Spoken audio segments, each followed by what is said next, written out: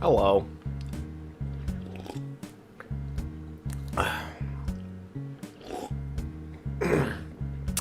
How's it going?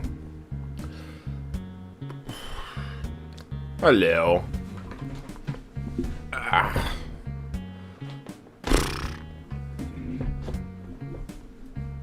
Hi. Hello. Welcome to the stream. We got some stuff to do. First, I will say, we have 2 FNAF things to do, and everything else is not FNAF. So we'll do the FNAF things first, so anybody who doesn't care about the non-FNAF stuff can fuck off afterwards. That's not an insult. I mean, like, if they want to, and if they don't care about this, and they don't want to watch, like, you can leave. But, the first stuff, the first 2 things we're gonna do are FNAF stuff. So, if you guys don't want to stick around for the Silent Hill and Resident Evil stuff afterwards, then you don't have to. Up to you, obviously. Who likes Silent Hill? Me. At least I like the first 2 games and the 2 remake. I didn't finish much of 3, and I haven't played anything else. Besides, I've played the short message, but that wasn't great. I mean, it was fine. But I do actually plan on playing all of the Silent Hill games at some point. Like all of them. Not like literally every single one. Hold on, where are they? Okay, so I just want to like give a brief outline of like my upcoming stream schedule, for like what I'm doing next and stuff. Hi Blah, hi Freb. I'm saying for you all the time. Sorry, I got distracted by conversating with Blah. Is conversating a word, or is it I think it's conversing. Anyway, you guys probably a couple weeks ago I did I started doing The Last of Us on the hardest difficulty. I'm still gonna finish that, but it's very hard. So I'm probably going to beat the bloater fight off stream because I already beat it on stream. And then I'll like just pause the game and then pick up from where I left off at the end of the last stream. So That'll probably be next weekend because I don't think I really have time like during this week to do it. And today I'm doing other stuff because some other stuff is happening right now, so I want to do that. So any new FNAF lore? I mean, maybe some. I mean, there's some new books and stuff, so I didn't like the Secret of the Mimic trailer pretty much. That's kind of it.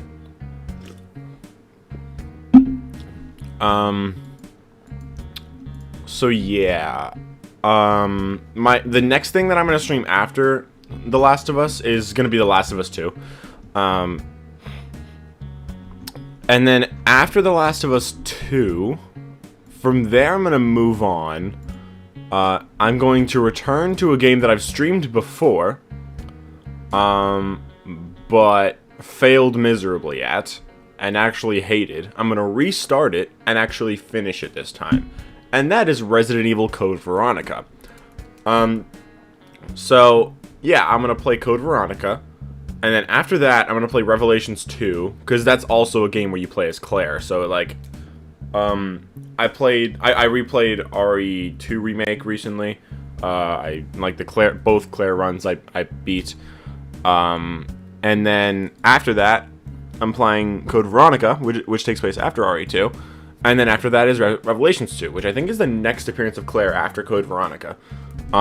So yeah, we're just, I guess, going through all of Claire's, like, games, pretty much. So after that, what I'm doing is, I'm gonna replay Little Nightmares 1. Probably also play the DLC, because I bought that. And then play Little Nightmares 2. And then after that, I'm going on a Silent Hill marathon. So I'm gonna restart Silent Hill 3. I'm gonna fix that title up. What just happened? Oof.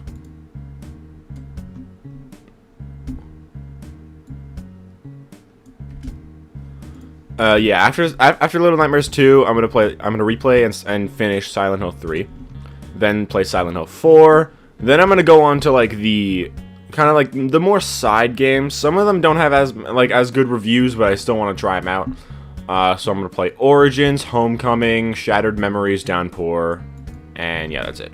On Steam a few days ago, there's a sale going on right now on Steam, so I want to, so I decided, like, I should get a bunch of, like, games, like, that I kind of would like to play at some point anyway. Just, like, get them and play them on, like, you know, like, when I feel like it. So, like I said, all these things are on sale. I got all 4 of them for a total of $15. I got Silent Hill Homecoming, I got Doom, I got, where is it? Where did it go? I got the Little Nightmares DLC, Little Nightmares 1 specifically, DLC, and I got Undertale. Undertale was $1, and I was like, everybody likes Undertale, so I've never played it, actually, so I want to play it at some point. So those games, probably gonna stream those at some point too. The Little Nightmares DLC, I'll probably play that in the same stream that I replay Little Nightmares 1, because it's not too long. So, like, the first game isn't too long, so I can probably finish it in one stream and then maybe play the DLC too. I may or may not have to pause, like, to go eat dinner during that, but still.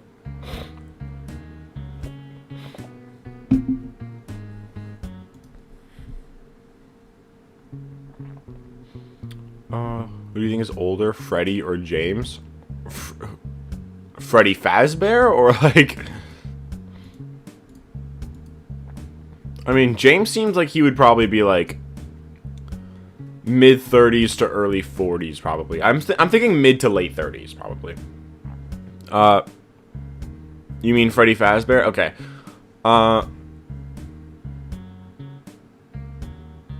I mean, do you mean from, like, the beginning of the timeline to the end of the timeline? Because in that case, it would probably be Freddy. Unless you mean just who was born first. When does Silent Hill 2 take place? I don't remember.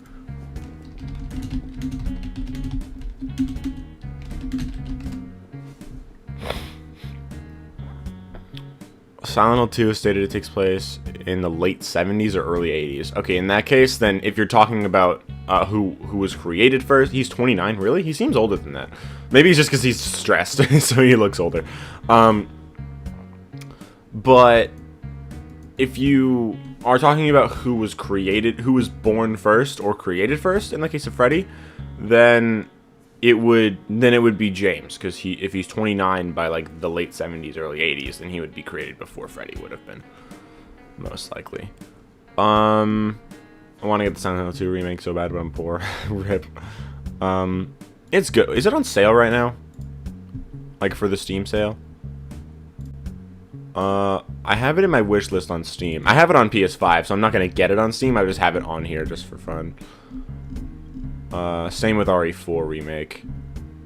Do I have it on my wish list? I thought I did. I guess not. Maybe I used to and then I got rid of it. Silent Hill 2 is right here. Silent Hill 2, yeah, it's currently on sale for $65. Canadian at least. So.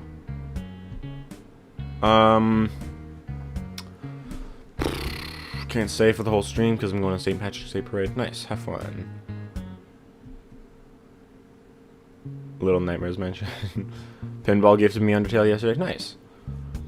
What are your opinions on the Blob? Do you think it's a mimic tangle pile that he made in the epilogue, and the parts come from Rockstar Row? I don't really think the parts do come from Rockstar Row. I think they come from like the I think it's just like a Fazbear Entertainment dump.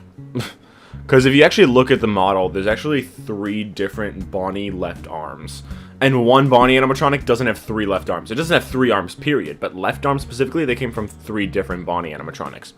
So that tells me it was probably like FNAF AR animatronics, like the duplicates of the animatronics that were just like tossed away. Just like that they decided not to use or whatever, or that broke or something, malfunctioned, whatever.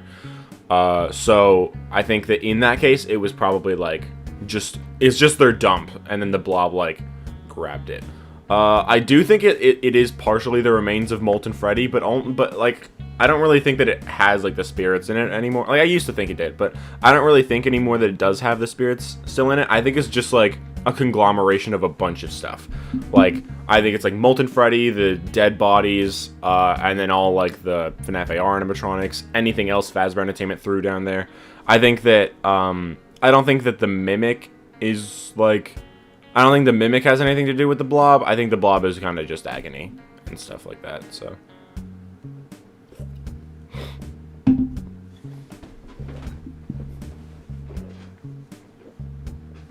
Or it could also be the spirits of the, like, the construction workers. That would also be why it attacks the Mimic, because, like, he killed them.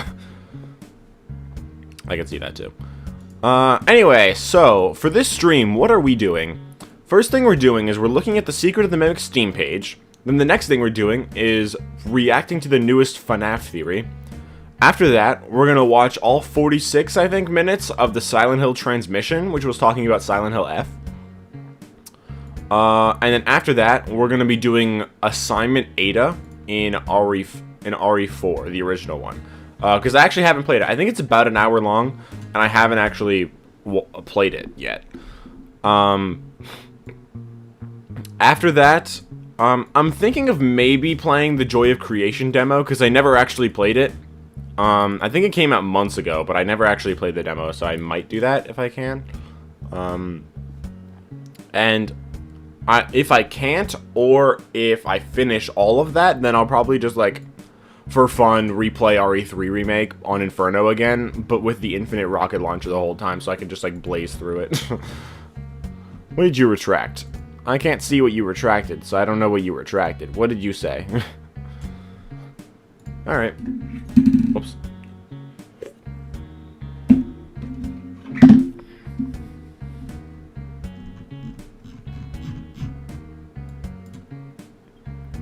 Why is it, like, not showing me the chat? The bottom of the chat.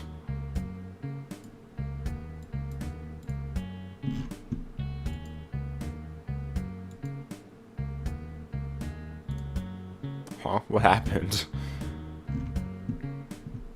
I can't scroll all the way down on my Streamlabs chat. Can I put the chat away? And then pull it back out? Nope. It's just refresh chat. Yeah, there we go. Cool. Awesome.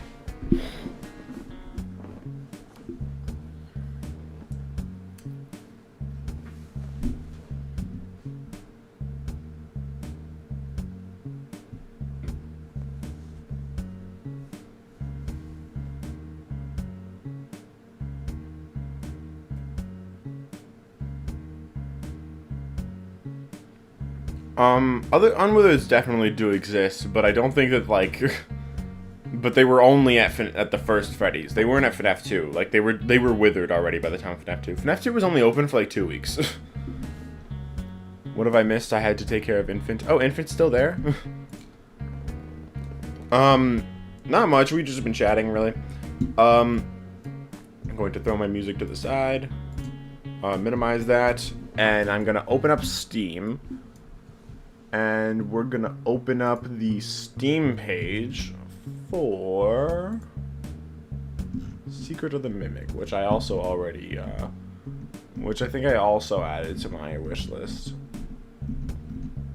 Or not. Why am I not adding these things to my wish list? I'm buying it on PS5, not on PC, but still, I always add this stuff to my wish list. FNAF. Secret of the Mimic there. Add to your wish list. Cool.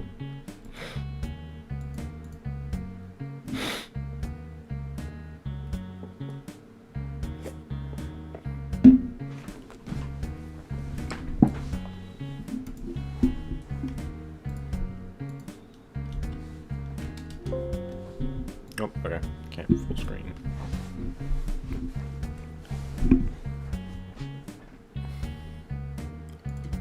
Alright, so here's the Secret of the Mimic Steam page. What we're gonna do, we're gonna look at, what we are gonna do is look at all of the images that are here. There's quite a few of them. 1, 2, 3, 4, 5, 6. Yeah, there's 6 of them. There's 6 images, and then there's, like, the description. I don't know if it's the same description that was, like, that we've already seen before. It might be, but, like, I'm just gonna read it again, because I don't really remember it. If it is, does it say what you need? Yes. 8 gigabytes of available space. Oh, no, this stuff? Oh, that's so bad. I don't know if I have this on my PC. Oh, I'm getting it on PS5.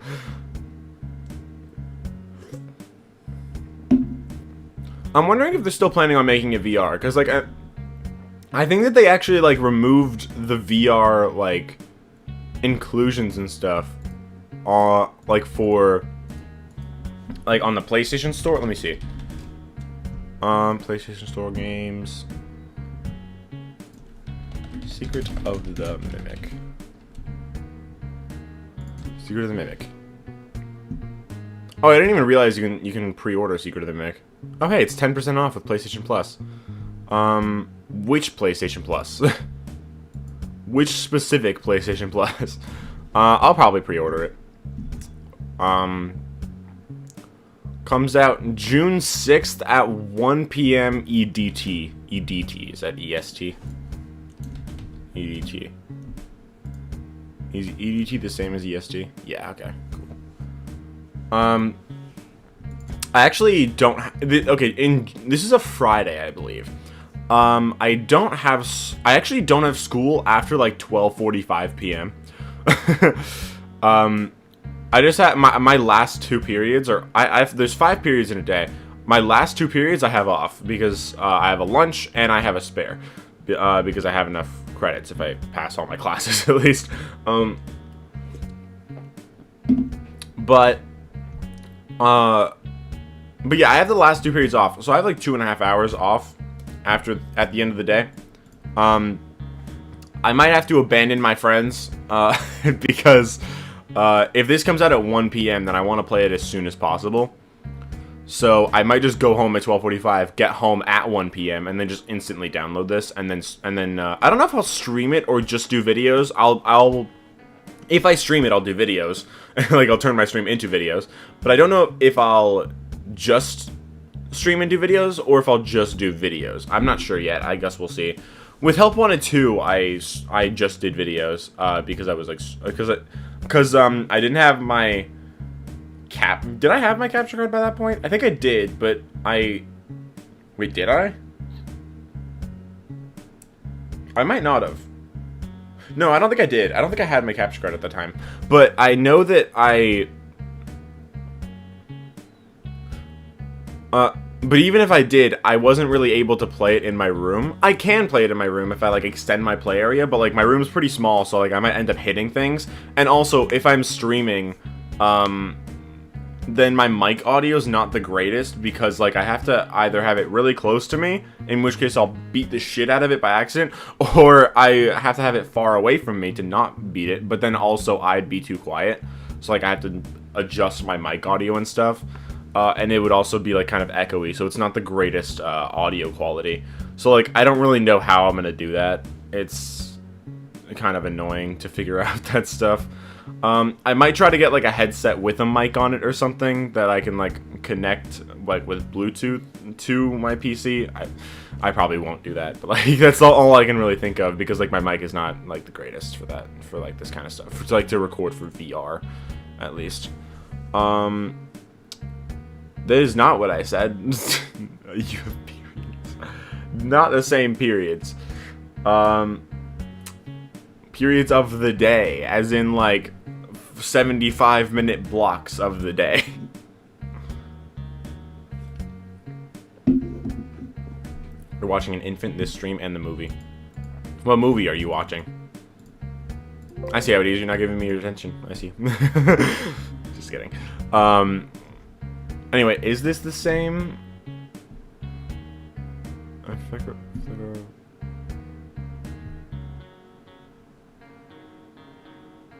Yeah, it is the same description as on the PlayStation Store, but I'll read through it anyway. So I'll just read the description first.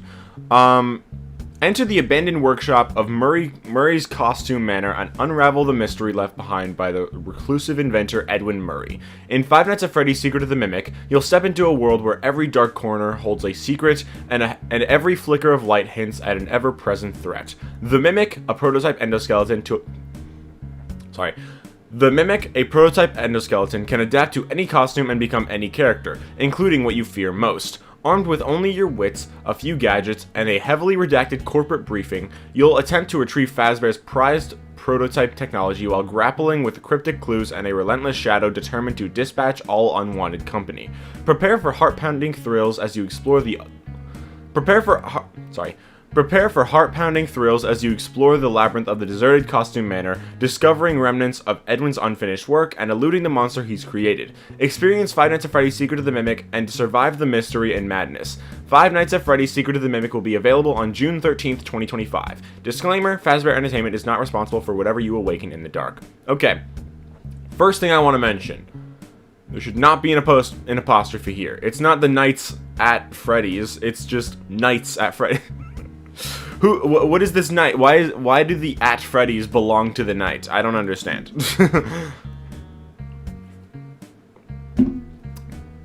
Yeah, it doesn't make sense.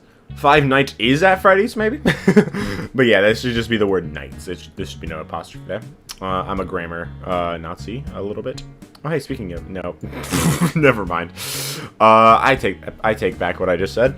Anyway, One thing I'm noting is that every flicker of light hints at an ever-present threat. I think that's trying to say, like, like how in the epilogues, like, the lights turn off when the Mimic comes in. So I wonder if that's going to be, like, a gameplay mechanic.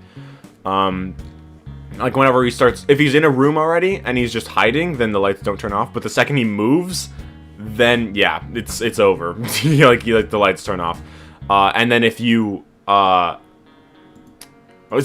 not. And then but then if he just walks into a room, then the lights turn off there too.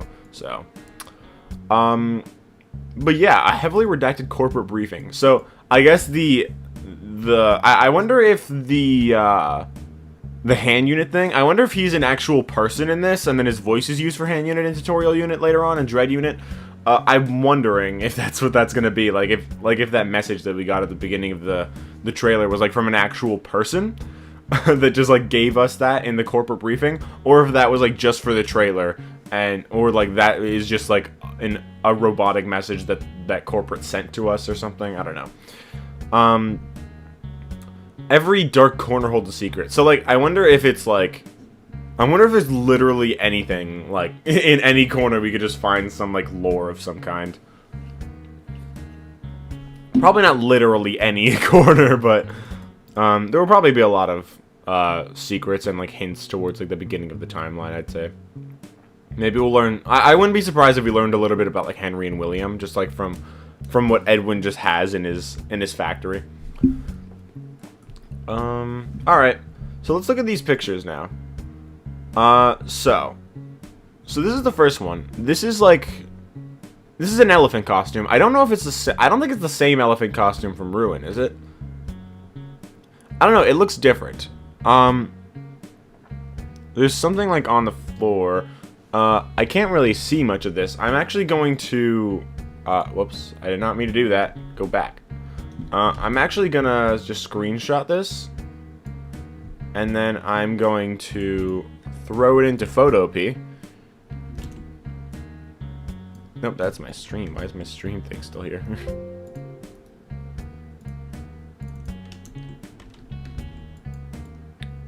Boop.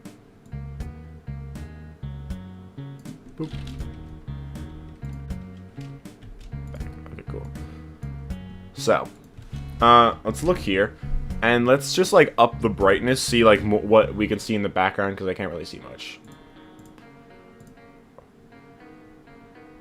Hello, brightness. What? What is happening?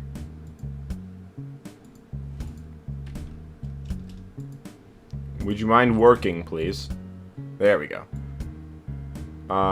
Brightness up. Okay. So what do we have here? So we have the elephant costume here. I can't tell what this thing is. There's a chair.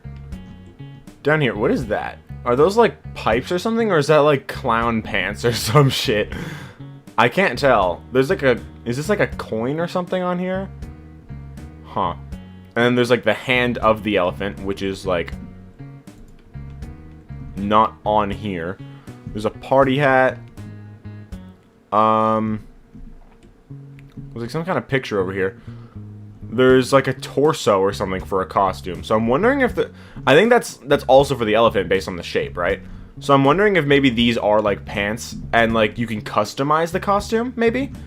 And maybe that's why it looks different than the elephant from Ruin and like from the elephant that we see elsewhere in the trailer. Because like if we look back, I'm gonna open up the trailer here. There's that elephant. It looks different. It looks way different than the other elephant that we also see in the trailer, which I think is like there, right? It looks really different. The two elephants in the trailer look really different. Like one looks like more feminine and one looks more masculine, right?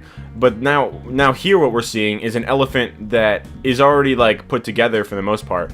But there's also something here which looks like I could be wrong, but it looks kind of like clown pants or something like that. It could just be pipes, I can't tell. But most notably, there's another torso here, which tells me like maybe there actually is like maybe you can actually customize this like costume so that you can dress it up in different things and you can have it be like more like unique different characters, right? Also, there's a lot of stitching on them, which reminds me of both Glitch Trap and with both Glitch Trap and with Dreadbear. So I'm wondering if that's like what that's gonna like. So I'm wondering if we're gonna see like a Spring Bonnie costume, but like a Glitch Trap costume, right? I'm wondering if maybe like Edwin would have been given that to turn into an animatronic at some point. That would actually be interesting to see if like we saw a Glitch Trap or even Dreadbear around.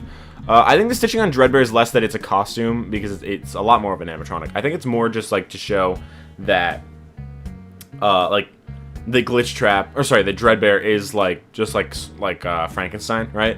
So I don't think the stitching is much to do with like a costume on him, but still we could see like something like that. I doubt it though.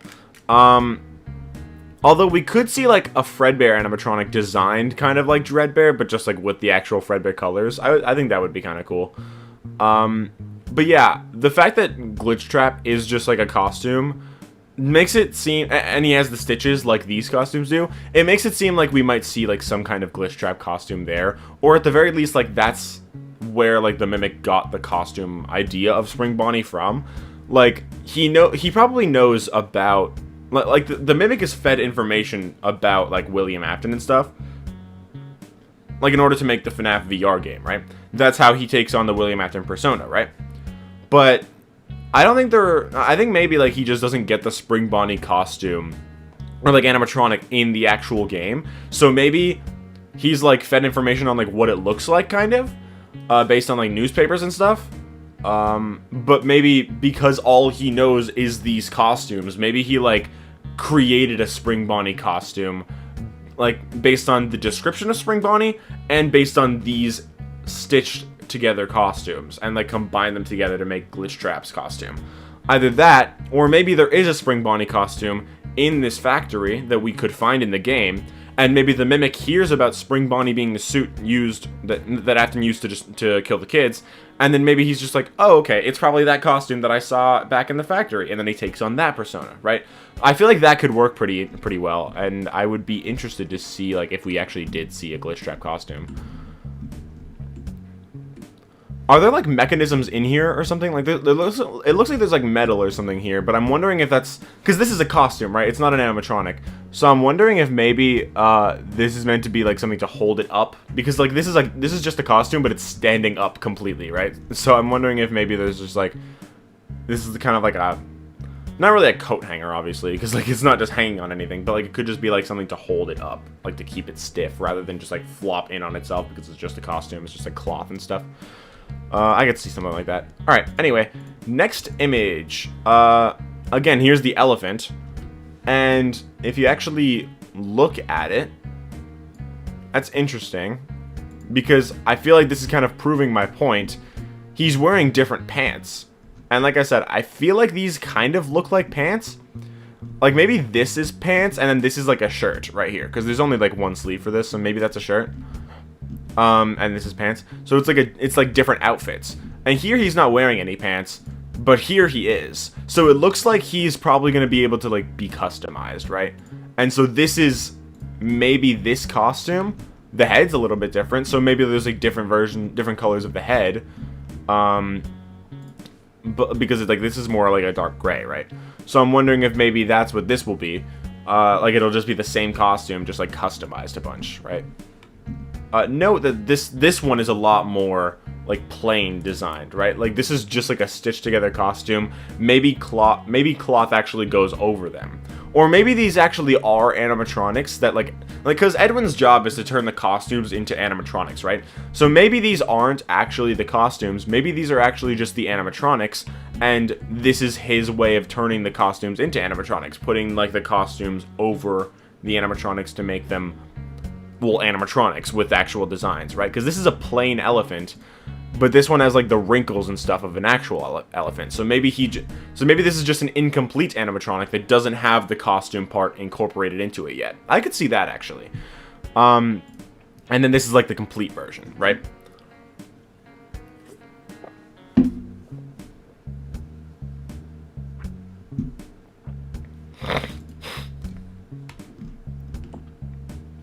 Because you can also see this seems to be the same outfit as this, right? Whoops. Yeah, it looks to be the same outfit. There's different colored spots. Half gray, half white. Whoops. Half gray, half white, right? So, that's what it seems to be to me. Let's now expand this one.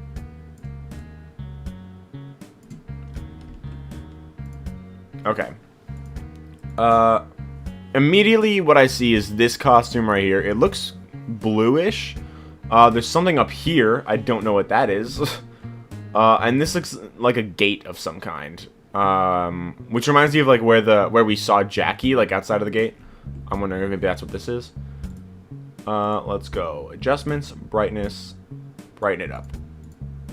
Okay. So, let's look here. So yeah, like I said, different design on this thing.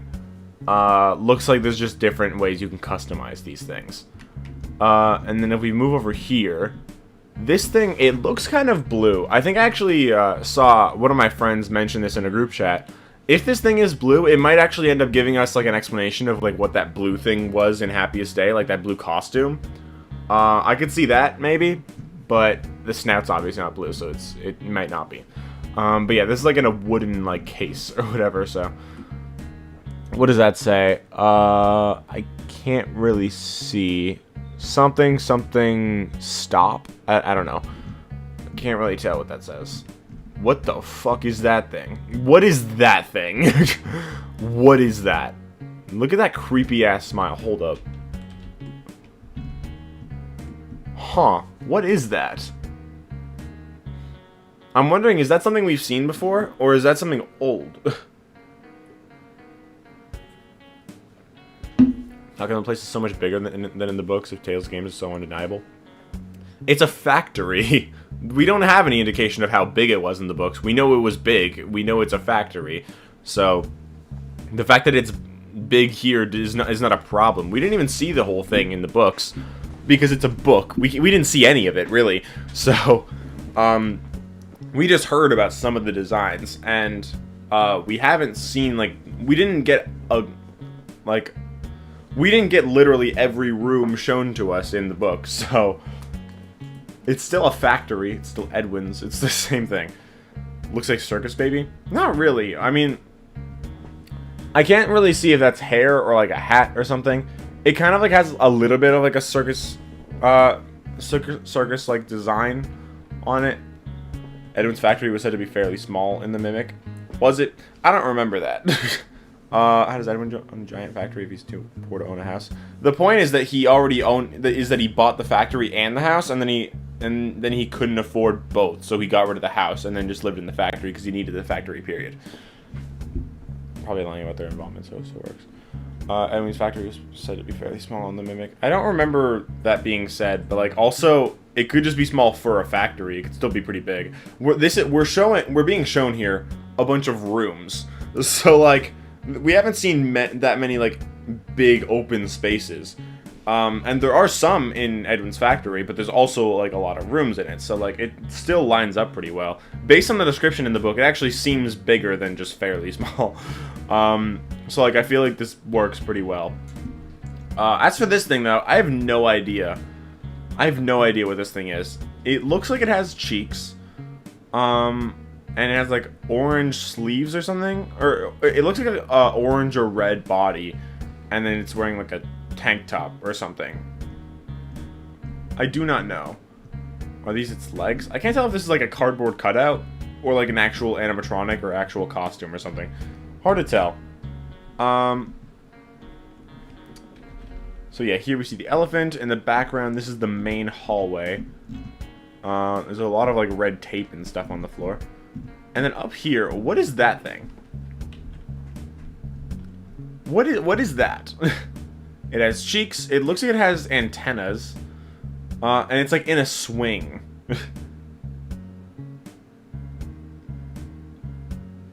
You still think we're playing as the first teams into the warehouse? No, probably like the third or fourth. Or maybe the second or third, I mean. I mean, we could also be part of the first because like there's dead bodies in there, but maybe that could just be like some of the other team members already died. So like maybe, but I think probably more likely we're part of the second, or we're just somebody that was sent in after both of them. Looks like blue or green eyes, weird teeth. He has like a hat with an antenna on it, and he's like holding onto a swing. What is that? Is there like wings on him or something? I think he might be a bee animatronic. Or something. Because I think we did see a bee animatronic in like the background of the trailer or something. So this might be that. Let me actually go check. Expect the retrieval. Let's see.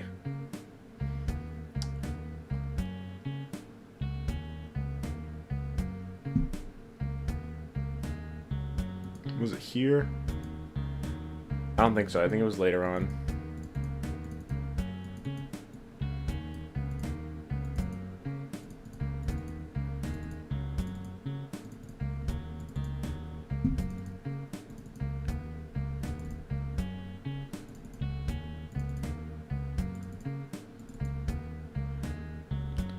I think it was here. Yeah, that's what this is. It's this thing. I think it is a bee animatronic. It has the this is what that thing is. So it's on a swing. And it has the color scheme of a bee, it has antennas. So it's definitely a bee animatronic, but I don't know like if that's going to move or is that just a prop? I can't tell. Also, this is definitely a Phas wrench thing.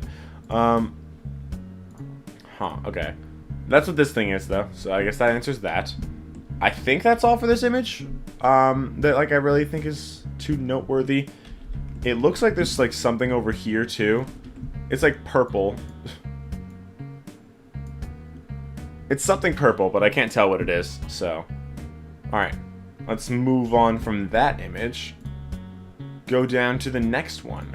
And this is the Music Man thing that I originally thought was Chica for some reason. Well, I didn't think it was Chica. I just thought it was like a conglomeration of a bunch of different animatronics and stuff. Which, to be fair, it does look like Chica in a way. Because, like, it's yellow and it has, like, a beak. It definitely looks like Music Man. Like, I'm not denying that. Like, based on, like, the mouth. But I think, like, the face, it just, like, does, like, have kind of, like, a Chica-esque design. But also, like, it's not a beak. It's just Music Man's nose. But to be fair, his nose does kind of look like a beak. Alright, so let's do this thing. Alright. So, what is this now? So, he's wearing a hat. I cannot tell what this is. Is this, like, part of the construction, or is this part of him? He has, like, what are those, like, gramophones, like, in his ears or something? And on both of them. He has a George Washington hairdo. He has one of those spinny music box things. I actually saw a couple of these yesterday. Like, in a gift shop. Like, smaller ones. Really small ones. But, like, these are, like, a music box thing. So, like, you turn them and then they, like, spin and they make music. His teeth, they're a little bit like the Mimics, but not really. Like the Mimics are more like, they're just white and they're shaped kind of like that, although upside down. And then there's like a black piece that like connects them to the actual mouth. But this just has like a dot on it. Kind of reminds you of a little bit of the design of them, but not like the practicality or like the overall the design is a little bit different. He definitely has cheeks. They're blue for sure. Does DJ Music Man have blue cheeks? I don't remember. DJ Music Man. Yeah, DJ Music Man has blue cheeks. So, I think regular Music Man has like pink ones or something. Don't ask why I was looking up Genghis Khan, by the way. Music Man has, yeah, pinkish, purple kind of jeans.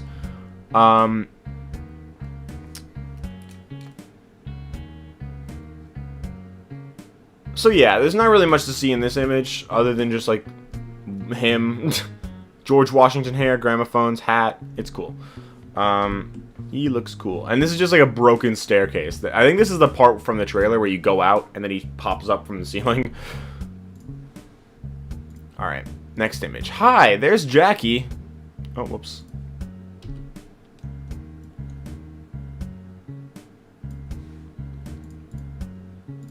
Oops.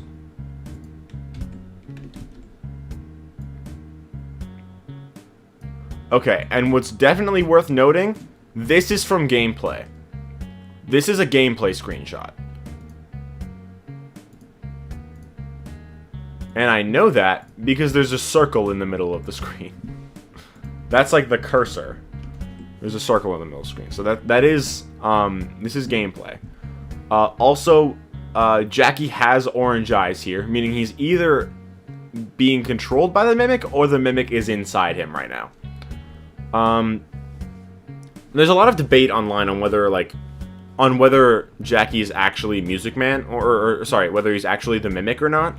I think that because he gets out of a box, like he's trapped in a box and breaks out or something. I think people said. I don't know. Like I didn't play the demo, so I don't really know about that. But like that's what people say, right? But I feel like because he has orange eyes in the trailer and in all the promotional material, the Mimic is definitely going to be in him at some point, or he's going to control him remotely at somehow. I mean, to be fair, the Mimic does become glitch trap, so we can like control things remotely. But I'm confused as to how he would have done that like this early on, like before he was even glitch trap. Like I feel like that's exclusive to like his glitch trap strain of the virus. But you know, I don't know. Maybe. Yeah, as I'm actually closing the stream. Yeah, probably. I could definitely see that. Jackie's a she. Oh, okay. Whatever. I think the Mimic skins her at some point and wears her. Yeah, probably. Probably something like that. Alright. Not really much to see here. I mean, there's like a path here or something that you can walk through, but I don't know if that's like anything that like there's not really anything noteworthy here other than Jackie coming out of a vent. Also, Jackie is looking at us right now. I'm wondering if this is like, I think people said that this is where like the chase sequence starts or something in the demo, so maybe this is her spotting you and then chasing you right afterwards. I don't know. I guess we will see. I mean, some other people might know if you actually played the demo or know a lot about it. But I didn't. Okay. Let's expand this one. Let's brighten it up. Cool. So, this is like an office, clearly. So what can we find in here? Not really too much. I mean, I think it's just like, in the background you can see like the whole factory. There's like a ladder or scaffolding, I think that is, of some kind. MCM. What does that stand for? Oh, Murray's Costume Manor. That's what it is. MCM. And then this thing, I remember, I think this logo, people have actually been talking about how that's in, like, Secret of the Mimic or something. Or not Secret of the Mimic, in, was it Help Wanted 2? I don't remember. But I know some people were, like in the update, maybe. But I remember people talking about this thing. Like this design. Also, this is where the Faz wrench thing definitely goes in there. This is like, what is this, like a radio, I think? It's 12 a.m., so I guess it is like a timed thing. I'm wondering if it's gonna be like security breach and that it's like one night, or if you have to keep coming back every night. I'd be interested to see like if maybe at 6 a.m. the Mimic just doesn't turn off and then he kills us anyway. I don't know. But yeah, not really much to see here. There's books. There's this thing. There's things. Murray's Costume Manor stuff. Alright. So yeah, not much to see here. But yeah, this is basically just like an office, I guess. I wonder if there will be doors in this, like, that you can actually close. And this is the last screenshot. And I remember people talking about this a bunch. So. Gotta get rid of that one.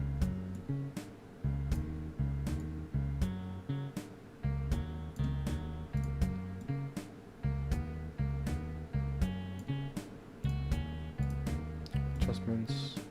Brightness. Okay. 1 second.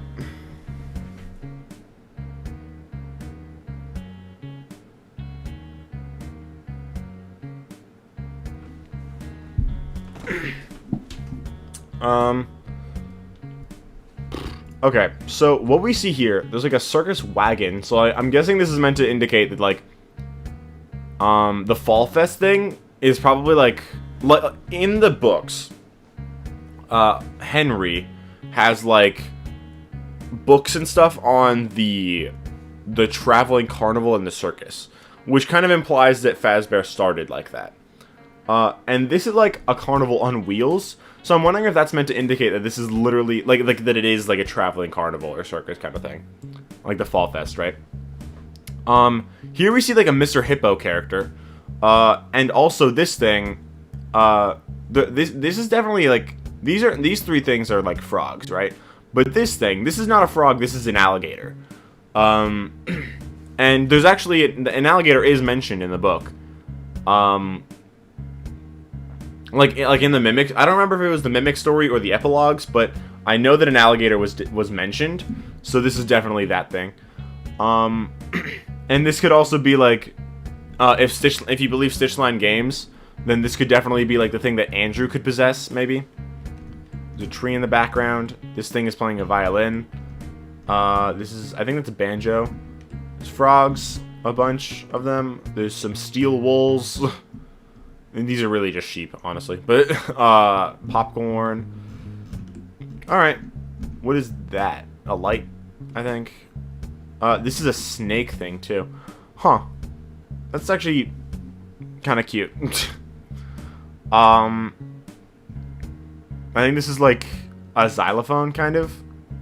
I mean, like, you're, like, beating it. Why are there so many frogs, though? And why are they beating the snake? That's kind of weird. This is like a Prince frog. This is like a music frog, and this is or like a xylophone frog, and this is like a what's that called? I forgot. Curious why Fazbear Entertainment went from these proper costumes to the real animatronics. I'll say my first live viewers. Hello, welcome to the live stream. But Xylopede? I don't know what that is. Is that what that thing is? I don't know.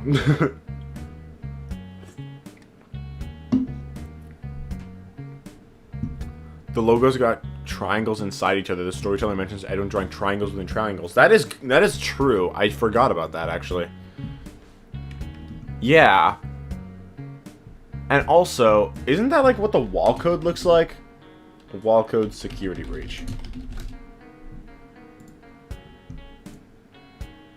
Yeah, I mean, it's not like exactly like that, but it looks like, this looks like he's like trying to attempt to draw it. He's like attempting to draw it, and he's like failing at it, kind of. That's what it looks like. Huh, that's interesting. I don't know if this is meant to be like the thing that Edwin drew. Like, that's what some people theorize, that it's like about the Mimic. This is Edwin's code right here, but this is definitely triangles within triangles. So it's interesting that exists here. So like, I'm wondering if Edwin was like going crazy and trying to draw them, like trying to draw his old logo. That's interesting. That's a good thing to note. I actually didn't notice that. Be MCM Maurice Costume Manor. I don't know why it has a logo. Considering he's kind of poor. He's kind of broke. So I don't know why he, like, considering this is just basically his house.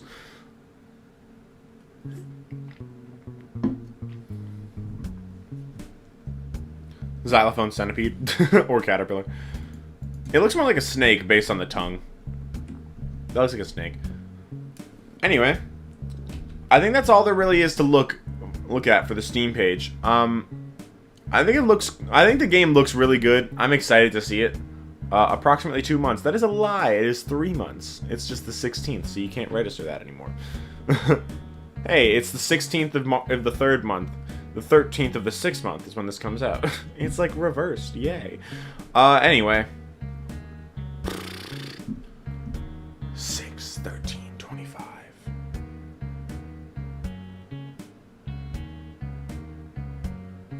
Alright, that's all there is to look at for the Steam page. I think it looks cool, and I am excited for the game to see what happens in it. Alright, I'm gonna switch over to my face cam.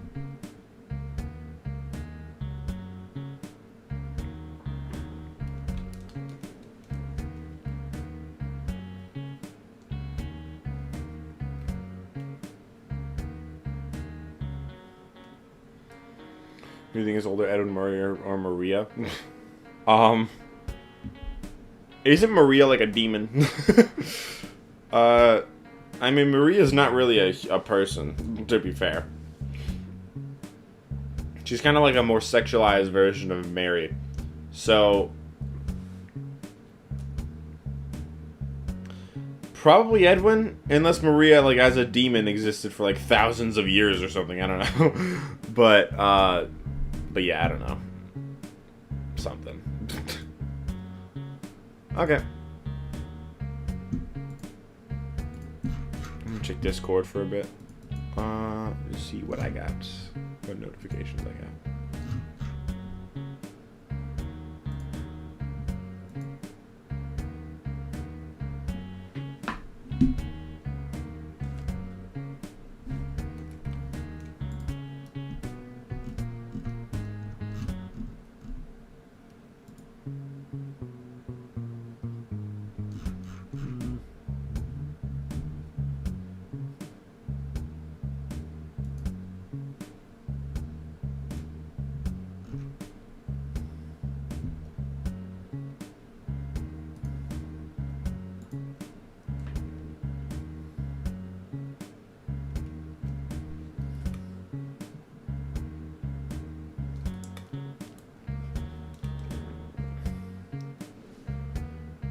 I just don't see how Edwin could own a place the size of the pizza box if he's broke. Well, like I said, the point of him having that thing, it's like, at first, like, from his money, he was able to afford having buying the entire factory and buying a house. But because his wife died, and because so he didn't have any extra income, and because his business started failing after that, he had to sell the house, or he had to at least, like, get rid of it. So, like, he already owns the factory. Like, he always did. It's just like, he just couldn't afford the actual house just because, well, he's not making enough money. The point in the story is just like he had to sell one of them. Also, the house was a mansion too, I'm pretty sure. So, it was big. It was also big. So,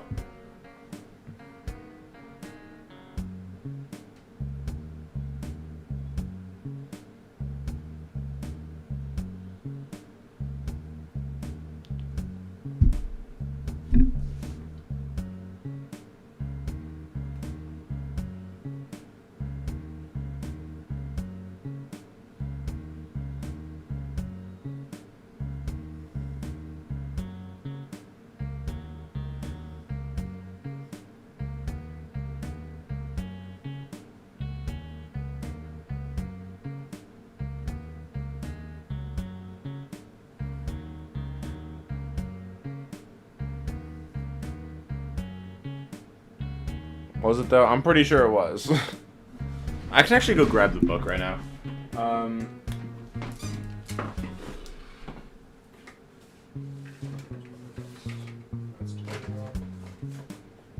This one's probably not so cool.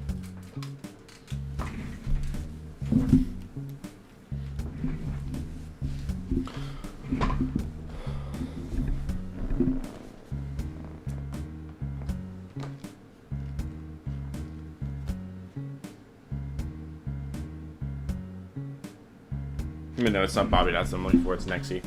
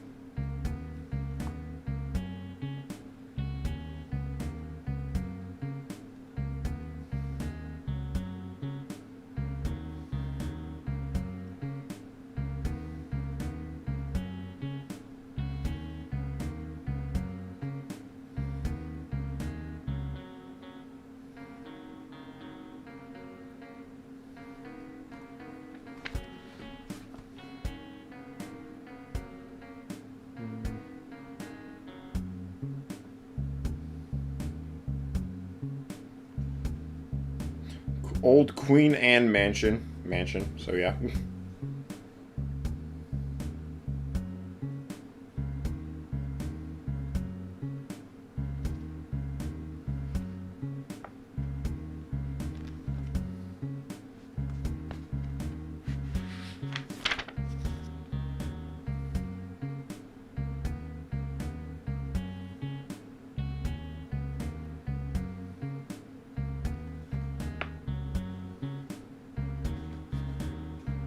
Thought the game will release in VR. Hopefully, it doesn't take too long to implement it. Yeah, I hope that it's kind of it is kind of sad that it's not going to be VR released, or seemingly at least. I was excited for the VR, but I'm fine with it at least. I hope that it does at least get VR at some point. Because I feel like it would be fun to play with it, to play in VR.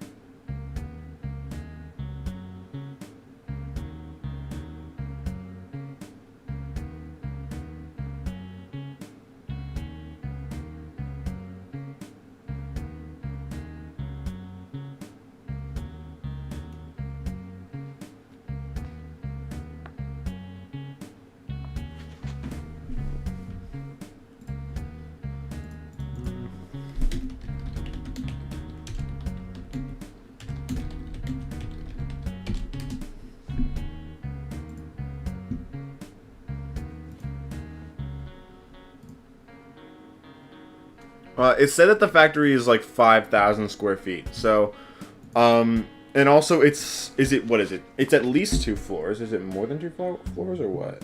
I think it's just 2 floors. So like that is pretty big. So like as like the factory, like it won't really like, I don't think it would just not match the factory from the original story. Yeah, I think it would work. Because I'm pretty sure square footage only accounts for like, well, it's square footage, it's not like cubic feet, right? So I'm pretty sure it's only like 1 floor shown, so if there's multiple floors then it's still bigger.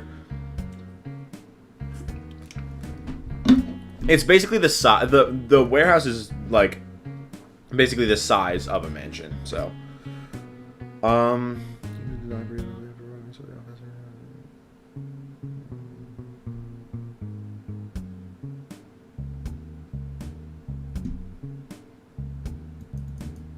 well, the factory is still a mansion in the book, so it's not really a problem in the game. In the games, it's not going to be a problem. It actually says 5,000 square feet. Yeah. It said 5,000, not 50,000, right?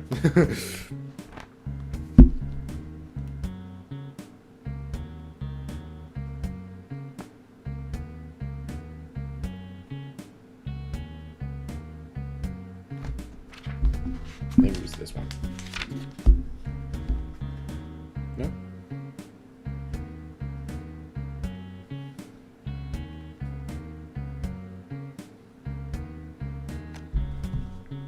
$5,000 square foot, yeah. Hold up. I need to see if you guys can see this or not. So, it says right that, can you see, or is it blurry? It looks blurry.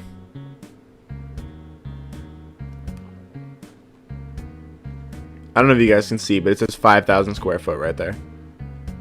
5,000 square foot building. So yeah. Alright, I looked up what that is. It's basically the size of a mansion, so.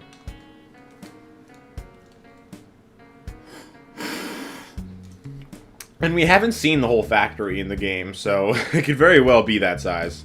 Blurry. Yeah, it is blurry. I don't know why, but, you know. What can you do?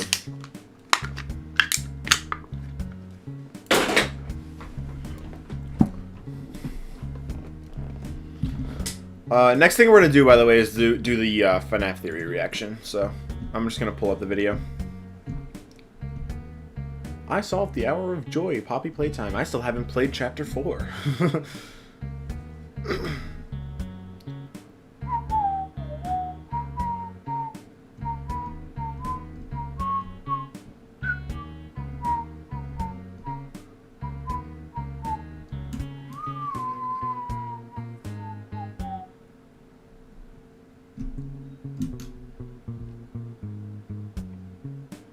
Yeah, about a mansion. Anyway.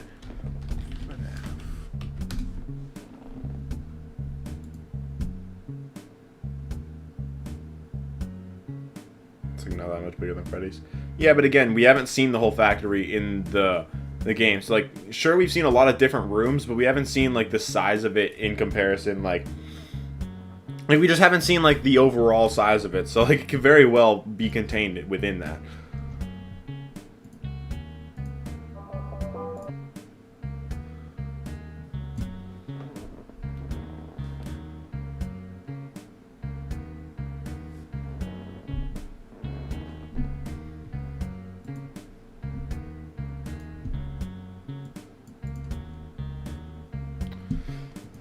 Okay, any other like video? Yeah, I need to pull up the Silent Hill transmission too, because that's what we're doing after this.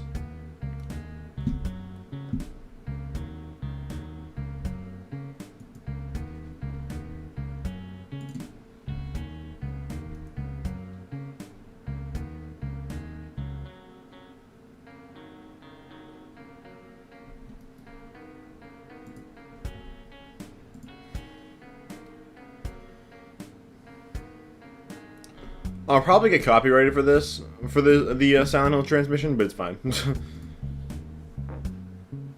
I don't make that much money off of streams anyway, just like from ad revenue and stuff. So, not a big deal if I get copyrighted. Plus, I'm probably gonna turn this stream into like 3 different videos, so not too bad.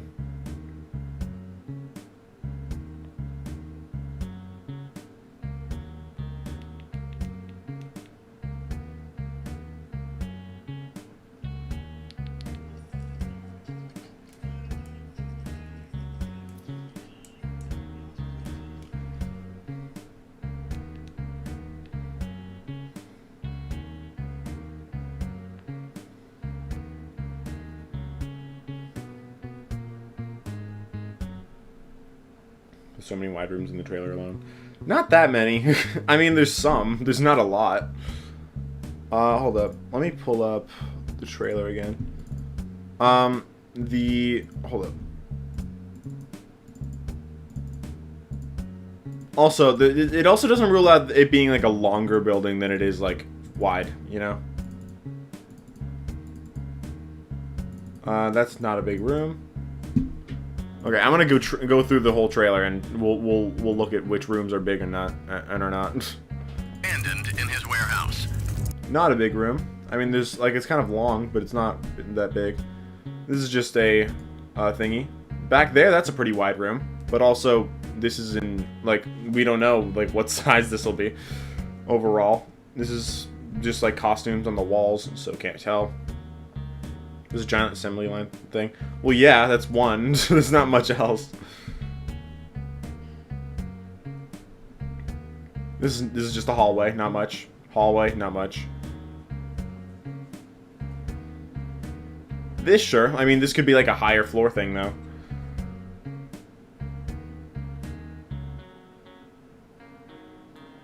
It's not that big.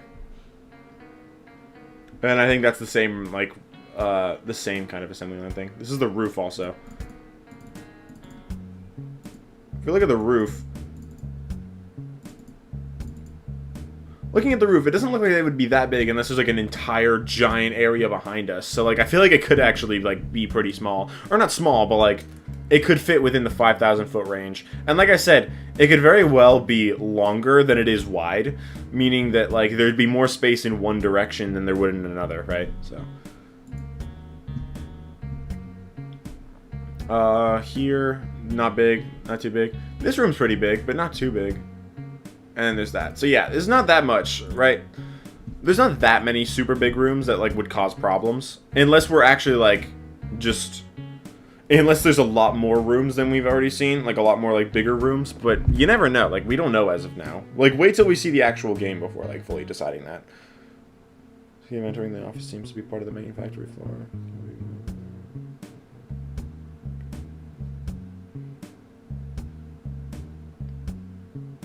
What the hell is Mike All, by the way?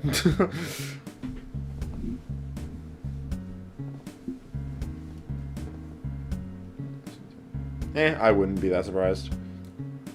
It just depends how compact it is. Like, there's some big rooms in there, sure, but we don't see how compact they are. Not yet, at least.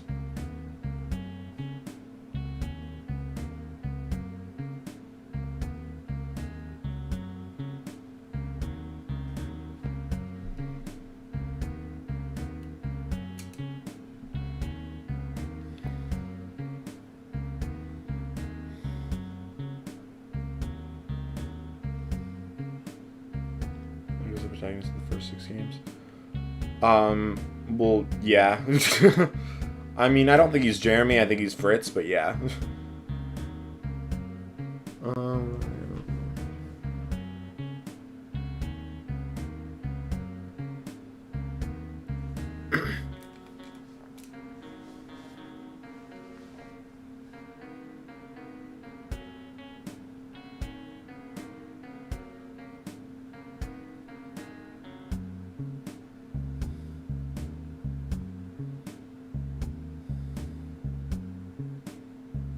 What about Across the World? Whoever said into where everyone went to change the screen to the story and be hung with Henry. I mean, he probably didn't go across the world. Also, eventually he does come back anyway, so. No, not Mike Jeremy.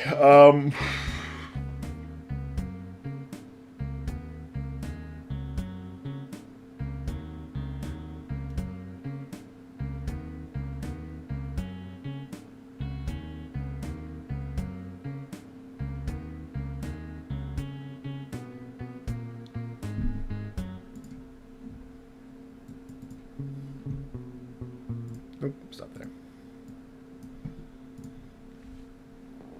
Alright, I've turned off the music. We got a 15-minute video to react to.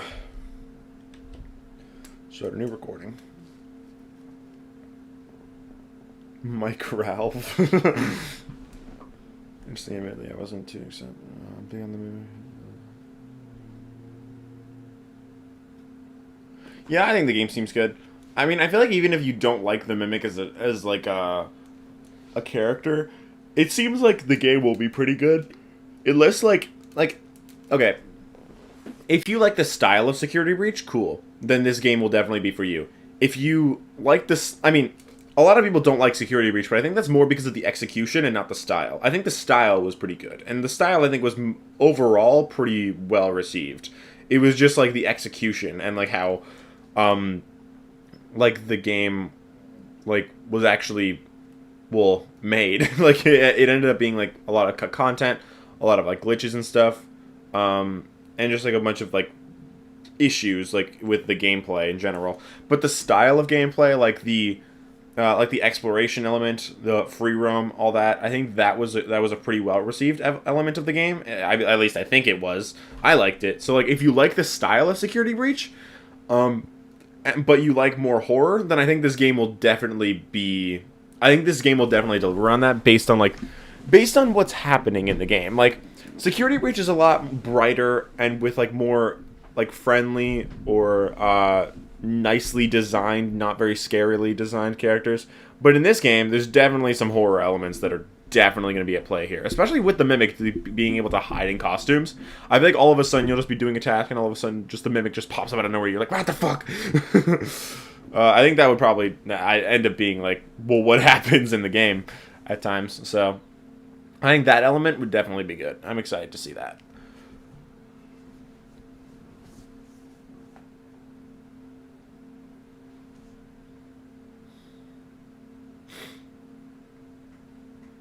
I really like Security Breach. The not being scary isn't a problem for me because I don't.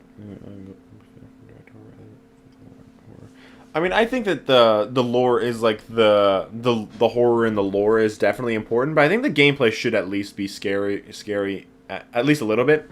I think the thing I like a lot better with Ruin than Security Breach is okay, it's not necessarily scary, but it's just more tense. It's more nerve-wracking, and you like worry a lot more like when you're playing. And I think that's what I like the most about FNAF. Like, not necessarily like being like, oh my god, I'm so fucking terrified. Like, it's not like House Beneviento from Resident Evil 8, right? Like, I'm terrified during that.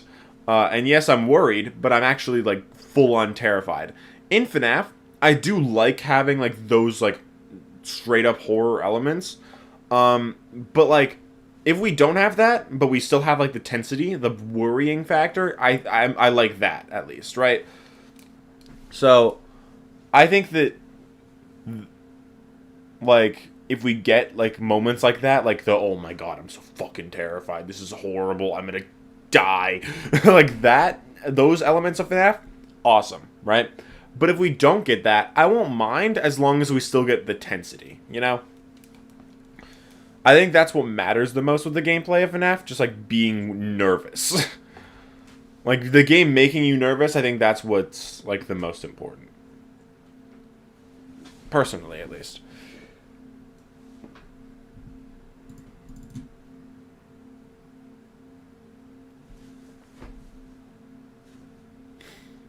Ruin's a lot less fun to play than Security Breach, but the tone is much better. I actually think Ruin is fun to play. I prefer it over Security Breach, honestly, in terms of like how fun it is. At least at times. Like some sections are a little annoying, like the Music Man section in Bonnie Bowl, that sucked. But for the most part, I prefer Ruin, honestly. I think it does get a little repetitive, but I do think that like it's still well designed and like good in terms of like the horror aspects.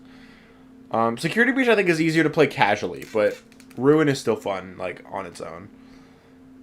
Like if you're playing Ruin to play Ruin, then I like it better than Security Breach. I think it's more fun. But if you're playing Security Breach just like casually, just like to do something like in the background while you're like talking to friends or something, then Security Breach is better for that, I'd say.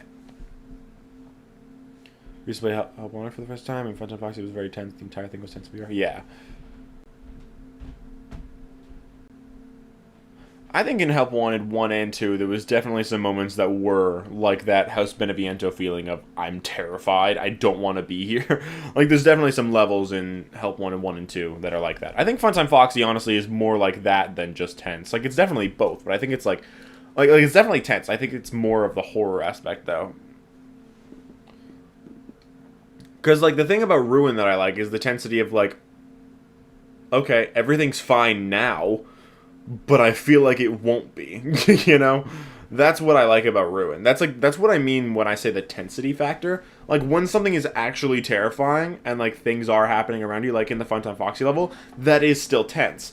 But aside from just, like, those elements, I like the tensity in that, like, you're safe at the moment, but you know it's not gonna last. So you're just worried of, like, what corner something's gonna come out of and make everything horrifying again, you know?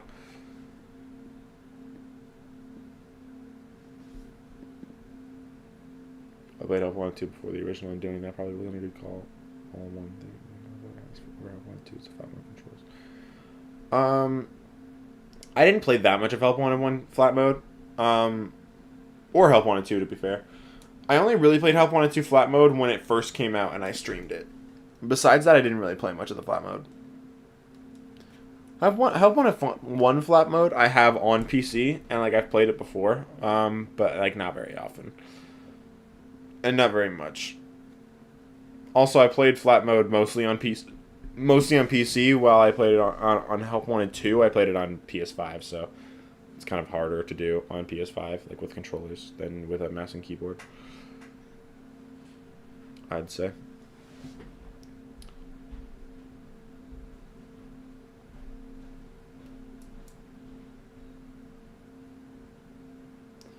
I think that Help Wanted 1 is more consistently scary, but Help Wanted 2 is like, I think it has scarier moments, if that makes sense. Or at least like, it's really good in terms of like its atmosphere and stuff. And Help Wanted 1, I think Help Wanted 1 is better in atmosphere, but I think that Help Wanted 2 is good in terms of the tensity factor. Like, I think Bellora's level is probably like one of those moments where it's like the horror elements. But it also has the tensity, and most of the levels, I think, or a lot of the levels have the tensity factor too. But I think some of them are like too bright and colorful, so that it's not very scary. Like Hearts and Crafts Daycare, it's not a very scary level.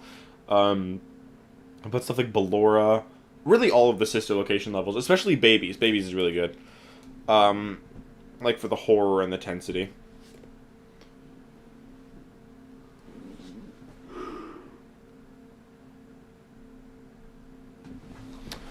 Alright. Let's abandon this topic, and let's move on to this thing.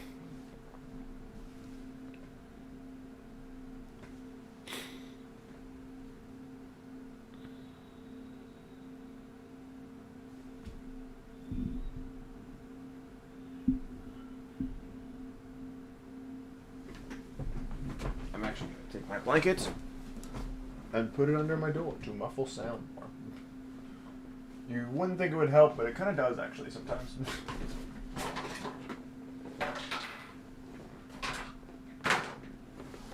Alright. What the hell is calling me? I'm gonna answer this phone call.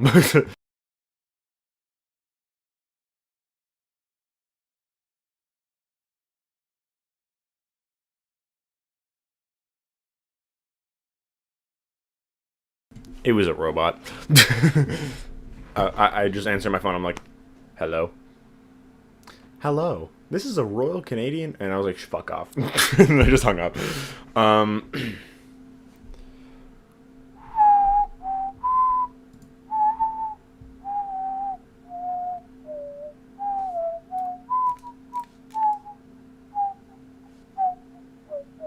Yeah, security breach, like, I think the endo section and the what's it called, the moon section are actually really good horror, like game like in terms of horror, they're actually really good. The best areas of security breach by far. But like most of the game is really not scary at all, and that's kind of the main issue that I have with it. Like I really just wish security breach had more horror areas. Or more scary areas. Like, it would be cool if the Pizzaplex turned off. Like if the lights turned off in the Pizzaplex. So like maybe Moon could show up more, and also it would just be darker and harder to see, and the flashlight would actually not be useless. The sewers is pretty dark too, so it's like, and that area is like kind of tense in some areas, but not that much.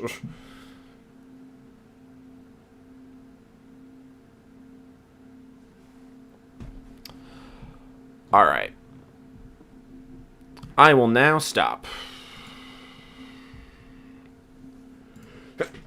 Damn it. Excuse me. Okay.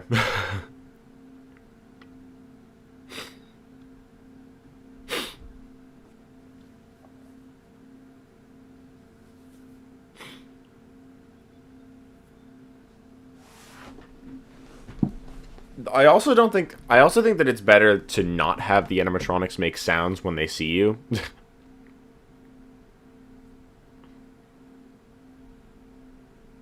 Thank you. Because like every time an animatronic sees you, there's like so like I feel like that like kind of eliminates a lot of the horror, because it's like you know exactly when to run away.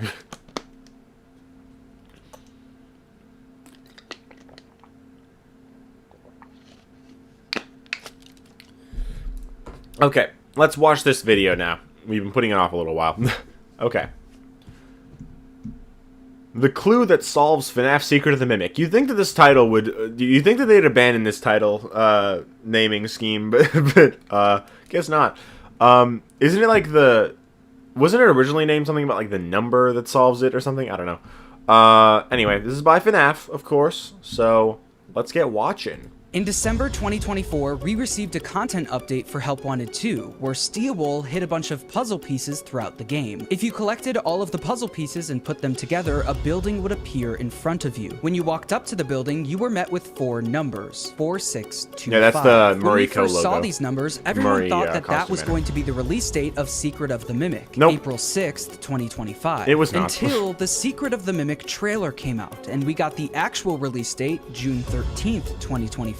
So if 4625 isn't the release date, then what do the numbers mean? Well, I think those numbers are the key to solving Secret of the Mimic, including who we play as, what's gonna happen, and how the game is going to end. Make sure to subscribe, and let's see if I can predict exactly what we're going to see in Secret of the Mimic 3 months before it comes out. Let's start with the building we saw in the Help Wanted 2 update. A lot of you might have seen this building and thought, what in the world am I looking at? And you might have thought this because we didn't really have have much to go off of. We knew it was some sort of gift shop that was selling masks. We knew that it was associated with this logo and the letters MCM, and we knew because of the puzzle that there was some sort of factory either attached to it or located close by. A lot of this was... I think that this is like meant to just be part of, like, I really don't think that this is like the factory that Edwin works at or anything, but I think that because Edwin is working on animatronics and stuff probably for that, that's probably just like the carnival or something related to the carnival.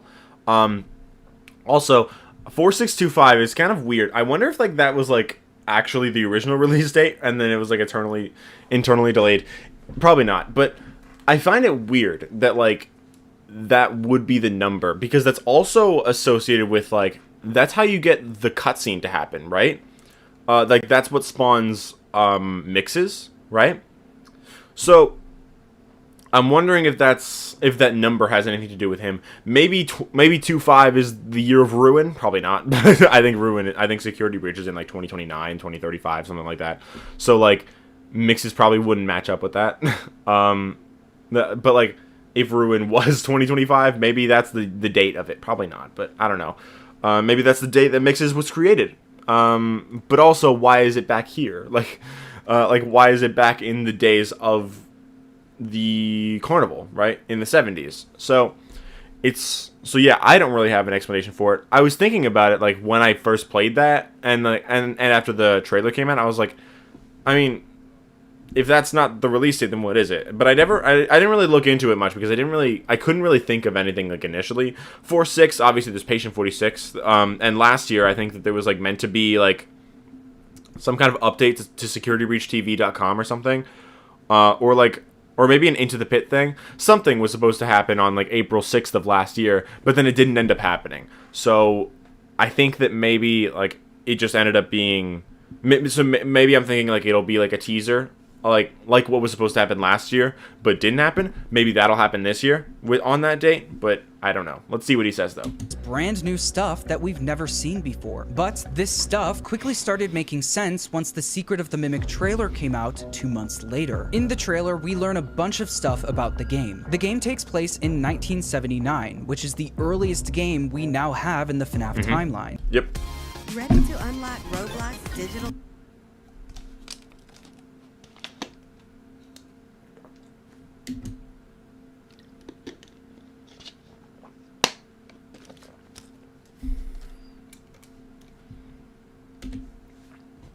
In it, we play as a Fazbear Entertainment employee being sent into an abandoned warehouse. This warehouse belongs to Edwin Murray, a contractor for Fazbear Entertainment who has apparently gone missing. This already answers a question from the Help Wanted 2 update. This factory-looking place in the background of the puzzle is Edwin's abandoned warehouse that we're going to be exploring. It looks a lot taller than you would think it would be. Unless, like...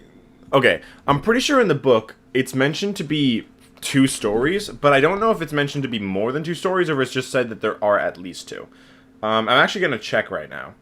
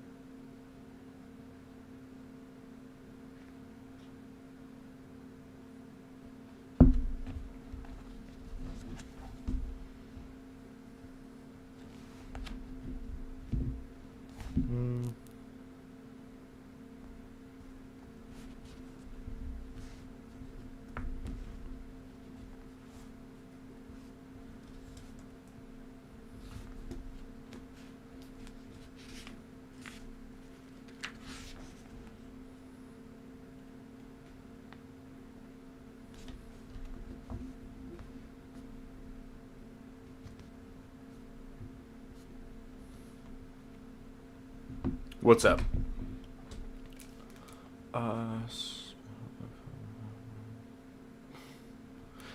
If I recall correctly, there's 3 ground floors. The factory area first is the living space, and second is the attic. Isn't the second floor the living space, or am I wrong?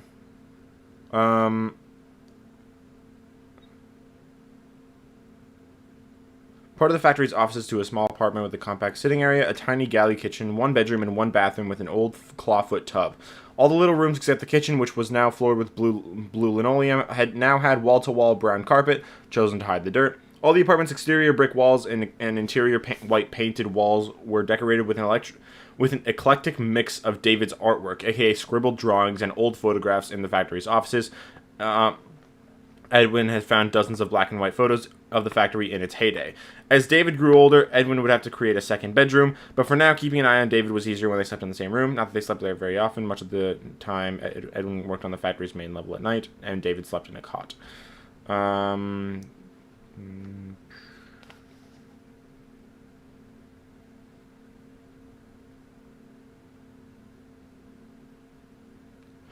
Yeah, it mentions the second floor, but I don't see any mention of like anything beyond that. But it also doesn't say that there wasn't anything beyond that, at least to my knowledge. So I have no idea. I mean, the thing is, we do see the roof of this building here, but also, like, I'm wondering if like that roof, does that match? Because like there's like a little upper area, and here there's an upper area too, but there's 2 upper areas, and you don't see any other ones. So like, does this work? Maybe. But, like, does the roof work? Maybe. It does look like a factory, obviously, but I don't know if it would be the same factory. It just depends on whether or not Edwin's factory actually is bigger than 2 stories, or if it's just, if it's just the 2 stories. Or if it's 3, like you said in chat. I have no idea, but I guess we'll see. Wasn't the generator on the 3rd floor? Like, later in the story? Are they trying to like turn on a generator or something later in the story? I don't remember, honestly.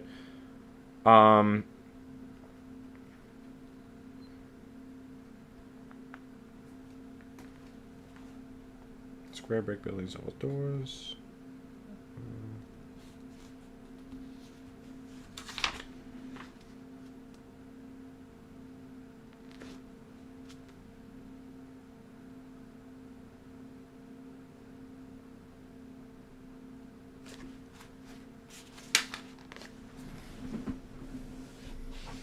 Three-story building.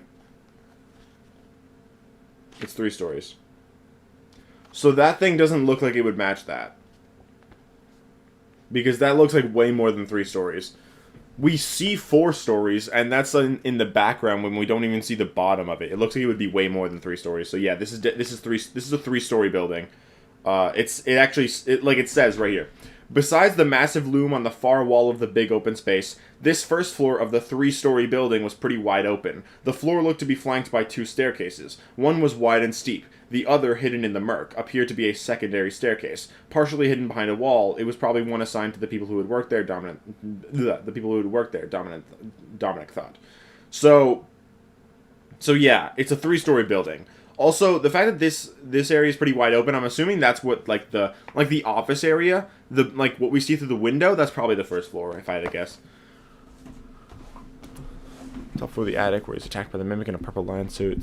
That says that's where the generator was. Well, yeah, okay. So, it says that it's a 3-story building, so it's definitely, so that factory there is either not Edwin's or it's like doesn't match something. But yeah, it doesn't seem like that's Edwin's.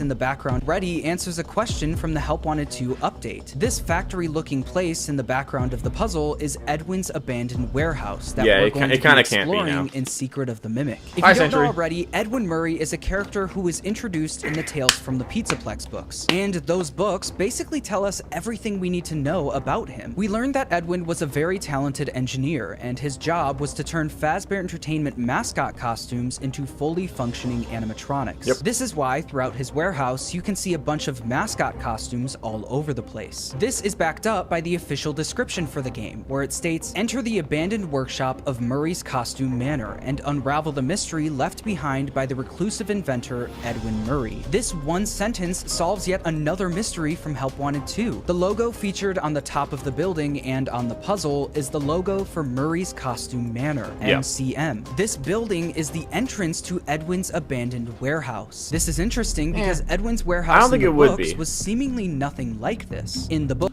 I wouldn't think so, because that doesn't look like a factory at all, right? So, okay, so this is interesting because this is Edwin's a warehouse costume in the book manor. entrance to This thing being a costume manor doesn't really make sense because it says masks, gifts here, right?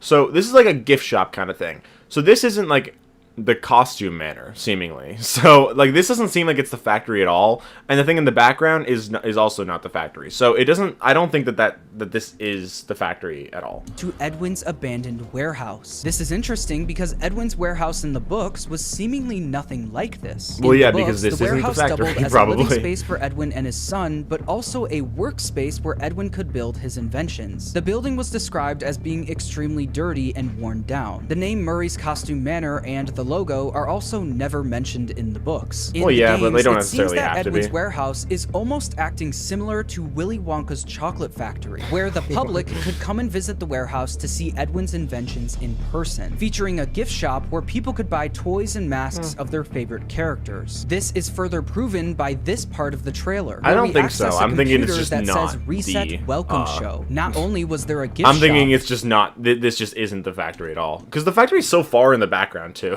So this isn't even a factory. there was also a welcome show that would play for people who visited Murray's Costume Manor, featuring Edwin's animatronic characters. But like we learned in the I mean, maybe, but it could also be just like, we're using this like Fazbear device, and if we're a technician, then this could very well be a device that just like accesses like files and something on computers, or puts files in like a USB kind of. So it could just be like that the welcome show is for something else entirely, and it's just contained within, like the program is contained within like this FazWrench kind of device. So him plugging into the computer has to do with like is what introduces it to the computer at like in general, right? So also, if not, it could also just be like for like because Edwin's trying to like keep David busy, so it could just be like a welcome show for him in a way. So clearly related to the warehouse. Well, related, yeah, but it doesn't have to. I don't think it is the warehouse at all. trailer, Edwin has apparently gone missing, and Fazbear Entertainment is sending us into his warehouse to retrieve one of his inventions, the Mimic, the character we saw at the end of Security Breach Ruin. But what we're being told in the trailer might not be completely true. In the trailer, we're being told that One of our contractors, Edwin Murray, has gone missing, leaving our property abandoned in his warehouse. Your job is simple. Enter the warehouse and retrieve the technology that he was developing for us.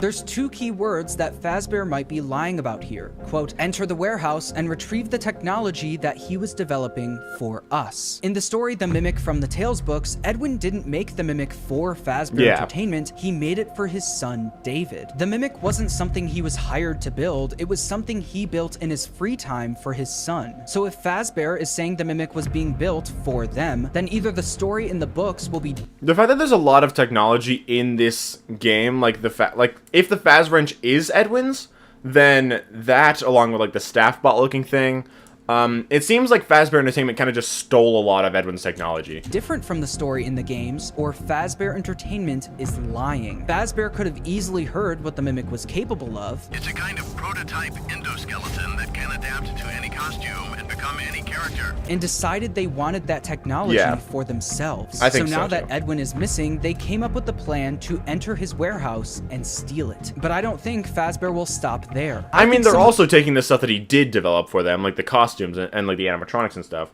But, like, them taking the Mimic because they just want it, yeah, I think so. The most unique and beloved characters from Security Breach were all taken from Edwin's warehouse as well. At the end of the trailer, we get to see this giant animatronic that is essentially an early version of DJ Music Man. The fact that this thing could be found in Edwin's warehouse all the way back in 1979 tells me that DJ Music Man was likely originally built by Edwin, with Fazbear taking Edwin's Maestro Music Man and using it to create the DJ we all know and love decades later. The daycare attendant from Security Breach was also likely built by Edwin as well. MatPat put out a great theory a couple years ago where he pointed out that the teeth on Eclipse match perfectly with the teeth on the Mimic, along with the general design of the characters looking similar. I think he was right, and we're gonna see the earliest version of the daycare attendant appear in Secret of the Mimic. These are just one. I'm not sure about that. I feel like it's probably just a Fazbear Entertainment, like, I mean, I don't know if okay, it said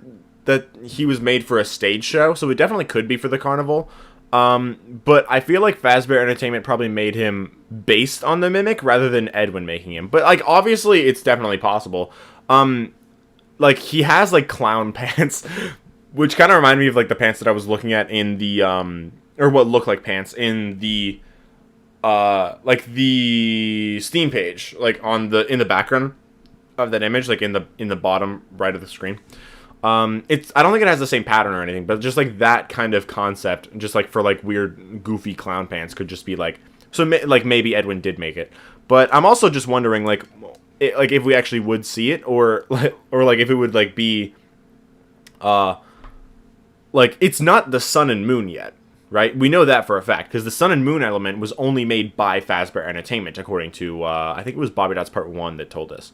So, it wouldn't be sun and moon, so I wonder what it would be at the Edwin's time. inventions likely being taken and reused by Fazbear Entertainment. Yeah. But I don't think it'll stop there. I think other characters from Security Breach could have been Edwin's as well, such as the wet floor bots or even the staff bots. Here's why. In the books, we learned that one of Edwin's first inventions was a robotic vacuum cleaner. And in the recent update to 5 Laps at Freddy's, you can actually see a billboard advertising it. It was called Hugs, which could very well mean that Edwin was also the inventor of Mr. Hugs from FNAF 6. But the reason he created this robotic... You know, note that like he actually has like a similar design in terms of like it's green, has the button, and it has like the light on it. So it really and it's named Hug and Mr. Hugs. So I'm wondering if like he actually made that, or if it was again just like stolen by Fazbear Entertainment or whoever made this thing. FNAF 6. But the reason he created this robotic vacuum cleaner was because Edwin believed in, quote, building useful machines that would change people's lives. He believed in automating life's most mundane tasks, and he was sure he could create robots to replace most household chores people didn't enjoy. This is why we see a robot in the trailer that was made exclusively to sort mail. This is Edwin automating a mundane task, and I think the wet floor bots and the staff bots in Security Breach also fit that description. In general, I think there's a ton of stuff that Steelwill is hiding from us in this trailer. In the books, one of Edwin's jobs was to turn the mascot costume versions of Freddy, Bonnie, Chica, and Foxy into animatronics. So it's very possible that we're gonna see the original mascot versions of Freddy, Bonnie, Chica, and Foxy in Secret of the Mimic. I think that would be really cool. Similar to the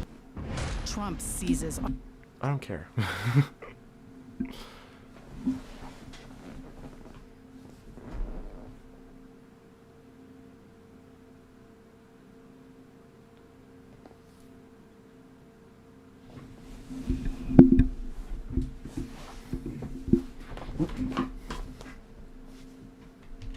Foxy in Secret of the Mimic. They might even look similar to the concept art that I talked about last year, featuring mascot designs of the core animatronics. I also think we're gonna see the original Fredbear and Spring Bonnie mascot costumes. In the trailer, you can see Fredbear's family. I think I was talking about that earlier this stream.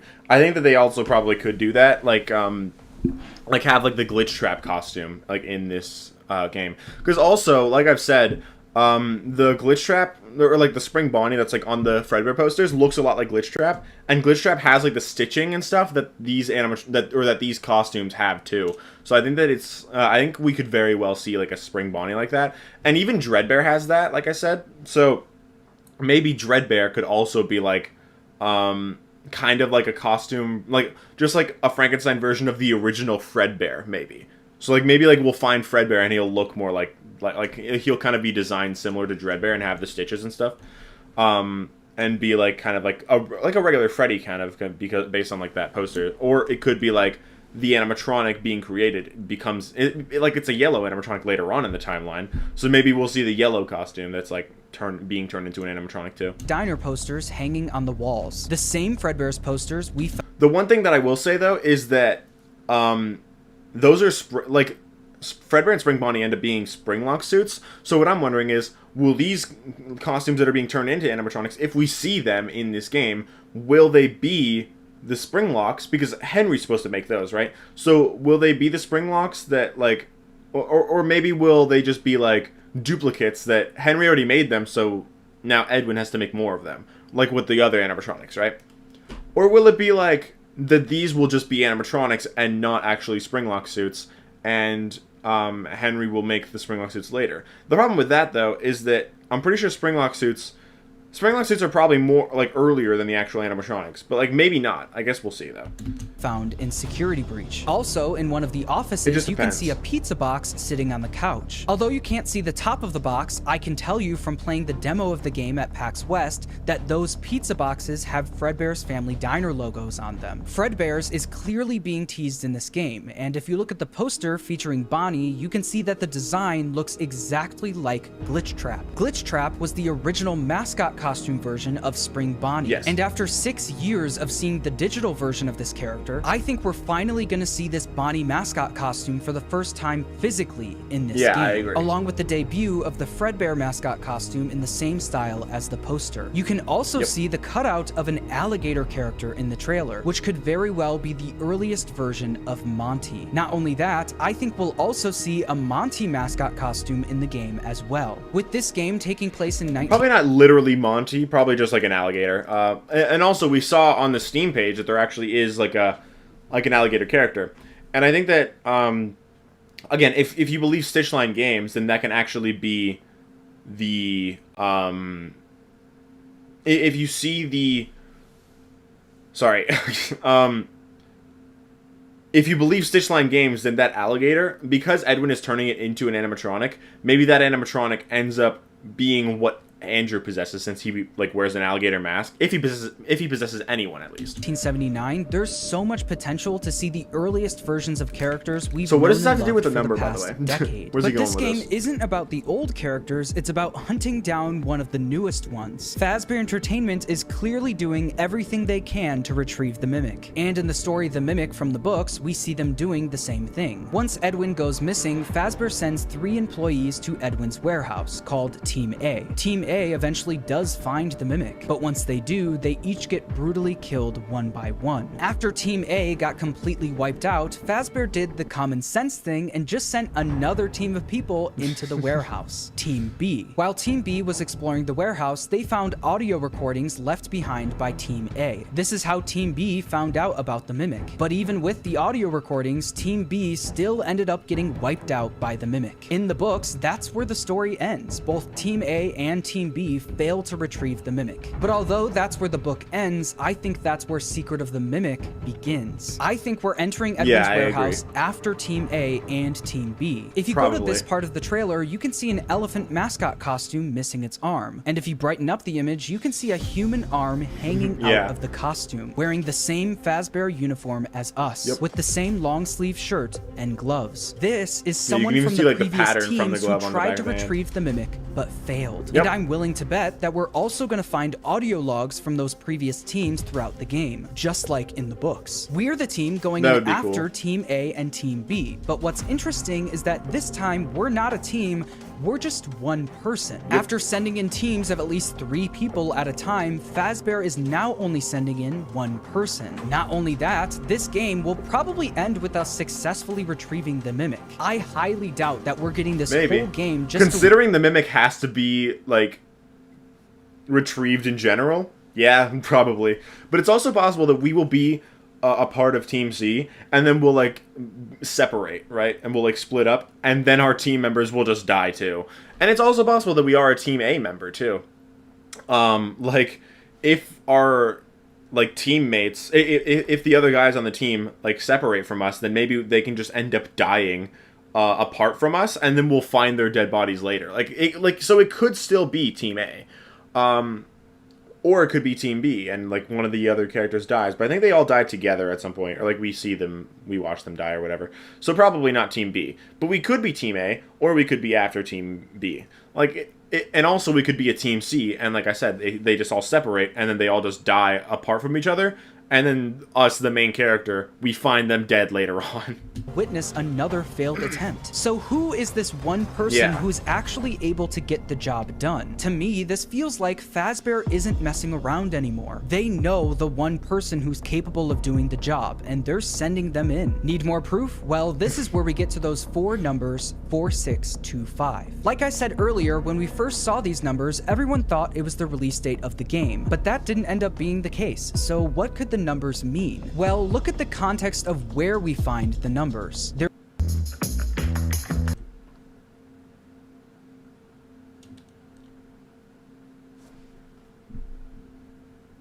They're in front of the building on what looks to be a fancy looking mailbox. And what do you usually see at the front of buildings on a mailbox? An address. The numbers are the address to Edwin's warehouse. And while I was researching for this video, I could have sworn I've seen a mailbox just like this before. So I looked up fancy mailbox on Google, and this came up. An almost 1-for-1 copy of the mailbox in Help Wanted 2. So now that we've established that this is the address of Edwin's warehouse, so where's this one going? important question left. Why does this matter? Well, its importance lies in what we do with the address. After getting the numbers, if you go back over to the table and take off the vanny mask, a van appears next to you. When the doors of the van open, you can see the mixes machine sitting inside. In order to get the ending of the content update, you need to walk up to mixes and input a code. The code you put in is the address to Edwin's warehouse. 4625. Once you put in the address, you see mixes appear, the doors shut, and the van drives off. This could mean a lot of things. Maybe it's telling us that Mixes was originally made at Edwin's warehouse, 4625. But if you include the context, I mean, if we're trying to stop the Mimic, then it would make sense if like we made the Mixes to stop him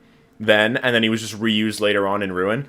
But also, it depends, like, how would he be made? Would we be going? Because this van reminds us... I think this van is the same one that, like, the character is driving, like, in the trailer. So maybe he just has Mixus in the back of the van, and he's just, like, driving. And then he pulls up to the warehouse, and then just, like... And then just lets Mixus out, and he just goes and stops the Mimic or something. I don't really know how, but, like... I could see something like that happening, like we have Mixes already, and then we just use him to stop the Mimic in a way. But it's just a matter of how that would work. Van driving off, I think the more likely answer is Steelwell is showing us where Mixes is being driven to. Once we put in that address, the van drives off. And how does the Secret of the Mimic trailer begin? With the van pulling up to Edwin's warehouse, 4625. The end... Know that he... Okay, one thing I will say...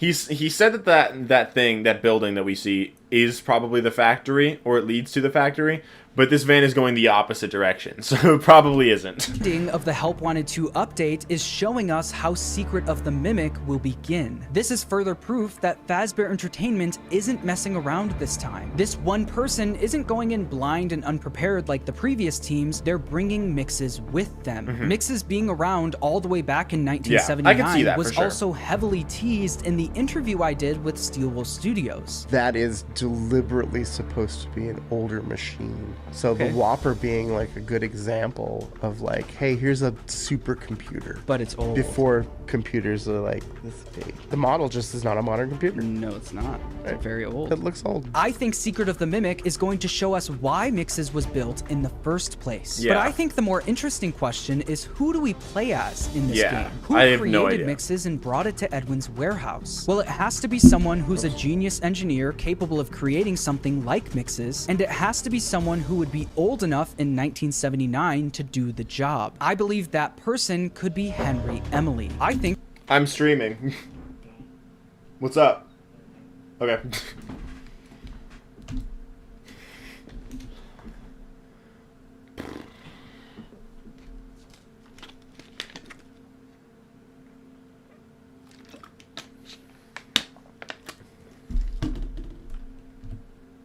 capable of creating something like mixes, and it has to be someone who would be old enough in 1979 to do the job. I believe that person could be Henry Emily. I think that could make sense because Henry is a genius engineer, just like Edwin, so he would more or less know how to use all of the equipment that Edwin left behind, and he would be old enough in 1979 to do the job. I originally thought we could play as Cassie's dad, but if Cassie's dad...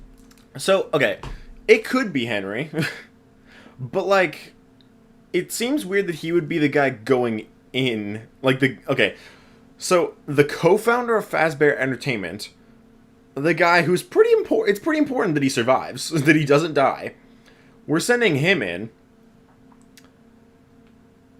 to go retrieve an animatronic that will 100% kill him if he messes up once. Like, it's really...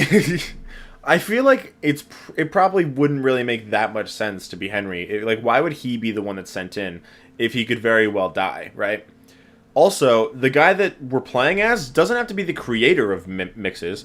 It could just be that he has it. Like, Fazbear Entertainment, somebody at Fazbear Entertainment, maybe even Henry himself, could have made mixes, and then they just gave him to this guy that we're going with. So, like I said before, we could still be part of a team and we just separate and they all die. But also, if we are, whether that's the case or we are just one person, they could be confident that we'll live only because we have mixes and not for any reason other than that. Like, we don't have to... I don't think necessarily we have to be someone specific. I'm not saying we won't be. I'm just saying that we don't necessarily have to be someone specific. We could just be someone that's being sent in, and they're confident that we won't die just because we have mixes protecting us. We don't have to be the character that made mixes. Also, even if we aren't the character that made mixes, that doesn't mean that we have to be a random person. We definitely could be, but that doesn't mean we have to be.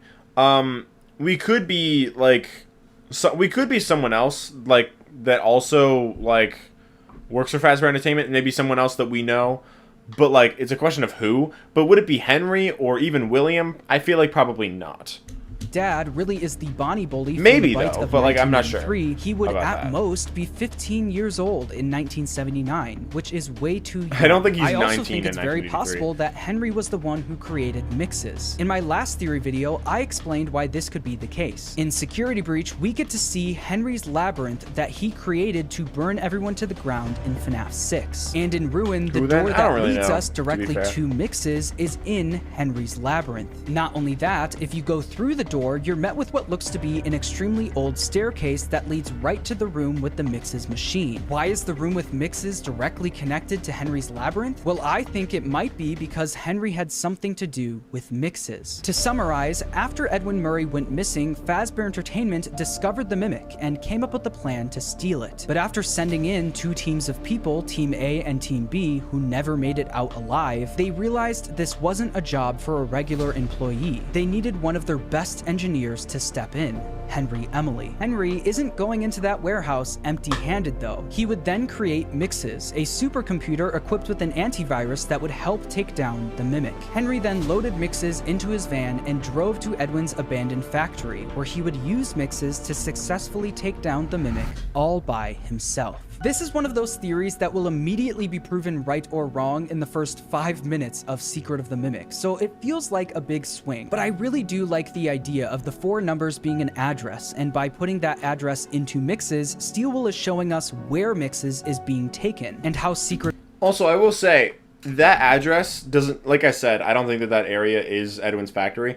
But also, if we're driving away from it, then it makes sense that we're going to Edwin's factory, which is somewhere else completely. So, maybe that's actually just like part of the carnival, and that is the address of the carnival, and then we're driving away from it, and that's why that number would be significant, because it's the address of the carnival, and if we are Henry, or if Henry made the Mixes machine, then this carnival, which he partially runs, then goes into this thing, so that, like, now he leaves. I don't really know. I feel like he kind of makes a little bit too big of a deal of the numbers, because I feel like the numbers they weren't really that important to the theory at all. It was kind of just them being an address. But also, I don't really necessarily think it's Edwin's address in the first place. So I don't know. Of the Mimic begins. I also think us playing as Henry would make sense, but it's very possible that we could be playing as just a random employee who happened to be the one person who took down the Mimic. We could also very well be playing as Cassie's dad, but that would mean either the Bonnie Bully in the Bite of 83 is way older than we thought, or Steelbull's gonna have to do a bit of retconning. Either way, or he's just not if the you Bonnie enjoyed Bully. the video, and thanks for watching. Like, I'm not saying I don't think he is. I'm just saying he could just not be him. Anyway, I think the theory was pretty good. I don't necessarily agree with it. I mean, I don't really think that we would be playing as Henry, but I also don't know who we would be playing as. So, like, I'm not opposed to the idea. I just think that I mean, I am a little bit opposed to the idea, but I don't think that it's absolutely impossible. I just think that it doesn't make a whole lot of sense for, like, an important guy to be sent to go possibly die. And I don't think necessarily the one who made mixes has to be who we play as, even if we are using mixes. So, yeah. That's it from the reaction, though. So, yeah, that's my thoughts. What do you guys think? I think it was a decent theory, but I don't agree with it. So, yeah, that's my thoughts. Okay, well, that's that. I'm going to do this. Next thing we're gonna... Okay, so that's it for the FNAF stuff. So if you guys don't care about anything non-FNAF related, if you guys don't care about Silent Hill or Resident Evil, you can leave now if you want to. But, yeah, just letting you guys know that we're done with the FNAF stuff for this stream. Okay, we're done that. Whoops. Okay, and now... This thing I can put on need to edit.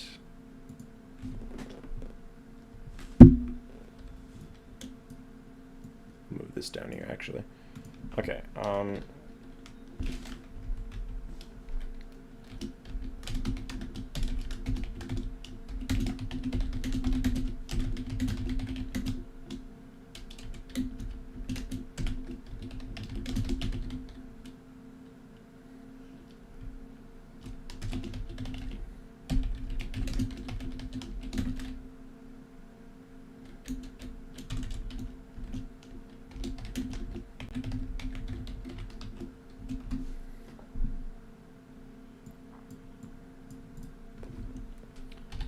March 17th, March 18th, 19th, 20th, 21st. Okay, cool. That works.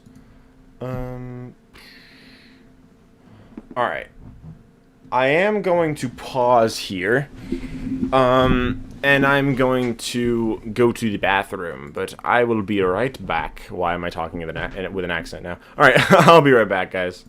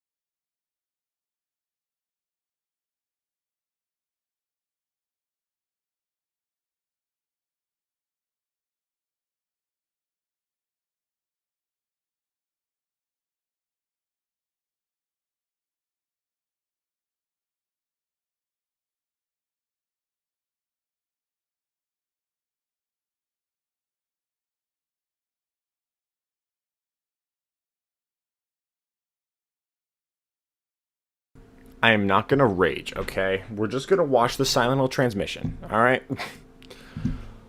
So this thing is 46 minutes long, and I know there's a trailer that came out alongside it, so we'll watch both. This is English. Do they speak in English during it, or? Probably not. It's probably just subtitles. Okay, it's fine though.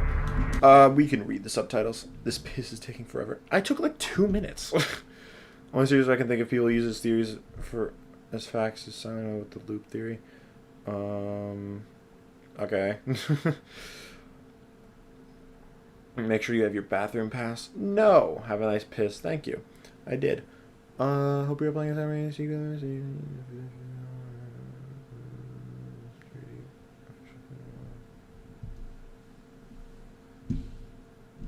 This hill really is silent. It's funny because Silent Hill F doesn't even take place in Silent Hill. It takes place in Japan. Anyway, let's watch now. It's closer to 35 minutes because of the timer. Countdown. サイレントヒルの情報をお伝えする番組サイレントヒルトランスミッションへようこそ。サイレントヒルのシリーズプロデューサーを務める岡本元井です。岡本さんと一緒に進行を担当する吉崎千尋です。私もサイレントヒル1作目からこの世界を恐れ楽しんできました。今日はプレイヤーの一人として今回のトランスミッション非常にワクワクしています。岡本さん、本日はよろしくお願いします。よろしくお願いします。さあ、このトランスミッション、今回はどんな情報が伺えるでしょうか。はい、今回はサイレントヒル F にフォーカスしたトランスミッションとなります。このプロジェクトを発表したのが2022年の10月ですから、ファンの皆さんを随分お待たせしてしまいましたが、ようやく本日新たな情報をお届けすることができるようになりました。そうですね。ティザートレーラーが話題となって、 I don't know if I even watched that original teaser trailer. I didn't know much about Silent Hill until like really recently, so I didn't really I only started playing them like last year, so I'm not very well versed in Silent Hill, except in like a little bit about the games that I have played, but mostly Silent Hill 2. But I am interested in it, and I do like it. That's why I want to play all the games like over time. That's what I'm gonna stream through like later on, like actually like all of the games pretty much. But I don't actually know much about Silent Hill F other than the fact that it takes place in Japan. I don't think I actually watched the original teaser trailer. So ようやくお披露目されるというわけですが、この T シャツ我々も F のロゴが入っていて岡本さんかっこいいですね。ありがとうございます。そして私気になっていたんですけれども、私たちが今立っているこの場所も、はい、この場所もサイレントヒル F のゲーム内のロケーションの一つなんです。語りたいことは山ほどあるのですが、今日は新たなトレーラーを用意してきましたので、まずは皆さんにこちらをご覧いただければと思います。それではどうぞ。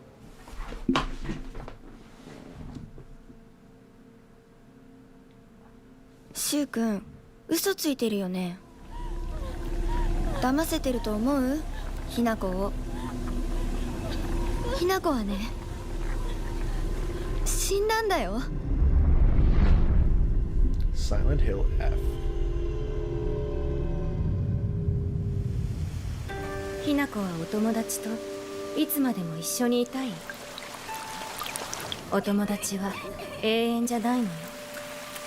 彼らだっていつか必ずあなたを裏切る。あなたが裏切り者と呼ばれたように。Fog。ひなこ？あ、ごめん。何？天秤にかける価値があるかどうか、しっかりと判断しなさい。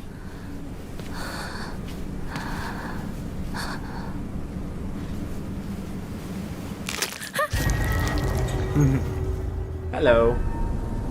There was blood.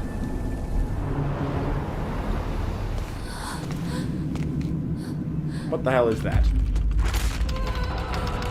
Oh, what is that?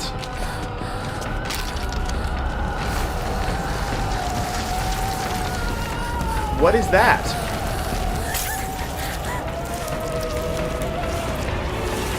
What? ひなこ、いつままでここにいる気なの？自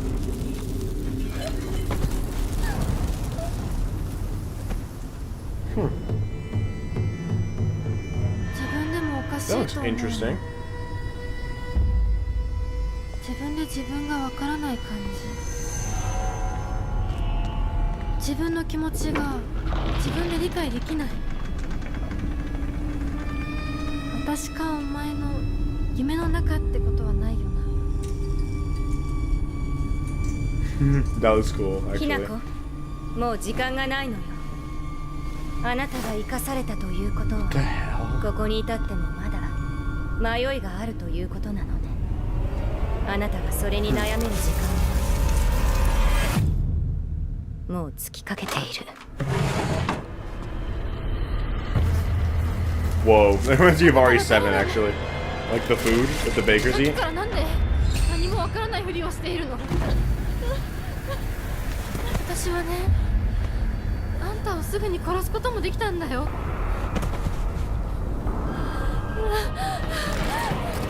全部奪ったな。全部私から奪った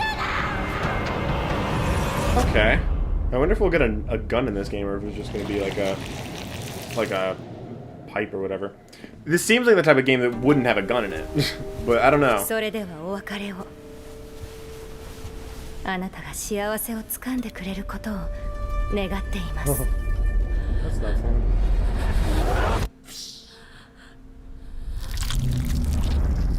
Oh, that's her face coming off.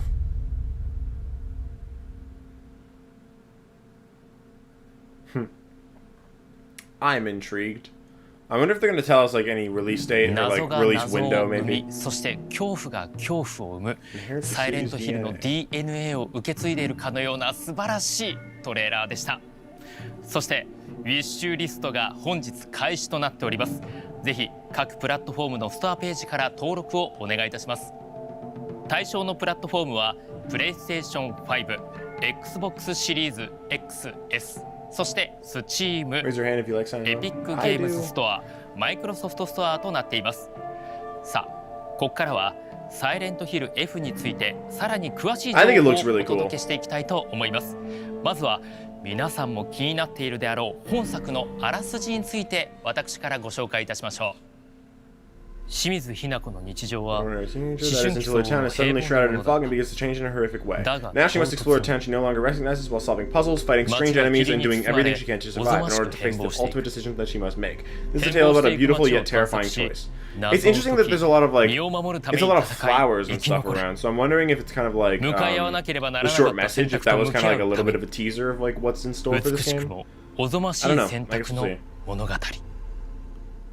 いや、ものすごく気になるストーリーでした。私もファンの一人としてワクワクしていますが、岡本さん、これまで海外を舞台としてきたこの過去シリーズの作品とは違って、今回はこの日本が舞台であり和を特徴としたサイレントヒル F ですが、まずは改めて本作品のコンセプトを教えてください。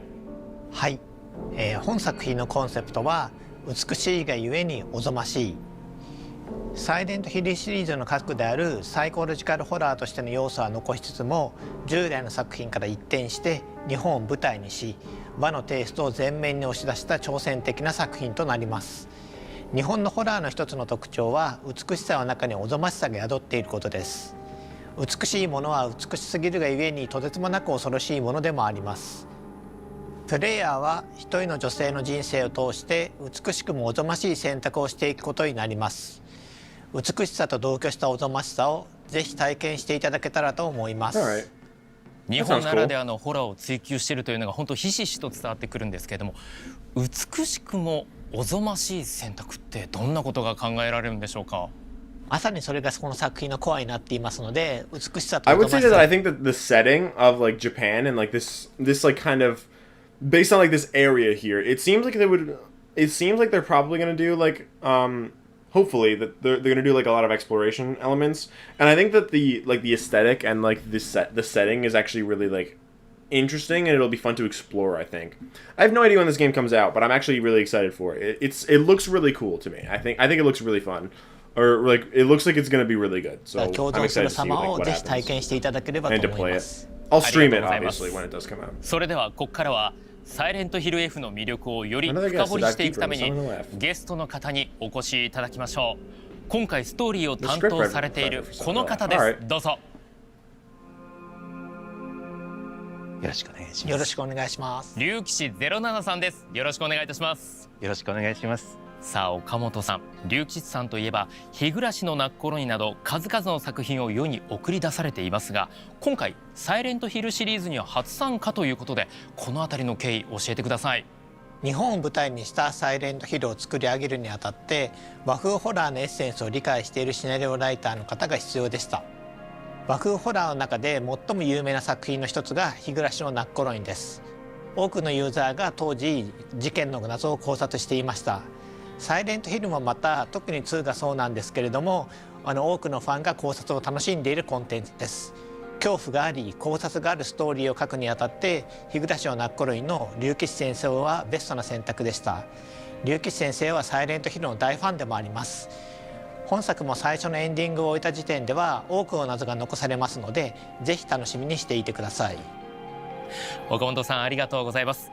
さあ竜騎士さん、サイレントヒルのファンというのも分かりましたし、やっぱりこの恐怖考察といえば竜騎士さんというのは我々も本当にうなずくところなんですけれども、今回岡本さんからオファーを受けてどんな気持ちでこちら臨んでいったんでしょうか。はい、最初はですね、何しろ有名なサイレントヒルさんからお声がかかったということもあって、私のスタッフの方がですね、むしろいや実はシナリオと見せかけてもっと小さいお手伝いの仕事かもしれないからぬか喜びにならないようにね、ちょっとまだ冷静に落ち着いて待っててねみたいなことを言って、むしろスタッフの方が私に気を使ってくれたぐらいで、それで入念に打ち合わせを重ねていったら、どうやら本当にシナリオの話らしいということで、ものすごい浮かれて、そしてものすごい緊張感でコナミさんにお伺いしたことを覚えております。竜騎士先生のサイレントヒル愛が本当にすごいので、私たちも安心して任せることができました。いや、今回サイレントヒルシリーズの完全新作ということで、やっぱり緊張して臨んだと思うんですけれども、新たなストーリーを作るにあたって意識したことがあれば教えてください。そうですね、やっぱり一番最初に、実は私もコナミさんにお伺いする直前までは日本が舞台になるとは思わなかったんです。やはりサイレントヒルという街の名前を冠したゲームですから、やはりサイレントヒルが舞台になるだろうと思っていたんです。ですが実際にお会いして話を聞いているうちに、今度は日本を舞台にしたいと。で当然私の方ではサイレントヒルっていうのはサイレントヒルでやるからサイレントヒルなんだろうと思ったんですけれども、じゃあ巣はサイレントヒルとは何ぞや、街の名前はついてますけど、この作品自体は一体何を描いているんだということで、それで岡本さんと随分初期の打ち合わせにサイレントヒルとは何ぞやということを随分たくさん対話を交わしたんです。でまずサイレントヒルという物語、このタイトルが持つ側面の一つは、サイレントヒルという土地が持つ記憶や物語、痛みや、あるいはその土地の暗い歴史などをかたどった、そういうもちろんサイレントヒルという土地の側面、そしてもう一つは登場人物たちの心の闇とか罪とか、あるいはそういったわだかまり葛藤、そういったものを視覚的に描かれた心象世界で対峙していくという、そういう精神世界を描いたテーマ、この2つの面があったわけなんですよね。この前者でなく後者がサイレントヒルであると考えたならば、サイレントヒルは成立するんではないかと考えるに至ったわけです。やっぱりファンならではの葛藤があって、ディスカッションがあって、今に行き着いてるんですよね。はい。いや、他にも意識されていることがあれば教えてください。実は私それまでのサイレントヒルを一通りやらせてきて、いつも割と女性が割と受難というか気の毒な、生まれた時から気の毒な目に遭っている女性が多かったんで、ただ不幸な目に遭っているだけではなく、その不幸な中でも自分なりの選択を葛藤しながら選べるような、流されるんじゃなくて自分の意思で答えを見つけれるような主人公、あるいは物語にしたいなという思いはありました。いや、この選択を繰り返していって結末、そして未来を掴んでいく、まさしくサイレントヒルだなというふうに感じました。ありがとうございます。お二人の本作にかける熱い思い伝わってきました。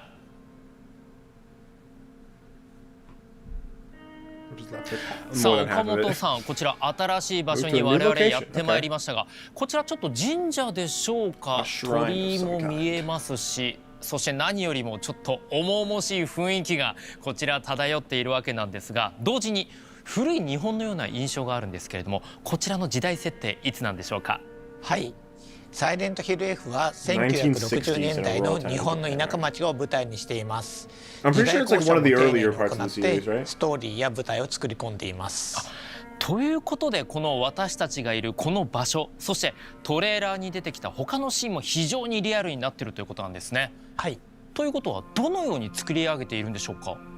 はい、ゲームの舞台になっている恵比寿ヶ丘という町は実際に岐阜県に存在する下呂市金山町という場所をモデルにしています。下呂市金山町に実際にスタッフが行って、そこで写真を撮ったり音を収録したりしてですね、その現地のリアルな音、リアルな生活感というものを落とし込んでいるという当時に、それを1960年代にコンバートして昔の資料なんかも拝見しながら作っていきました。あ、そこまで徹底されてるんですね。はい、cool. こうしてみると確かに下呂市金山町の実際の場所がこのゲーム内で再現されているというのがよく分かってくるわけなんですけれども、ちなみに下呂市金山町がモデルとなった決め手、どこにあるんでしょうか。はい、下呂市金山町の筋骨エリアを舞台にしたいと竜吉先生がおっしゃいまして、それで採用することになりました。竜吉先生の肝入りということですが、ちなみにこのエリアを選んだ理由教えてください。そうですね、物語を描くにあたってスタッフ全員にこういうところを舞台にしたいというのを映像として共通認識を持ちたかったんです。それで私が日暮の泣く頃にもそうだったように舞台は例えば白川郷がいいなと決めたように今回も恵比寿ヶ丘という土地はどんなところがいいだろうということでいろいろなところを見比べた結果下呂市の方に足を運びまして、実際に筋骨地区を見せてもらいまして、この筋骨地区っていうのは非常に面白いエリアで生活と時代に合わせてどんどん家々やその建物の形、住む人によってどんどん形が変わってきたというのを肌で感じられる、とても独特の造形感のある街並みなんですよね。でそれが非常に興味深かったんで歴史とか時代とかを感じさせる、あとインスピレーションをとても感じさせるエリアとして素晴らしいなと思ってここにしたいなと選ばせていただきました。金山町は創作意欲、そして竜吉先生を刺激するには素晴らしい場所だったということですね。そうですね。ありがとうございます。さあそれでは続いてコンセプトビジュアルの紹介に移ってまいりましょう。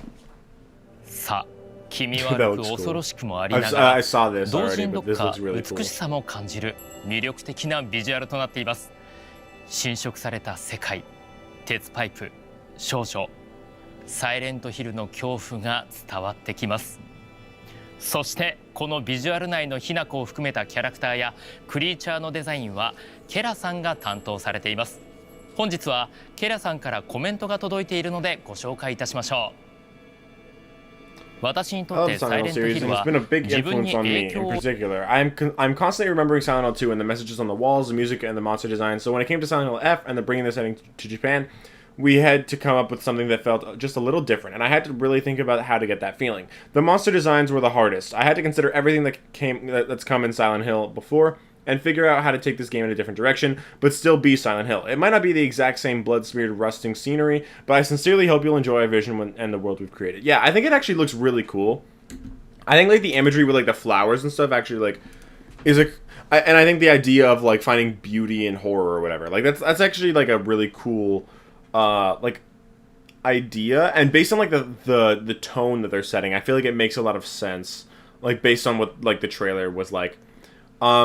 And I'm interested to see like how they actually like incorporate that, and like they were mentioning like a big decision that the main character had to make, and I'm wondering what that's gonna end up like being. 今までの血とサビの世界がどんな世界に変わっているのかなど皆様に楽しんでいただけたら嬉しいです。And I'm very interested. さあこんなメッセージをいただいておりますが、岡本さんいかがですか？ご覧になって。はい、竜吉先生同様にケラさんの参加によって新しい風が吹き込まれているなと感じています。過去のサイレントヒルシリーズとは異なった視点から美しいゆえにおぞましいというコンセプトを意識するような特殊なデザインが作り上げられていると感じています。もう岡本さんもしっかりとその点評価されているということですが、龍吉先生はご覧になっていかがですか？いや私も全く同じでただ単にグロテスクなだけならば描ける方はたくさんいらっしゃると思うんですけどケラさんのようにその中に独特の一本筋の通った、美しさっていうのもまた一つの偏った言い方なんですけども独特の世界観をお持ちな先生にお願いできたというのは私もとてもありがたかったことだと思ってます。ありがとうございます。さあサイレントヒルといえばクリーチャーもやはり魅力的。ケラさんが他にもどんなサイレントヒルといえばクリーチャーもやはり魅力的。ケラさんが他にもどんなクリーチャーをデザインしたのか、そしてそのクリーチャーには何が反映されているのか、早く見てみたいです。今後の情報が楽しみです。Alright, they're moving locations again to this area. さあ、 This actually さらに this 新 looks たな really 場所へ cool. とやってまいりました。皆様こちらの雰囲気伝わっていますか？我々の背後にはそうこの狐の像がそびえ立っています。すごい緊張感が漂っています。さあここからはもうお一方新たなゲストをお迎えしてまいりましょう。サイレントヒルシリーズの楽曲といえばこの方、コンポーザーの山岡明さんです。どうぞ山岡さんよろしくお願いいたします。よろしくお願いします。さあ山岡さんは昨年リリースのサイレントヒル2などこれまでもサイレントヒルシリーズで数多くの楽曲を担当されてきていますが、本作ではどのように参加されているんでしょうか？今回は表世界、サイレントヒルの表世界、裏世界なんですけど、こちらの表世界の方の音楽を担当させていただいてます。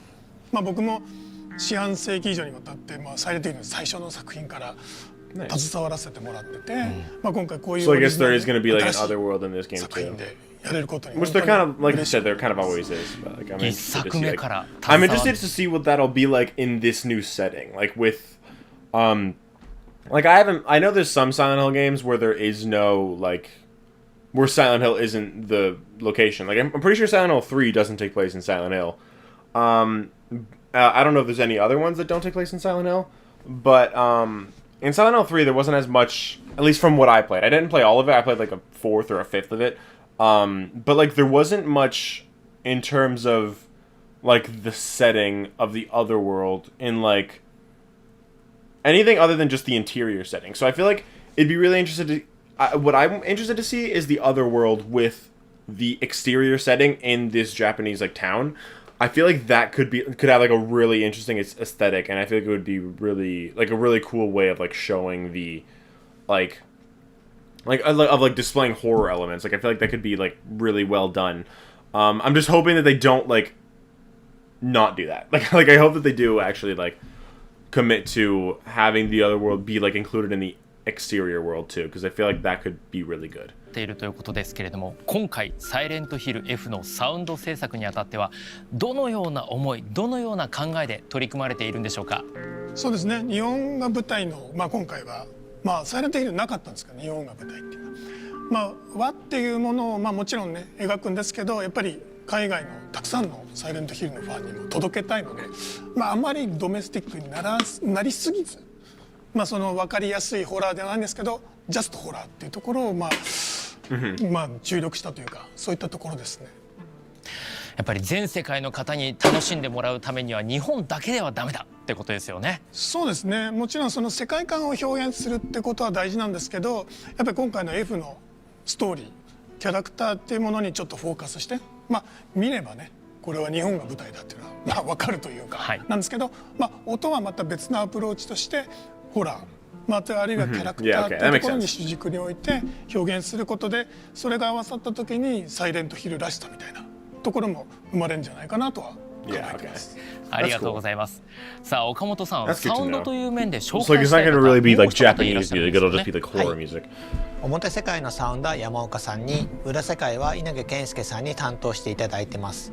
稲毛さんも数多くのゲーム音楽を手掛けたベテランの方です。さあ本日稲毛さんからもコメントをいただいておりますので、私からご紹介させていただきます。はじめ Okay, the first time I played Silent Hill was about 20 years back. I'm extremely honored to have been offered such a great opportunity for a series with a rich history. I was in charge of composing the music for the Otherworld, known in this game as the Dark Shrine. Oh, that's actually really that sounds interesting. Okay, I have composed music for an unsettling yet beautiful world that uses imagery from shrines, blending ancient Japanese court music with ambient echoes. I wove in various techniques that will connect the player to the protagonist's agony, internal conflicts, fear, and other emotions. I hope you get to experience it for yourself in the game. So I'm guessing that this area here, is this the other world? Because they mentioned it looking like a shrine, but it also just looks like the fog world, so I'm guessing not. 神社をモチーフとした美しくも不気味な世界を雅楽の音色とアンビエントな心象音で描いています。主人公の苦悩、葛藤、恐怖、その他さまざまな思いがプレイヤーと交差するよう多様な仕掛けを施しました。ぜひゲーム中で体験してみてくださいとのことです。岡本さん、こちらのコメントを受けていかがですか？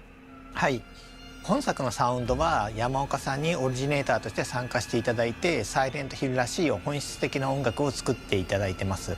一方で稲毛さんにも参加していただいて、いろいろと和の要素を取り入れていただいています。さらに竜騎士07さん作品の作曲家である大さんや作さんにも参加していただいています。さあ、こちらを受けて竜騎士さんいかがですか？はい、私の作品をいつも盛り上げてくださった音楽家さんたちなんですけども、今回の F のシナリオの中でも描写として盛り上げたいところにちょっとお二人の力を借りたくてちょっとお願いさせてもらいました。ありがとうございます。竜騎士さんをはじめ多くのクリエイターが参加することでサイレントヒルらしさと新しい挑戦を見事に融和させているなと感じました。私もサイレントヒルの楽曲はとっても好きなので、山岡さんの参加は本当に心強いですし、安心感もあって素直にファンとしても嬉しいです。Switching locations again. 新たな舞台に我々は移動してきました。ここまで日本が舞台だからこその美しいがゆえにおぞましいストーリー、ビジュアル、サウンドについてそれぞれ伺ってまいりましたが、視聴者の方々もサイレントヒル F についてまだまだ気になる部分がたくさんあると思います。そこでここからはサイレントヒル F についてファンを代表して皆さんが思うであろうことを直接こちらのお三方にぶつけていきたいと思います。よろしくお願いします。よろしくお願いします。それではまずは最初の質問です。ズバリ、なぜ日本を舞台にした作品を開発しようと考えたんでしょうか？岡本さんお願いします。はい、サイレントヒルは和風ホラーのエッセンスと西洋ホラーのエッセンスを融合して生み出されてきた作品だと思います。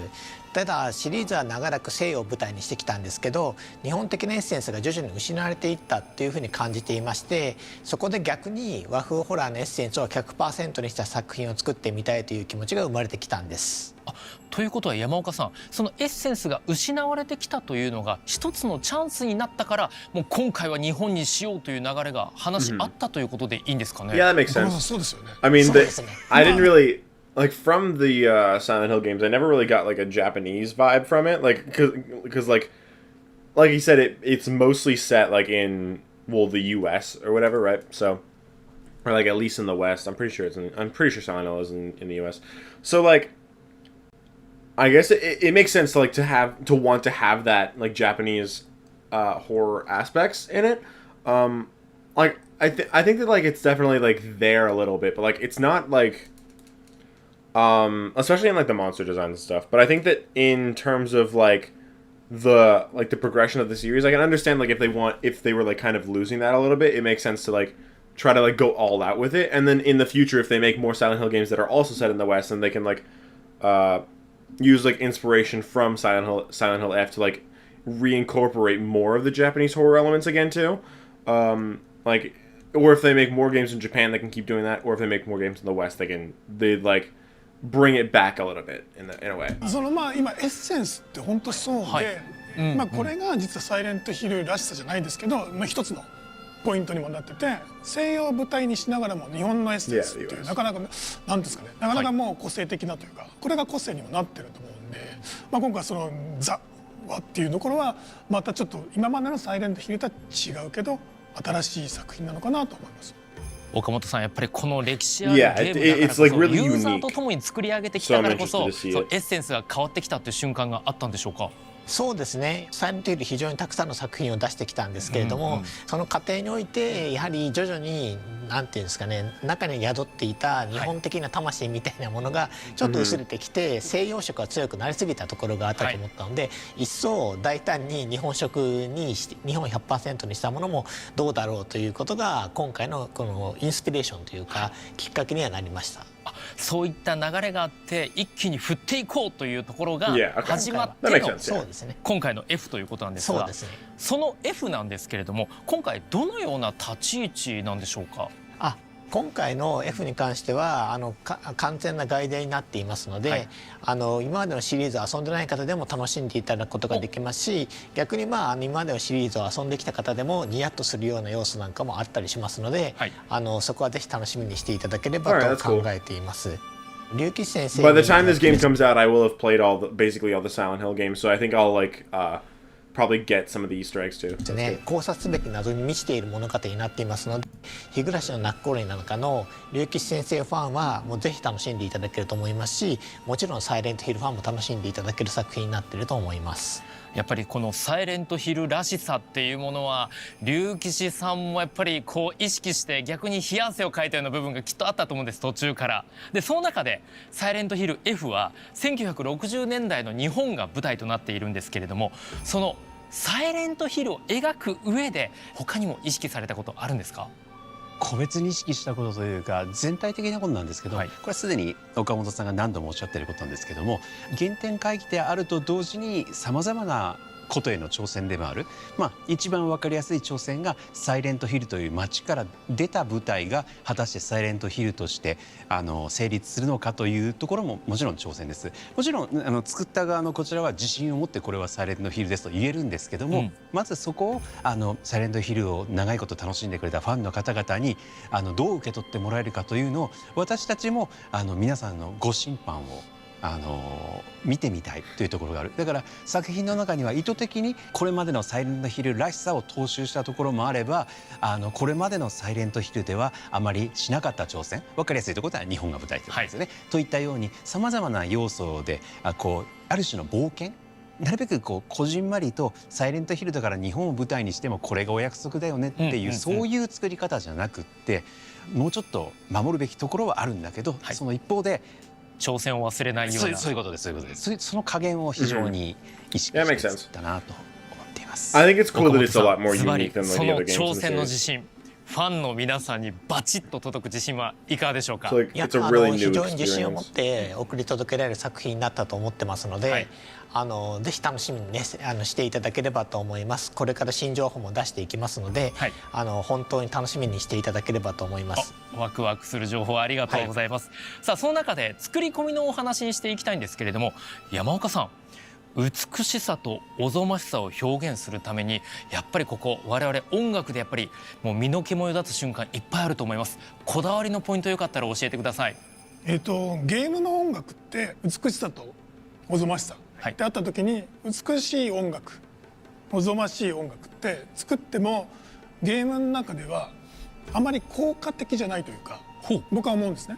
ゲームっていうのはその映像が遊ぶ人がコントローラーを握って音を聞く、その全部三位一体じゃないですけど、そこが合わさった時にどう感じるかってことなんで、例えばおぞましい時に美しい音楽、なんか綺麗なシーンでおぞましい、音楽じゃない、なんかそういう逆もありで、なんかゲームってどこで何を表現するかっていうそうインタラクティブなものなので、そこは注力したというか、それは僕がずっとゲーム音楽というかゲームのサウンドデザインをやるときにすごく大事にしてるポイントというか、単にいい音楽とか、単に綺麗な音楽とか、怖い音楽を作るんじゃなくて、ゲームとしてどこでどうなるんだ、どこでどういうふうにこの音が表現されるかってことを作りながら表現するって、そこは毎回ですけど、この F もすごく注力したというか、すごく力を割いた部分ではありますよね。数多くのサイレントヒルシリーズ音楽手掛けている山岡さんなんですけれども、今回の F だからこそここはこだわったぞ、他と差別化するために自分があえて意識したこと、こちらも教えていただいてよろしいですか。さっきサイレントヒルらしさみたいな、はい、その西洋を舞台に日本の人たちが作るじゃないんですけど、日本人らしさみたいなところのエッセンスっていうのは逆に言うと海外の人にはちょっと作れないというか、僕ら日本人だから理解できるクリエイティブだったりとか表現方法とかっていうのは思いつくんですよ。でそれってなんかある種外国の方から見た時に新しさだったり斬新さだったり新鮮な感じってあるんですよね。でそれがなんかサイレントヒルらしさの一個のポイントでもあって、今回和というか日本が舞台っていうところで、従来本当にサイレントヒルって僕はそこはすごく大事にしてたポイントで、日本独特というか日本人らしさというか、日本のアイデンティティみたいなところはすごくこう一番こう大切にしてきた部分で、それをなんですよね、今回 F の場合はそのなんですか、もうこれぐらいじゃなくてもう大きく。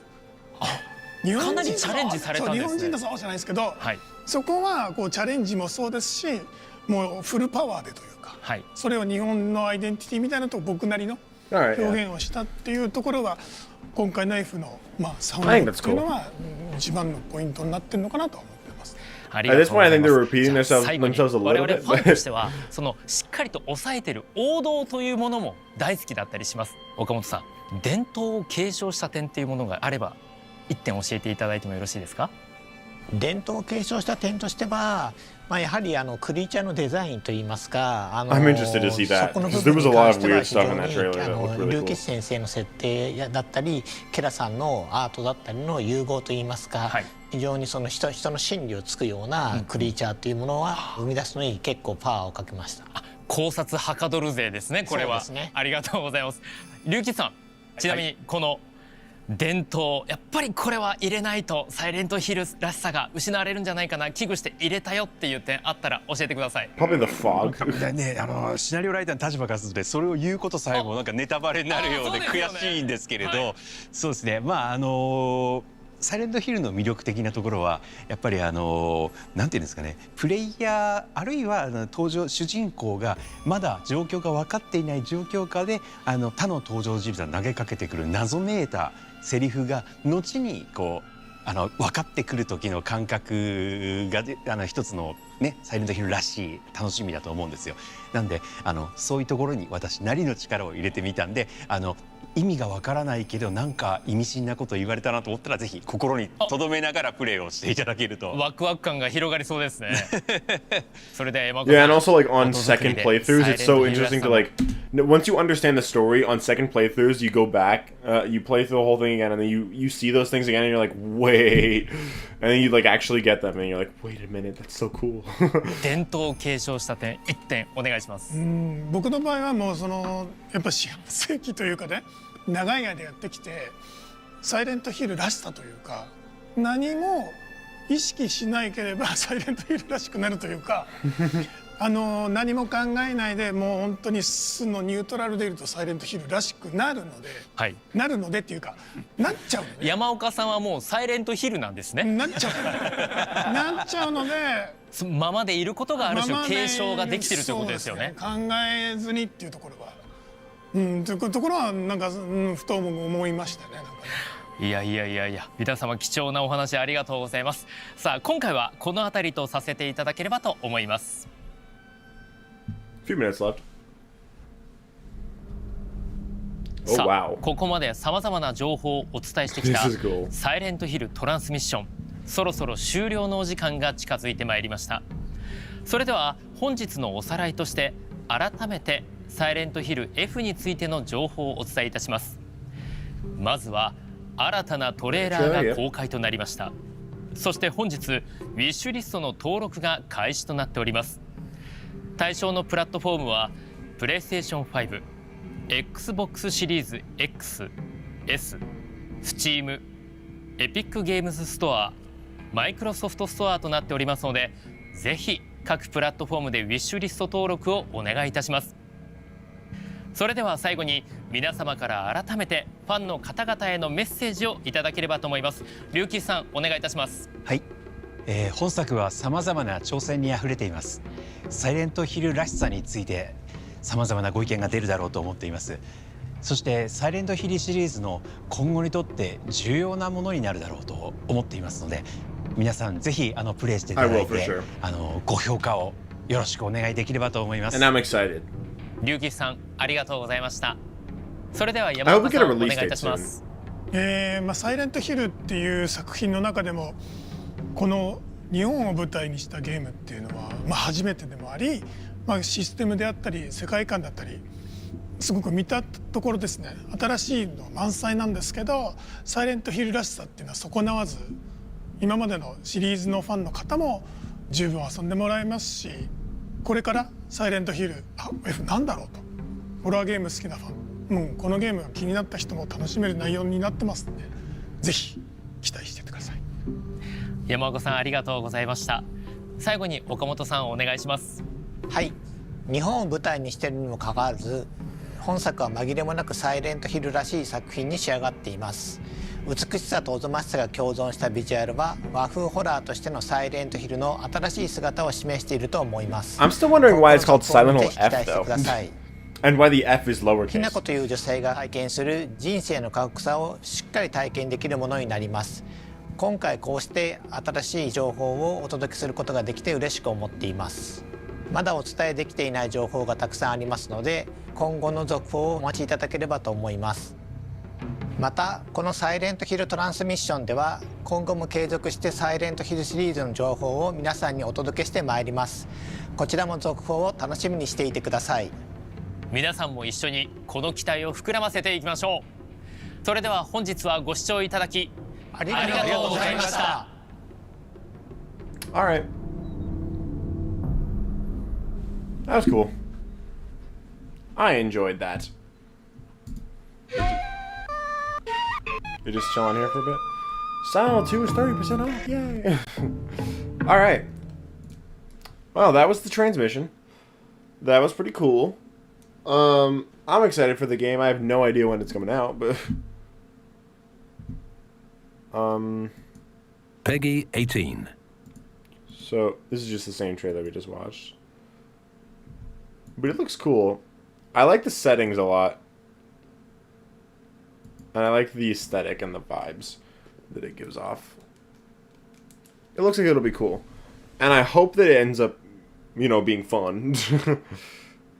I'm assuming it's going to be like a similar style to Silent Hill 2 remake, so I'm interested in seeing that. And yeah. I am now done with that. Let me see.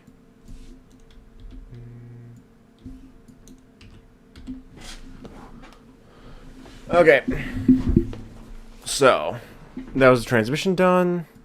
And now, next up on the itinerary is Assignment Ada in RE4 remake. So let's do that. Or not remake, RE4 original. Before that, I want to check on Discord.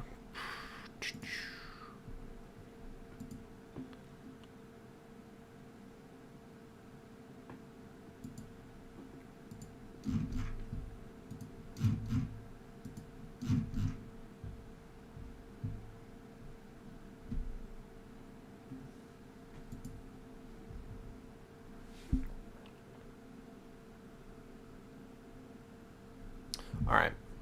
We'll go live. It should be game capture. And then RE4.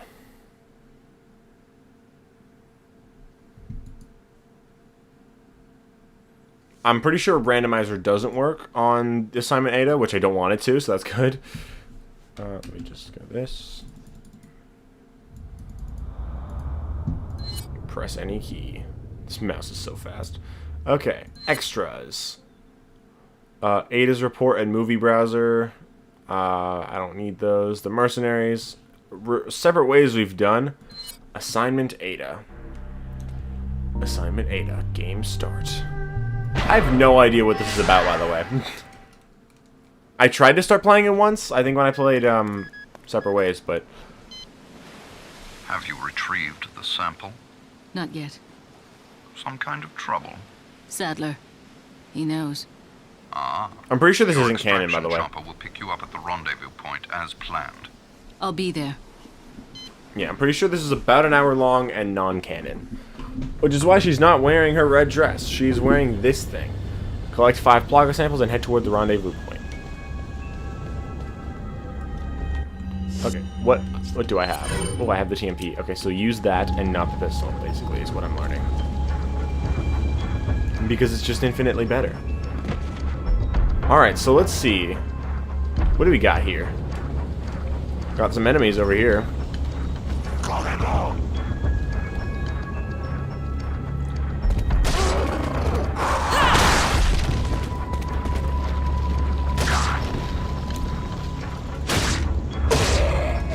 Dead.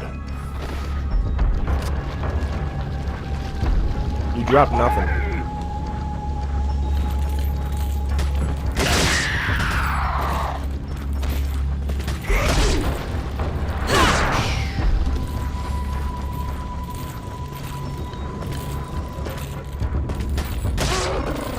Wow.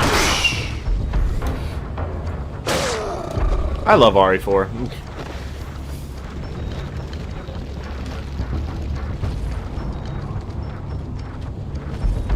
Yay! I got loot. Yellow herb, hand grenade. Okay, cool. Oh, what did you drop for me?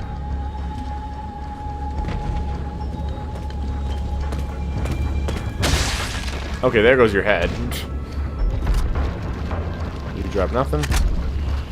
Alright, now this way. When I first saw that guy, I honestly thought that he was like the merchant or something. Oh, this place.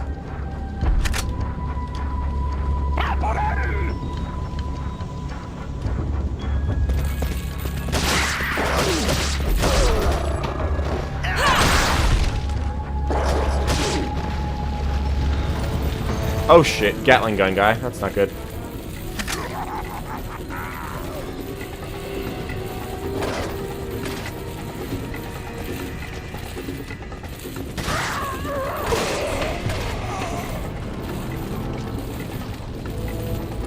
Where's Gatling gun man? There he is.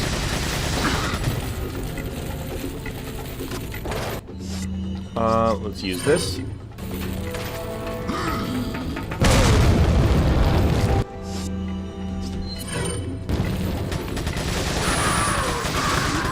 Dead.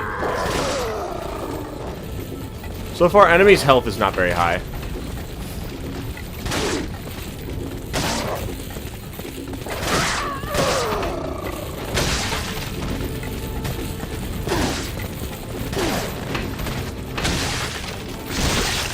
How'd your head pop off?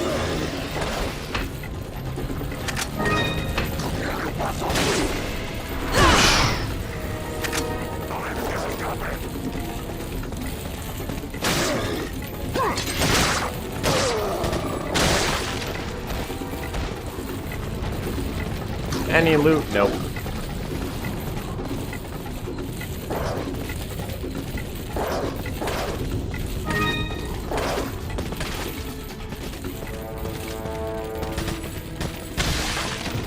Nice.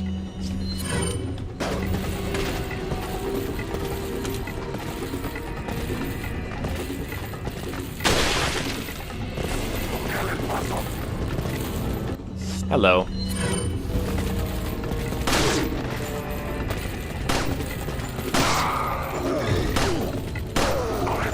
You're dead now.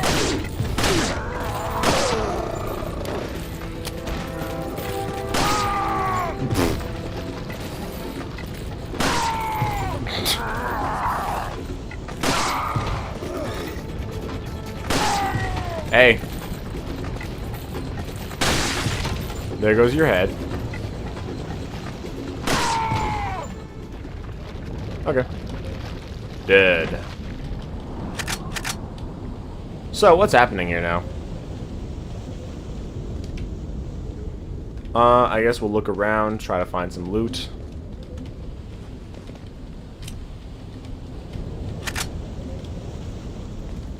Green herb. Take it, thank you. anything up the ladder? I'm pretty sure the door's just already open, right? I think so, yeah.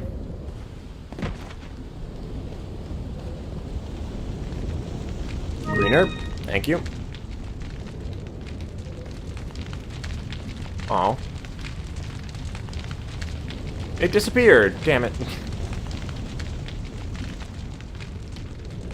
Yellow herb.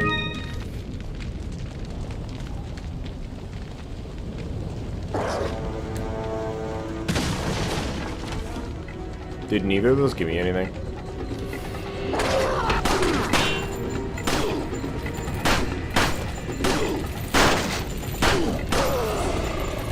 Is that the Punisher?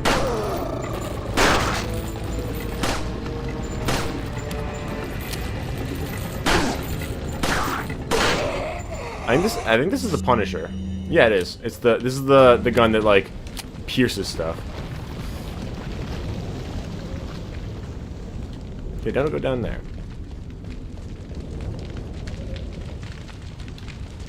I have no idea what what we're doing. Like I know we're trying to find like plaga samples or whatever. I don't know where these things are.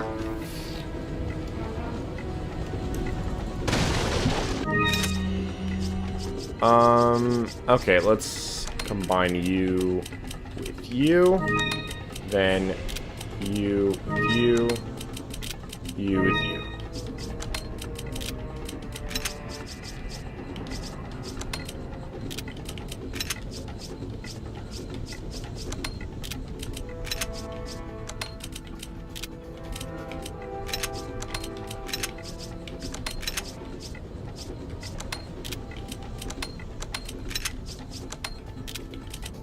Okay.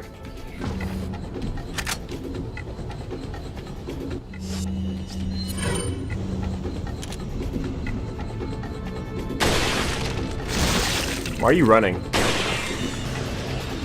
Pretty sure plagas don't run at all in this game. They only do in the remake.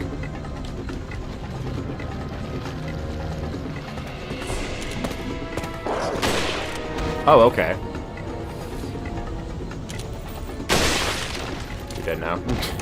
Scale issue.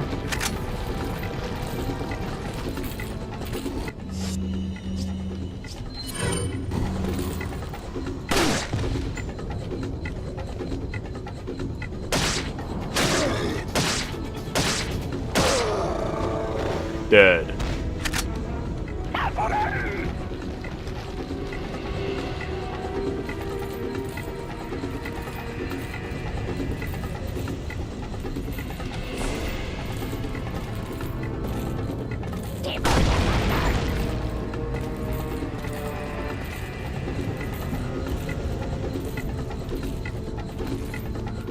Thank you. I got a hand grenade.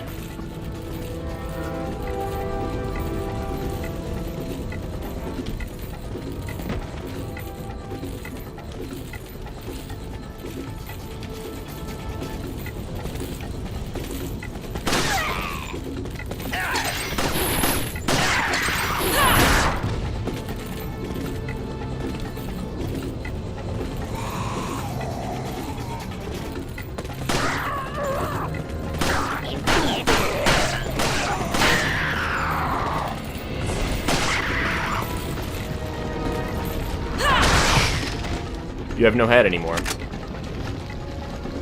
Okay, we go this way. Grab this. Shit. Okay.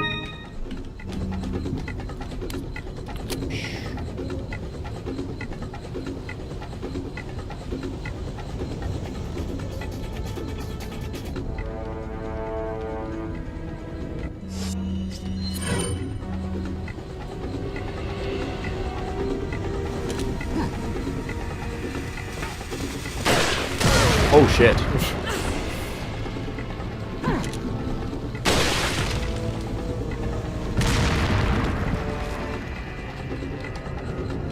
That was an ouchie.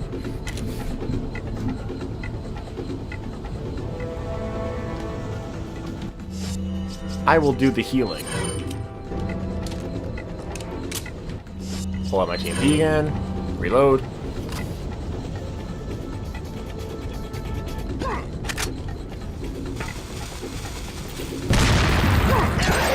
Oh shit. How am I alive? Oh, hi.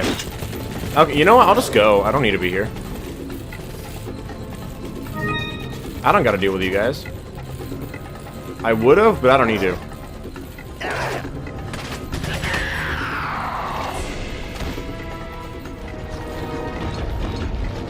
Door's locked. Bye. Infiltrate. What? I'm going into the vent? Okay. And they can't follow me.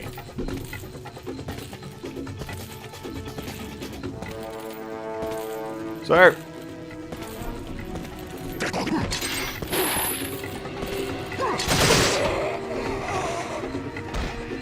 You're really weak. Locked. Hey. Herb.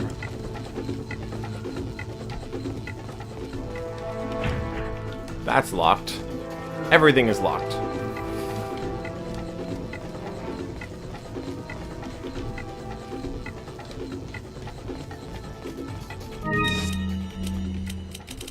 Okay, bro. This just...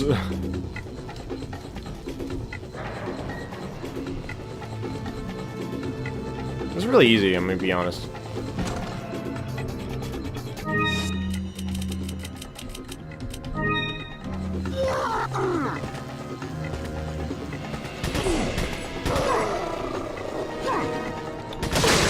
Hello. Hello? Ammo, yay. I like that. Okay, dude. This is actually, like, really easy.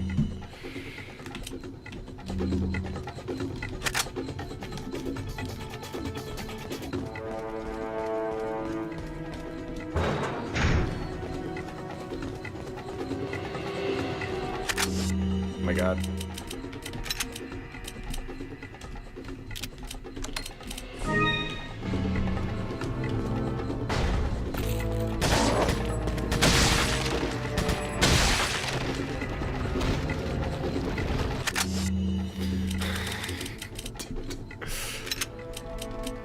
I don't need it.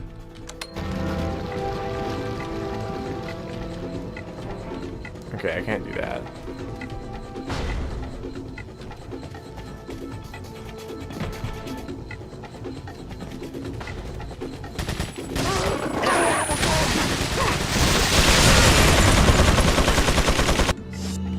Okay, that's not good.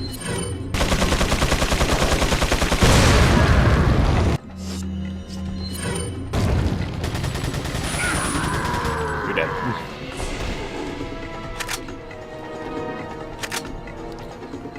Awesome.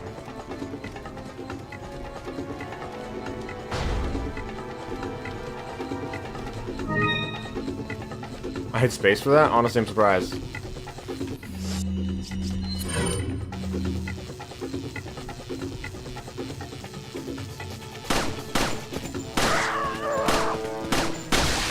I'm just missing my shots. Where'd you come from? They've locked the door! Oh no, whatever will I do? Okay. It's open!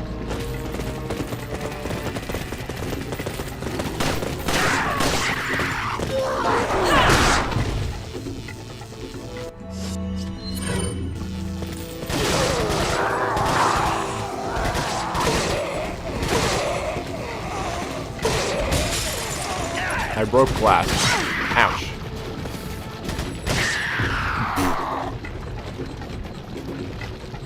Okay. Am I just that good, or is this really easy? I think it's really easy. Because I don't think there was like a...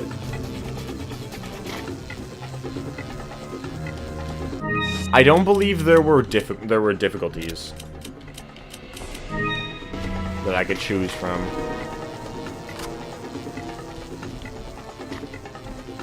So I'm getting 5 Plaga samples, apparently, right? Where am I getting these from?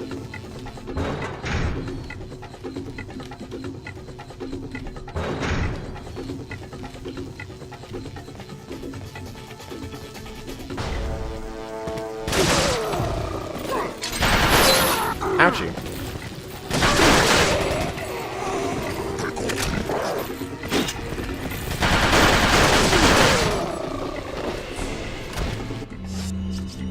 Yay, we can use a healing item, I guess. I'll use this one.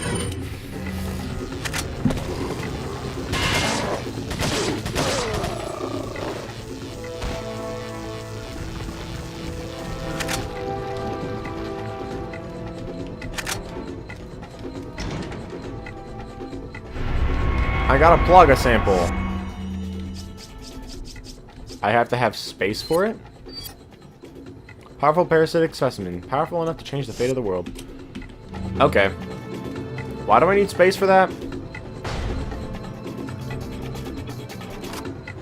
I hope I didn't miss one.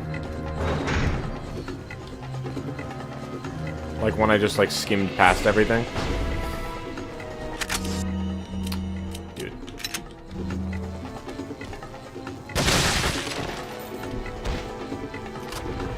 Now I have space for this.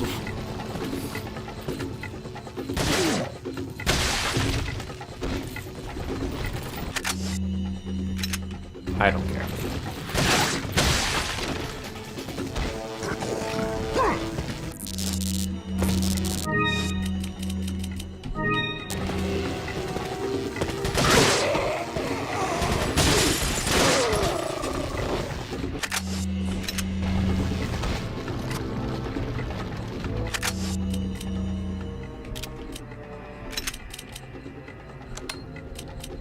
I don't need the handgun ammo.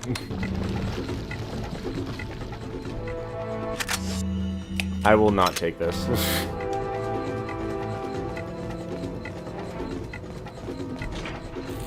It's locked.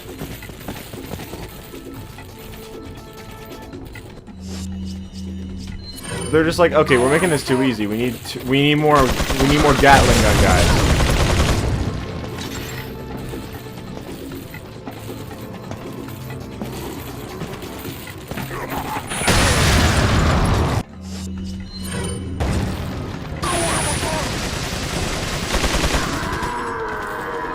So they sent like 50 after me.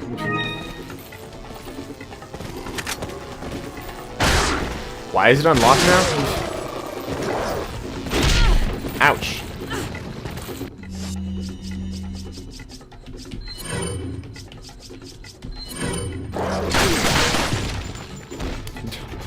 Okay.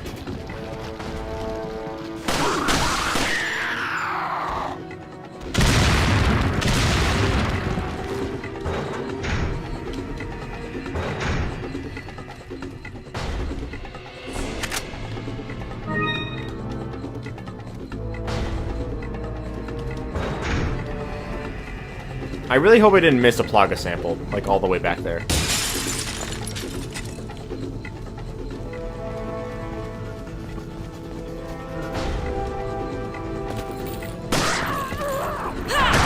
I feel like they probably wouldn't have put one somewhere you can't even return to, though, so I'm just gonna not take that.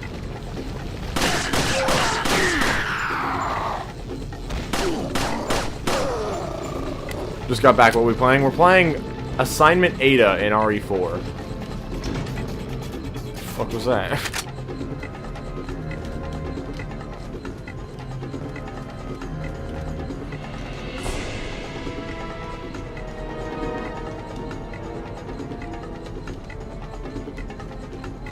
I am trying to collect Plaga samples.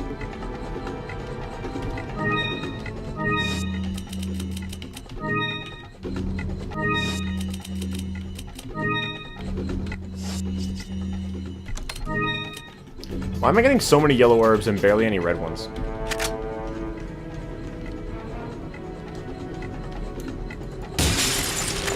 I want all the TMP ammo.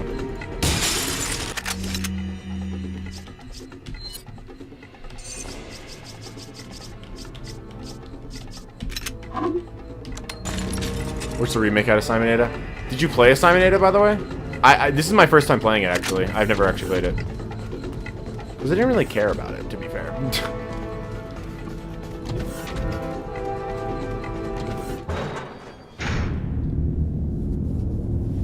Maybe it would be better if they made Assignment Ada in the remake. Maybe they'd have made it better, like they did with Separate Ways. Oh, hey, Krauser, why are you here?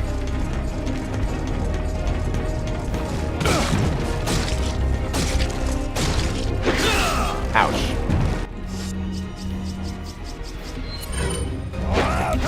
Okay, that's not good.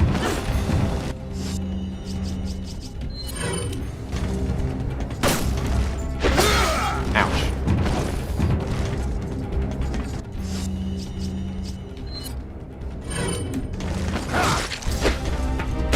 Wow, he's dead now. Plaga sample. So why was Krauser just there? I never played it. This is my first time playing, like I said, so.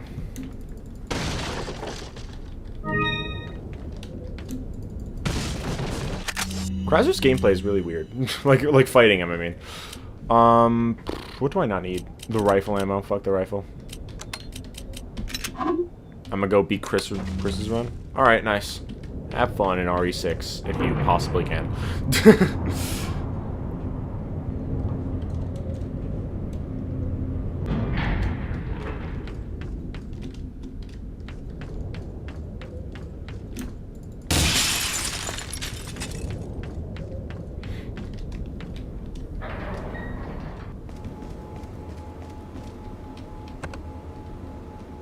You haven't collected all 5 samples. Oh. Wait. I'm done? I just need to collect more samples. Okay. I guess that's the end.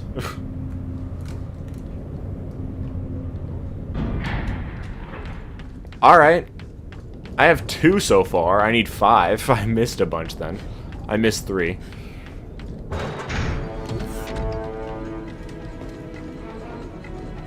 This seems like somewhere there would be one.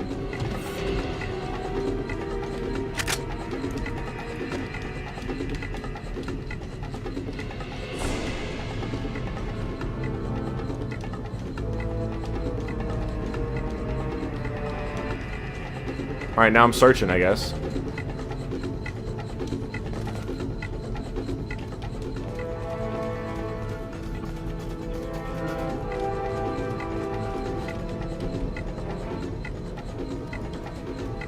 Nothing blew up. Yep.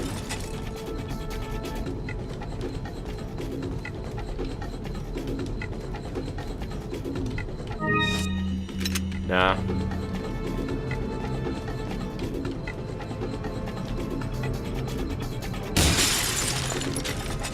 Anything? No.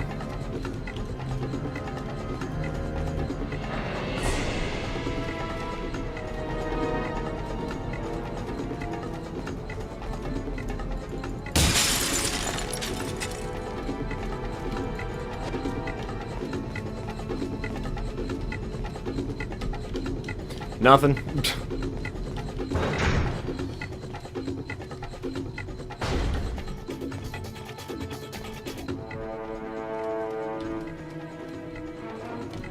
Nothing.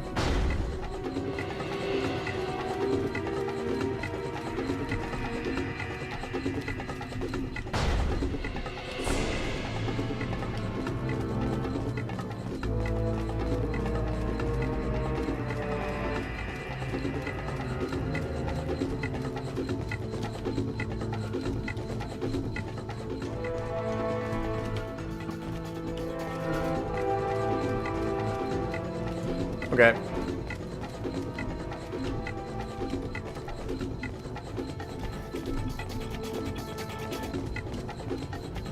So I've found that I'm done. I've gone everywhere. I just need to find everything.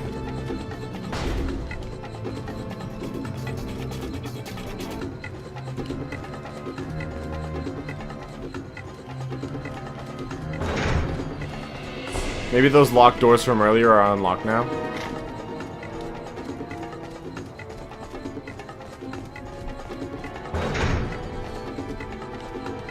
I can't unlock the lockers, or open the lockers at all.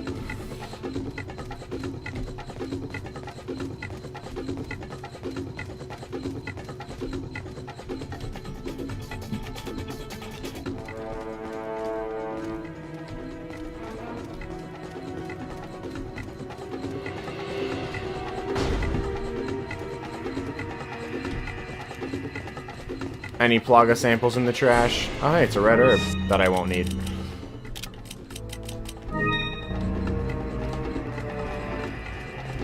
I guess Krauser's meant to be the final boss.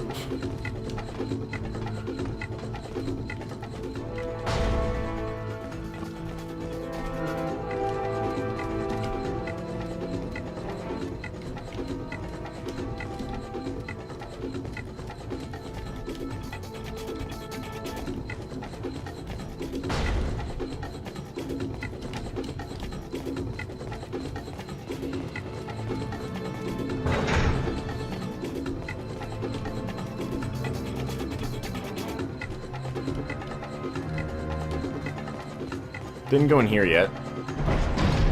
Let's play Marvel Rivals later. I'll think about it. Probably not, though.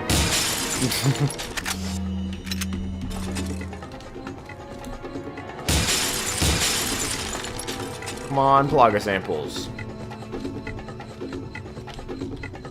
Probably in here. Yep, there's one. The fact that you need inventory space for the Plaga samples. How about I get rid of my rifle?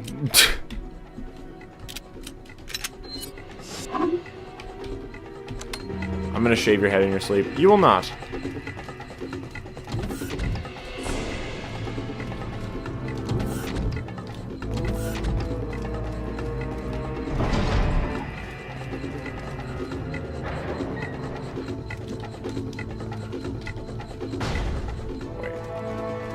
Is there another door over here? No.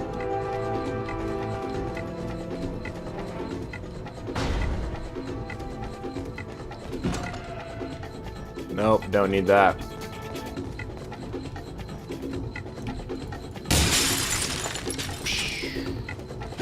Oh my god, where'd you come from?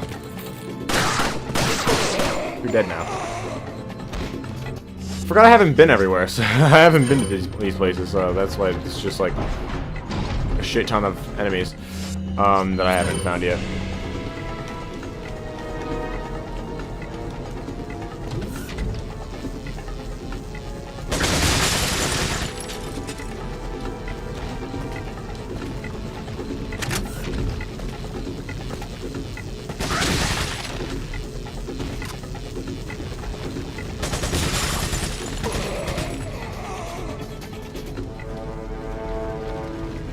This is where the first regenerator was. Is there a Plaga sample with the first regenerator? Nope.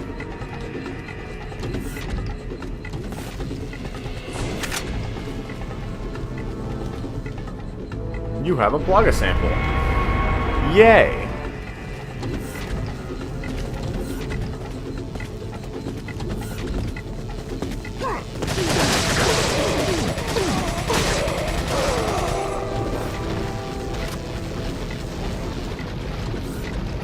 Okay, just one more I need.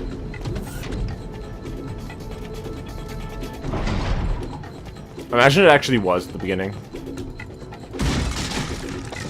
Don't need you.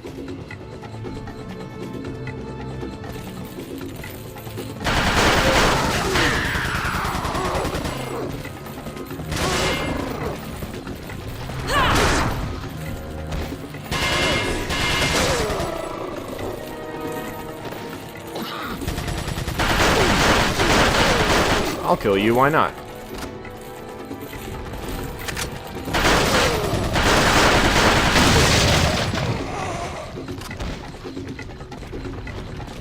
Do you know how much ammo I have? I'll be fine.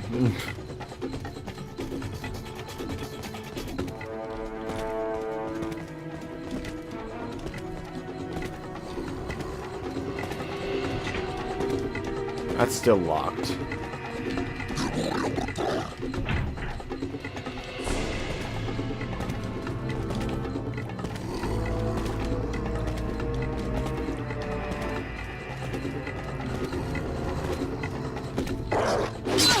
Ow.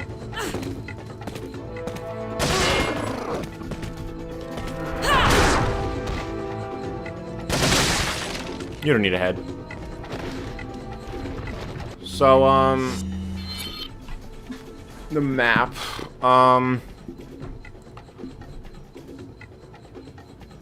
That's where I need to go.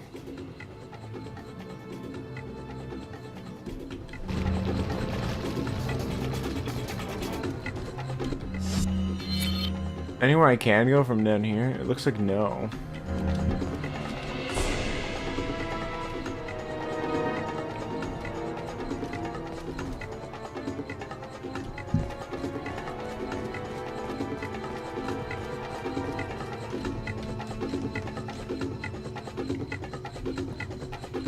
Where did I come from?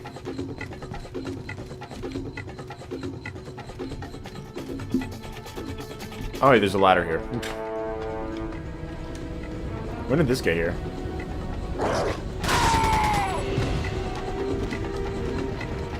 Alright, guess I found the last location.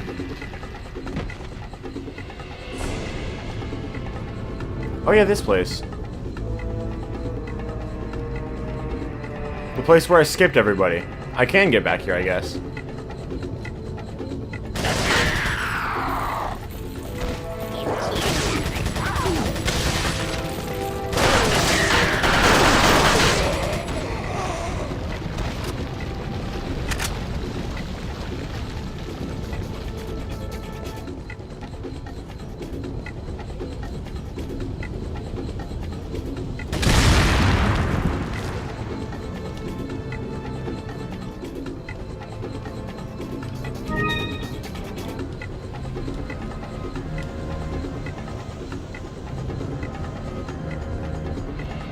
So where's the Plaga sample?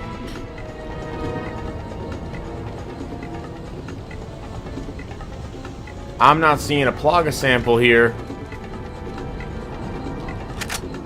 I'm kind of looking for a Plaga sample.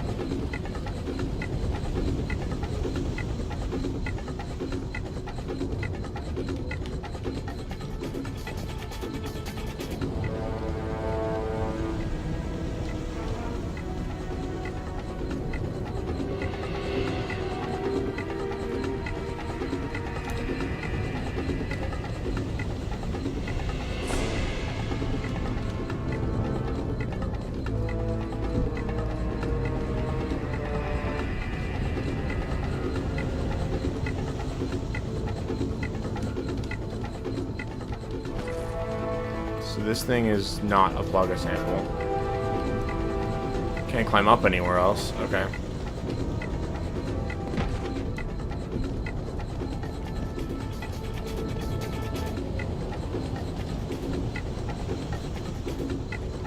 Back to the beginning, perhaps? Like, where is this thing?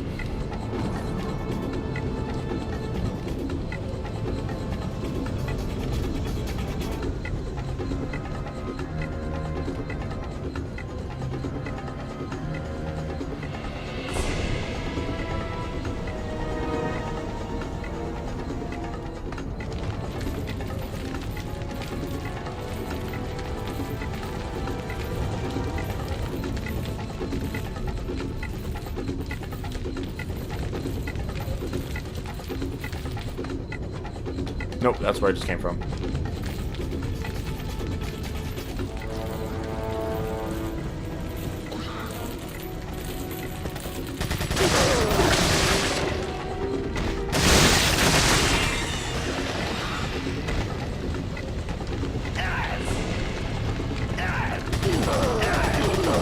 They're like, oh, you wanted to come back and get the stuff that you probably missed? No. That's them saying no.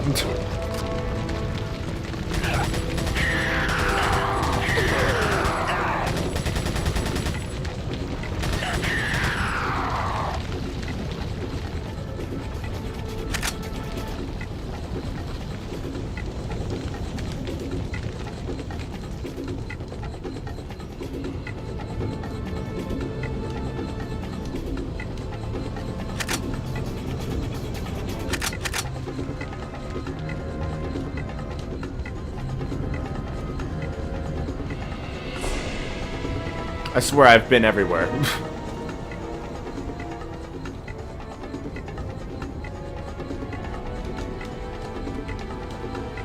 I've been in every location in the game.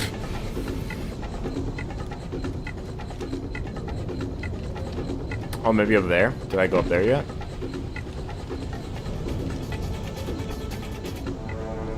Never mind.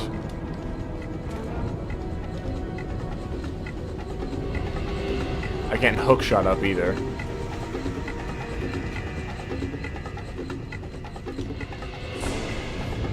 Alright, back to the beginning, I guess.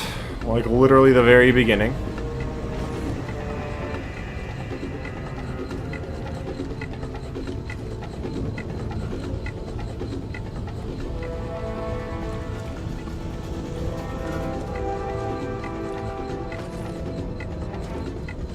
This is literally the beginning.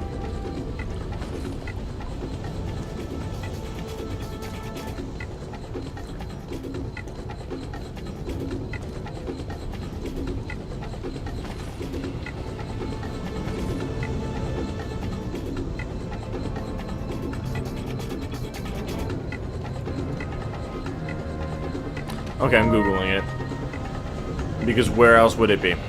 I've literally looked everywhere.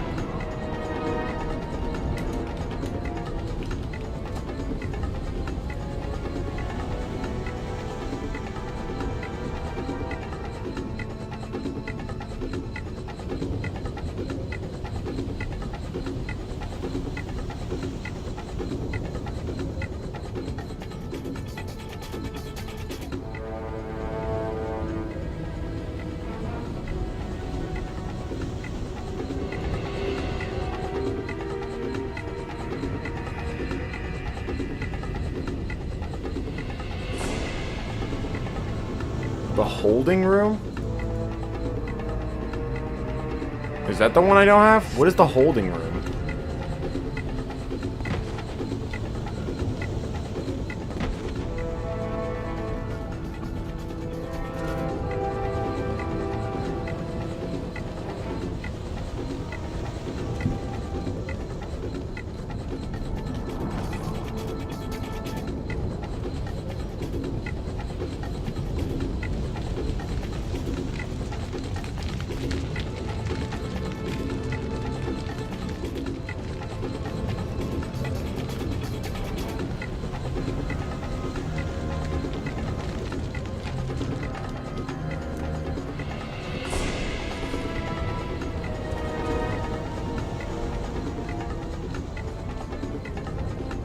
I do not know where this holding room it speaks of is.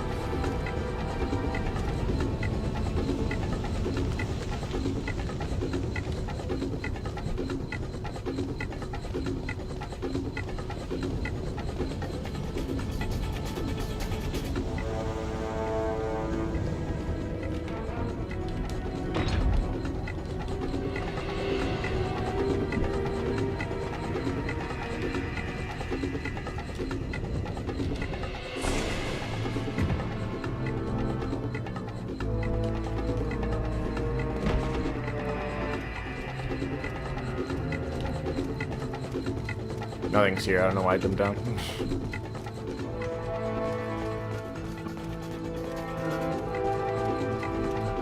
This is the freezer.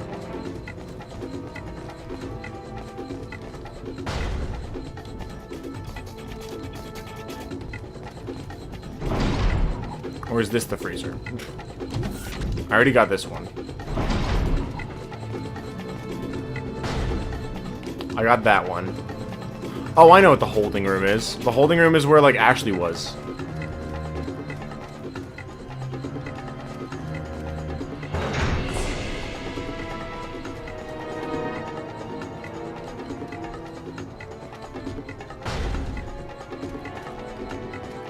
The very center of the library with all the shelves.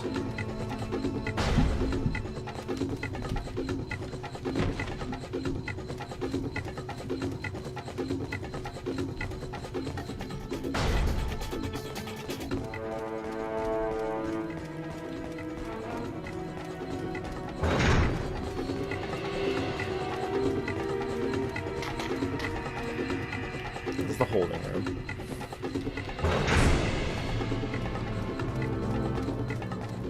This way?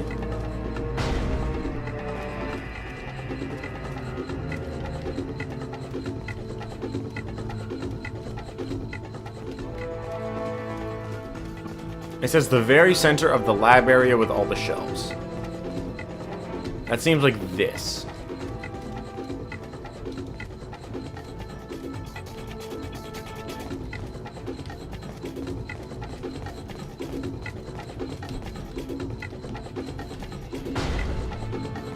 Or not.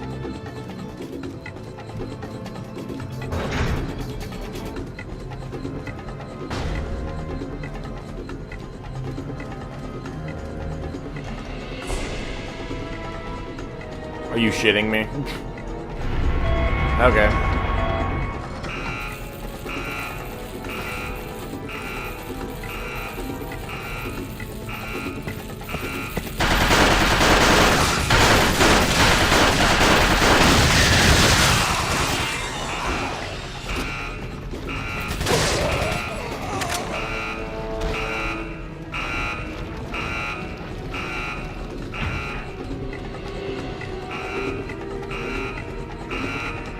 Oh, that's what that thing was for.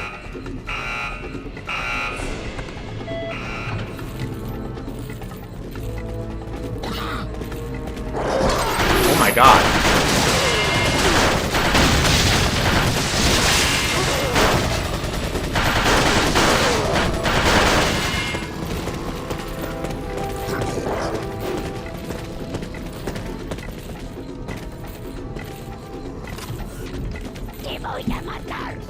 I might as well kill all of you.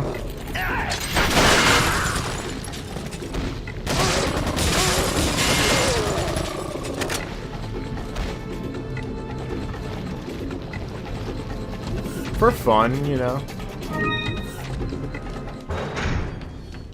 Okay, now we're done. We're done now. Yay!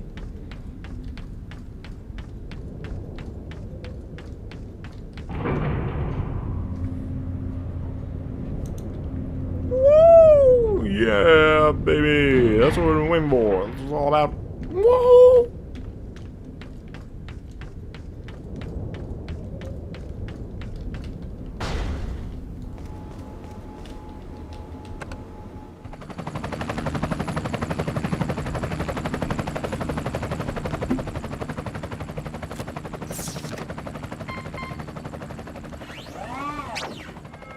Punctual. I like that. Is Krauser there? He's dead. Pity. But after all, just another expendable grunt. Thanks to you, however, Umbrella's one step closer to its re-establishment. And once it is, there will be significant changes in our world.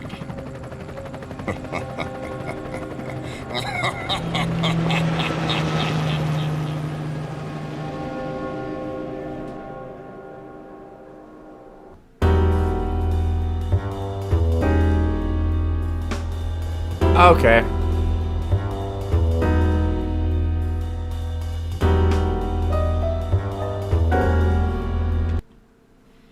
Watch the ending movie again?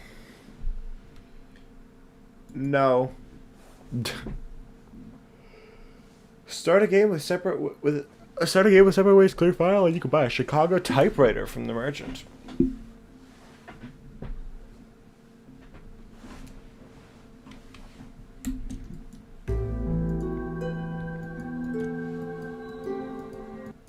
We done.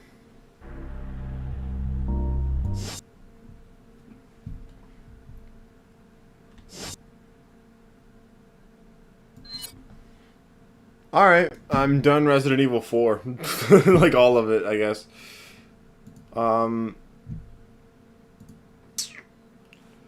What else should we do now? Should we try the Joy of Creation? Should we try the Joy of Creation? We can try it. If it lags out, then we'll just move on. We'll just move back over to RE4 or RE3 remake. The Joy of Creation demo.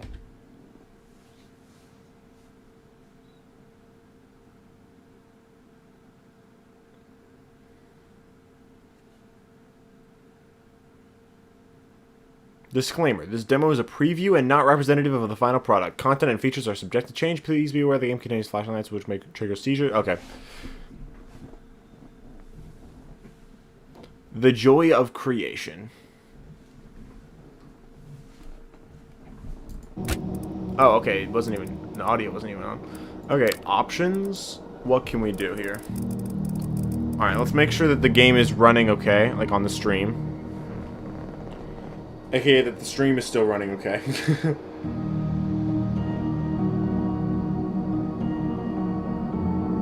So far seems to be. I'll leave it open on my phone just in case.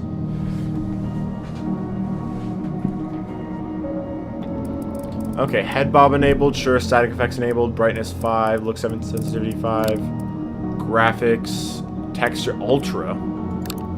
Maybe just go high. Motion blur, disable, display. Yep, cool. Subtitle size medium, subtitles enabled, yep. Keybinds, WASD, okay, yeah. Alright. New game, demo version 1.1.0. Okay. New game. The joy of creation. Alright, I don't even know what this demo is about. It came out months ago and I'm still playing it. Like now, after all this time. Contemplate. What am I contemplating?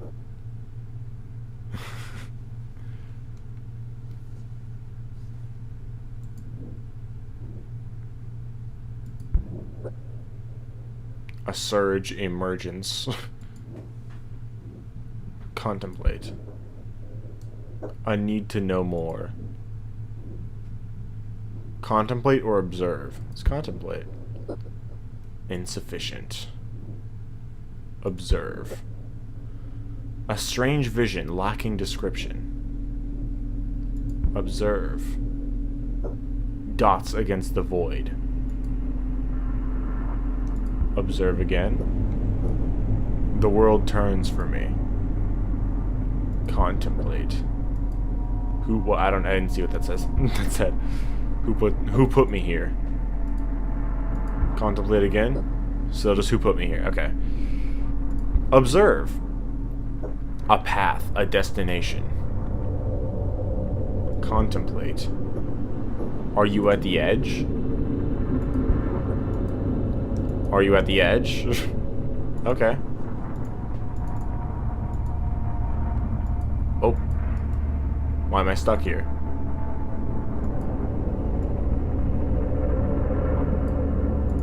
Huh. What? Observe. A way to find you. A way to find you. Okay. Path. What is down this path? Your PC ran into a problem and needs to restart. Just collecting some error info and then we'll restart it for you. 20% complete. What? This dialogue. Something's wrong. It's 12 a.m.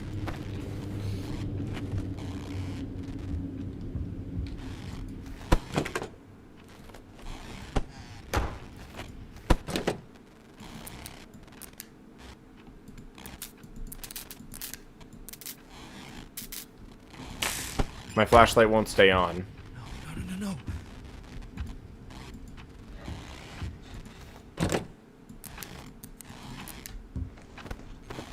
My flashlight is dead.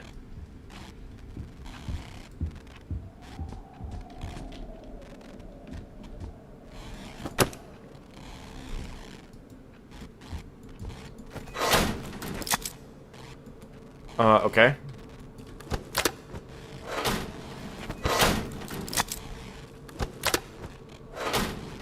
I can't... Huh. What?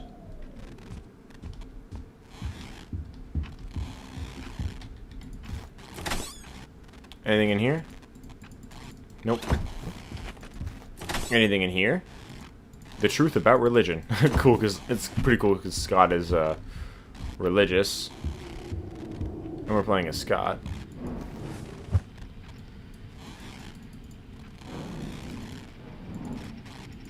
Huh.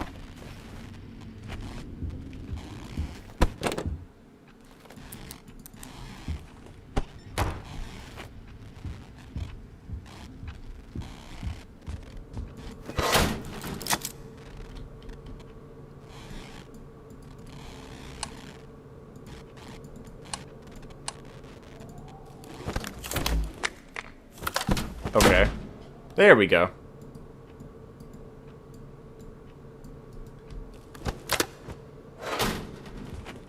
No?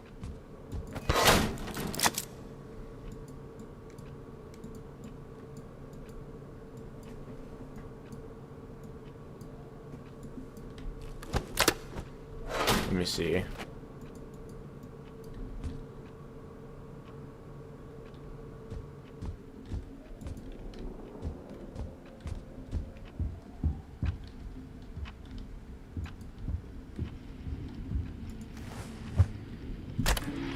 Okay, the cameras are working now.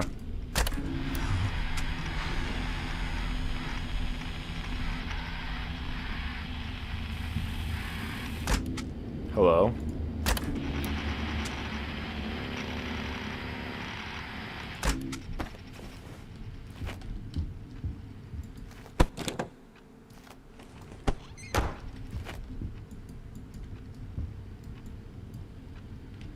What are we doing here?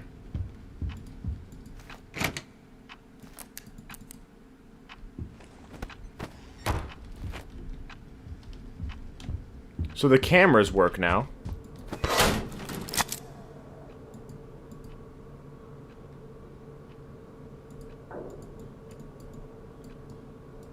Main flash. What can I click on anything? Looks like no.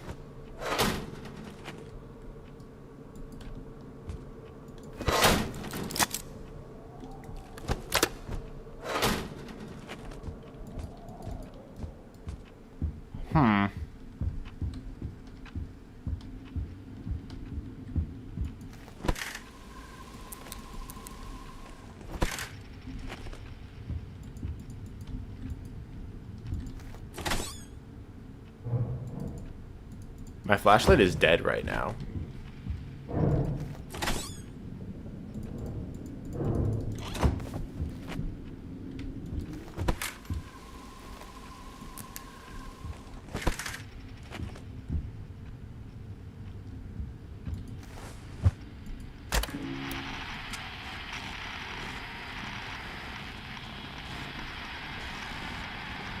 I like how it's like today's date.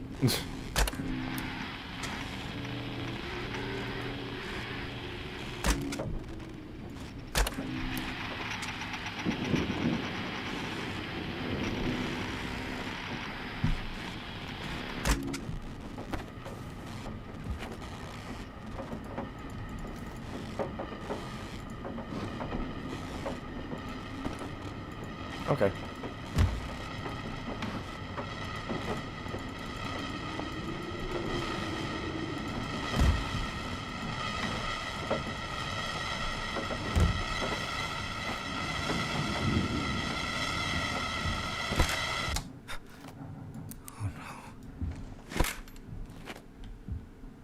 Shit.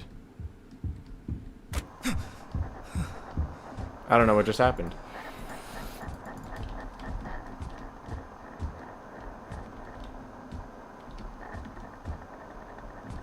What does that say? Maintain the light.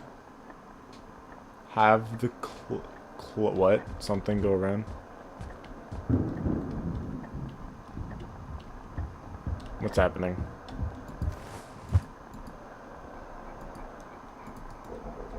Creator. I have constructed this scenario just for you.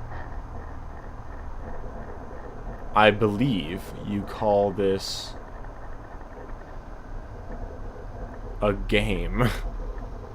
The rules should be familiar to you. To win, find the bear and blind it. Do this until the clock completes a full rotation. Do not let the power go out. Replace the flashlight's fuse when its light goes weak.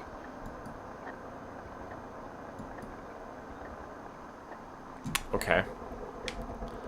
I'll be watching over you. What? That's... Good luck. That's it.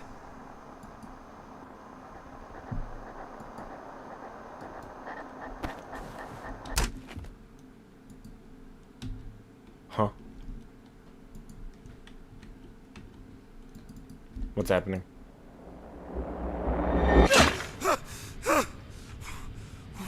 What just happened? I was just...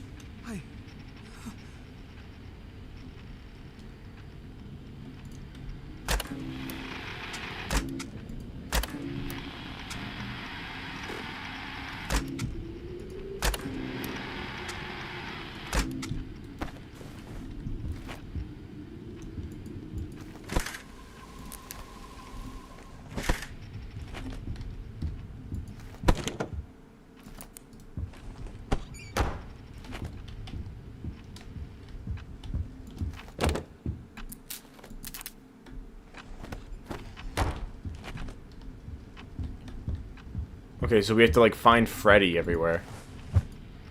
I think.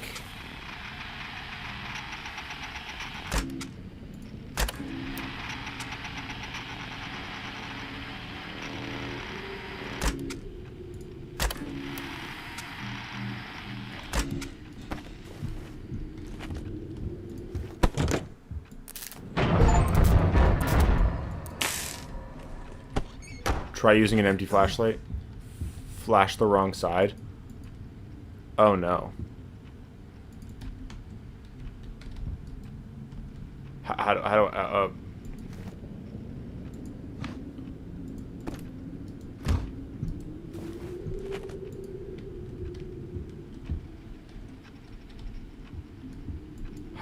do I redo my flashlight battery?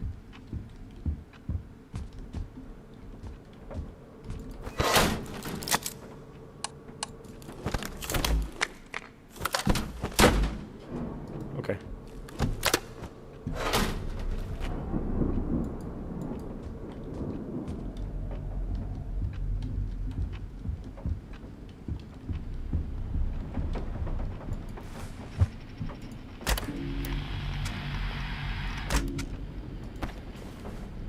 What?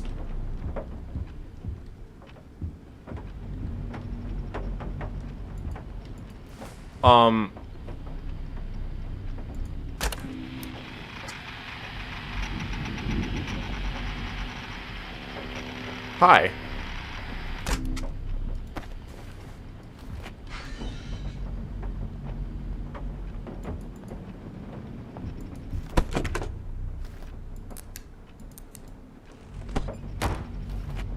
So my flashlight is dead. How do I charge it?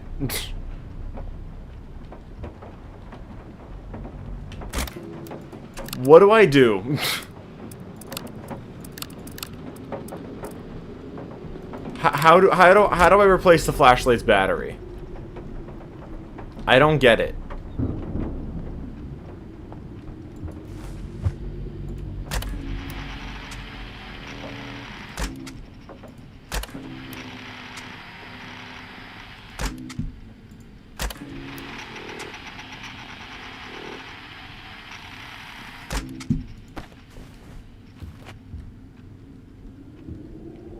Freddy's gone now, and I don't like it.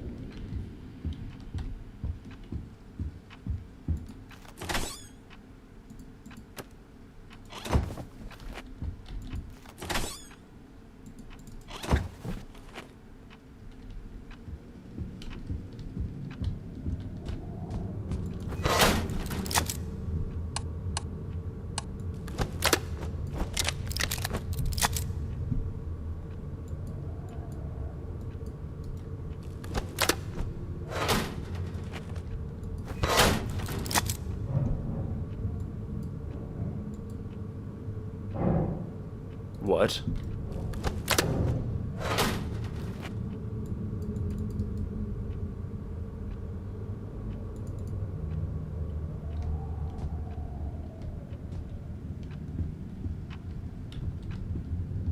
What?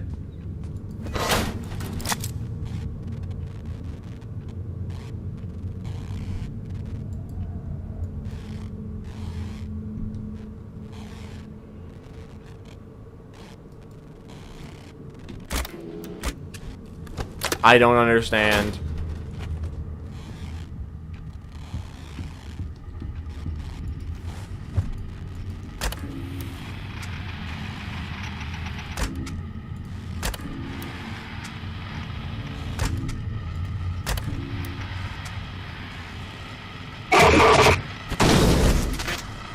Okay.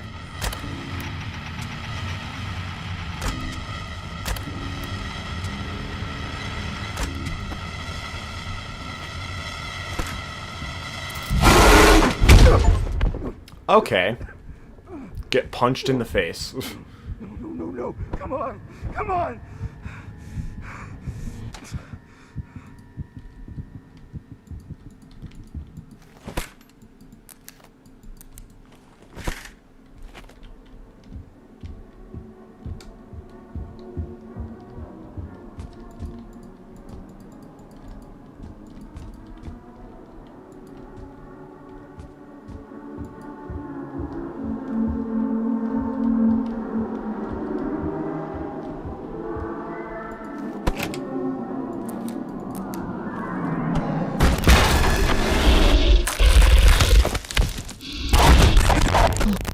Okay.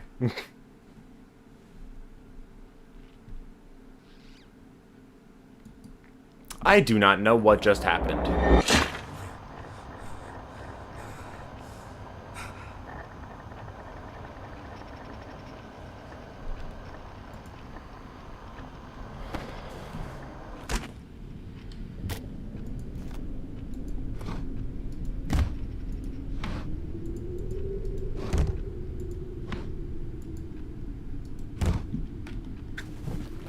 I don't know what happened.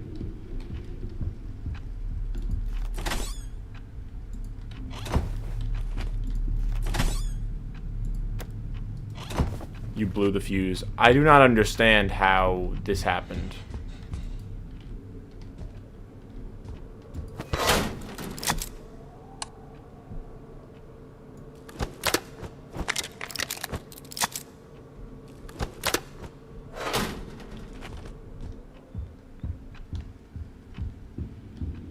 How do you blow the fuse? I don't get it.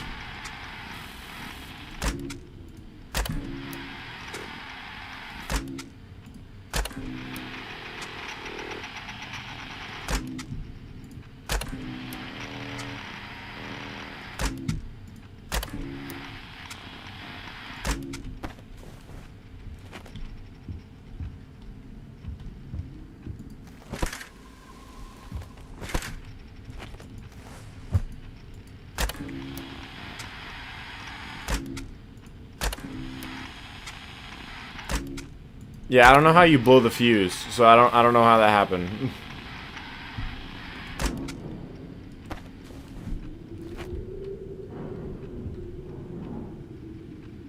It's just, if it goes on for too long. What do you mean? If what goes on for too long?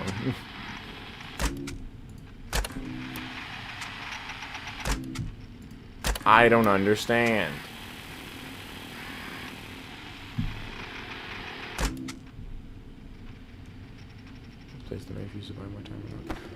I don't know how to do anything.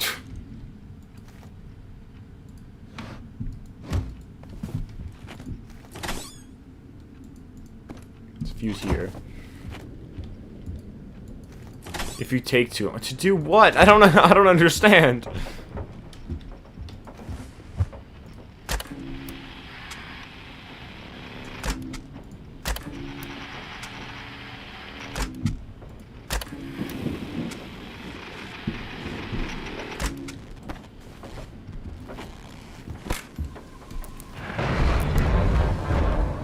Hello?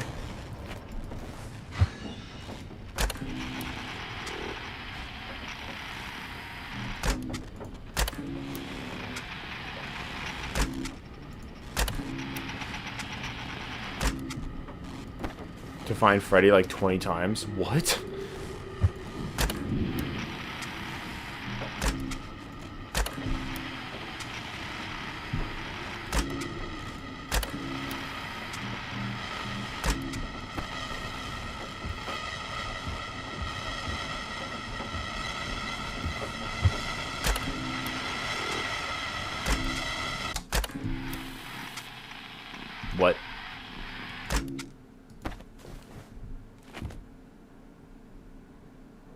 It's about to blow.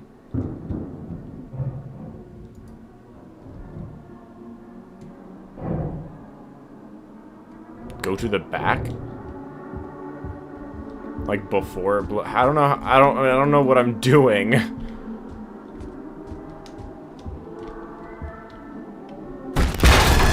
Okay, hi Freddy.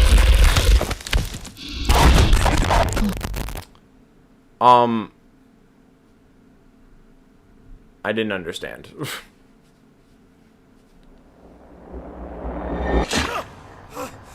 So what, I just have to replace the fuse when it's about to blow?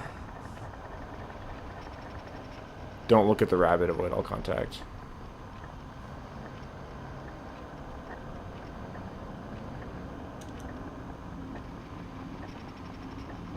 How do you replace the flashlight's fuse?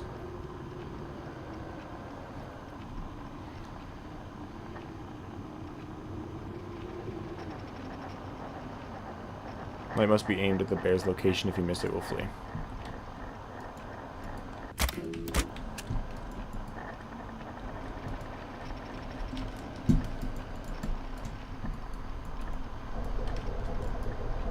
I'll be watching over you. Okay. Good luck.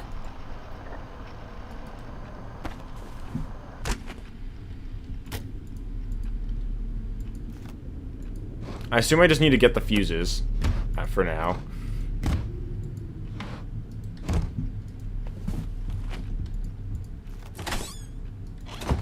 Click the flashlight after you put it into the slot thingy.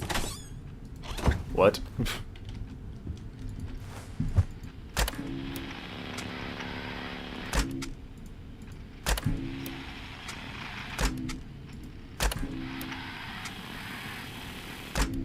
Okay.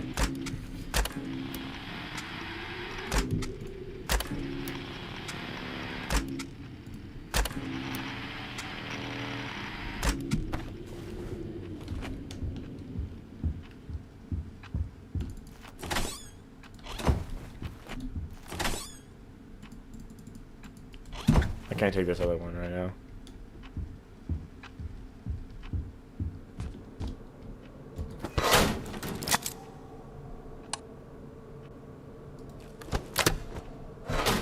Okay. How do you charge the flashlight? After you put it into the fuse box.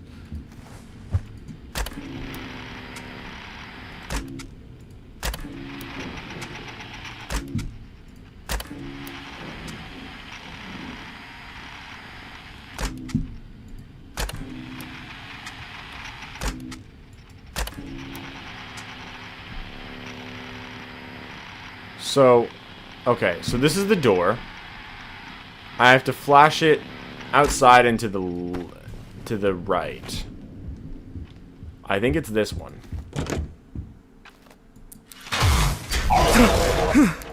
Okay. That was correct.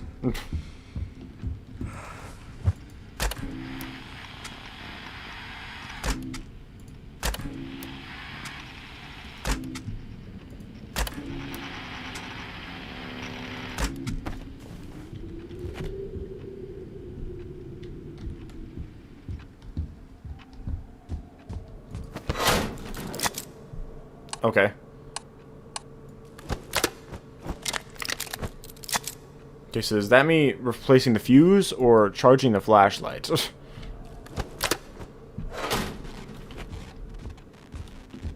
I can't tell.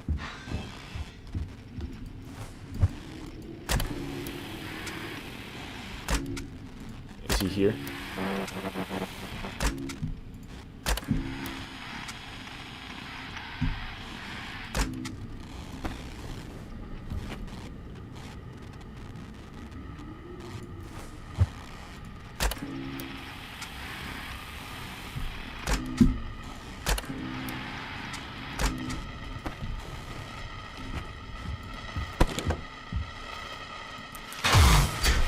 Hi.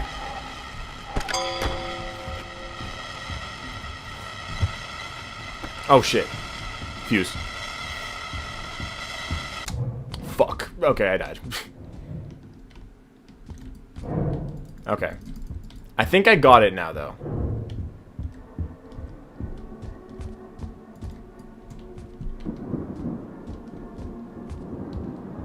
Freddy.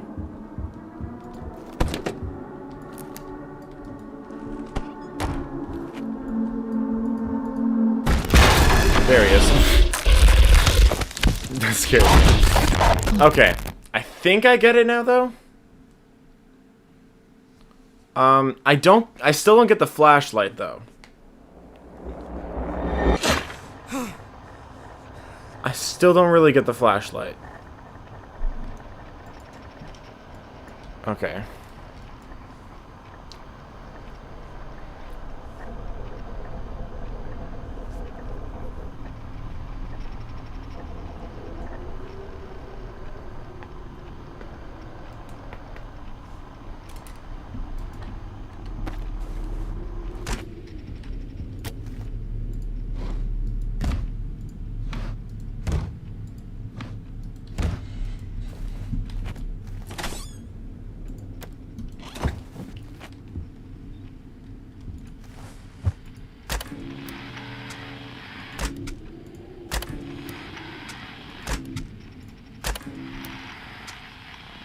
I did charge the flashlight correctly. How does it work then? Is it like... Is it basically like I put it in here? Is it like that? Like I put it in here? And then I just like charge it? And then I get rid of it?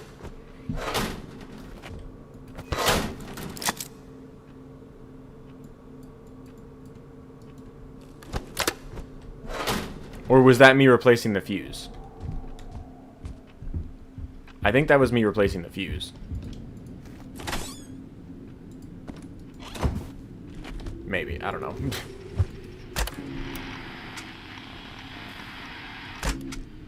Okay.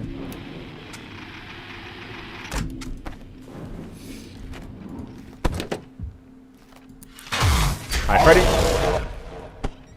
Okay, got you. Sick.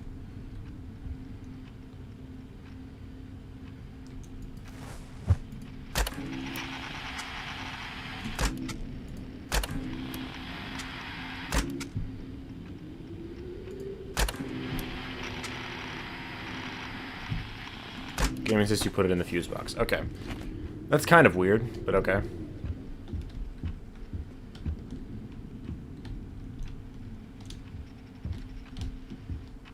I think I checked this drawer. Nothing. Nothing, and there's one fuse here. Okay, good to know.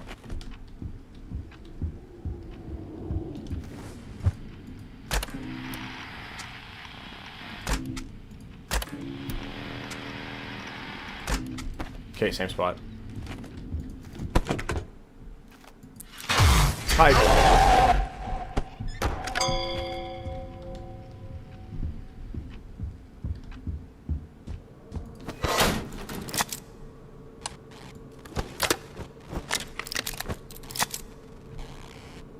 Is this the main fuse?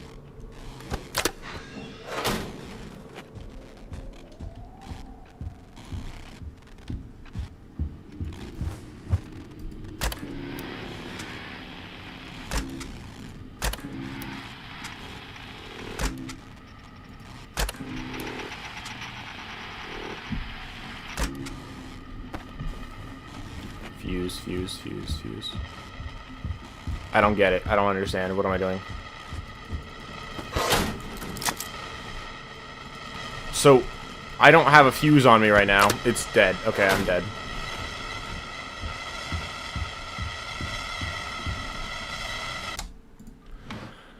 I don't get it. I don't... Okay, I thought I understood. I didn't.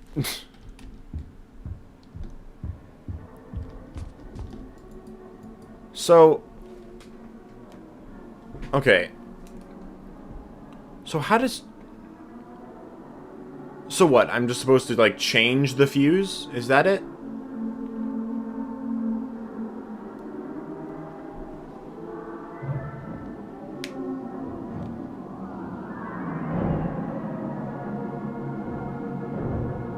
So I grabbed the...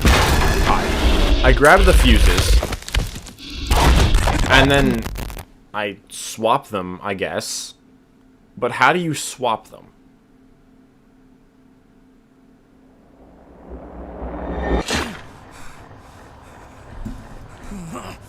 Still don't get it.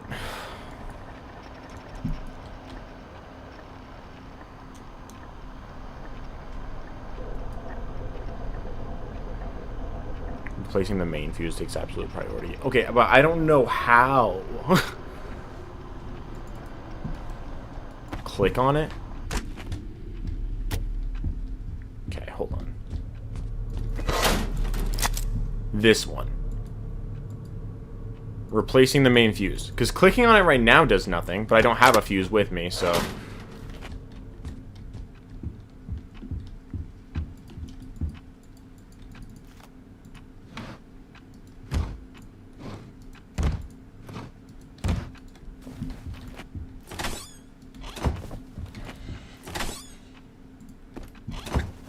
Freddy around?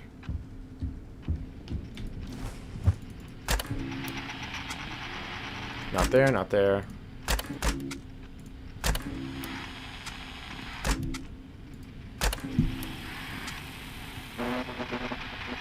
Okay, Freddy's out there.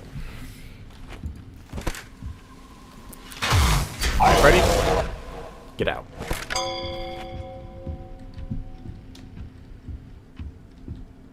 Okay, it tells me, though, when I can click on something, so... Okay, so yeah, I have to just... Okay, that's how I replace it. Okay, cool. I don't know why it just didn't seem to, like, register then, but okay. I get it.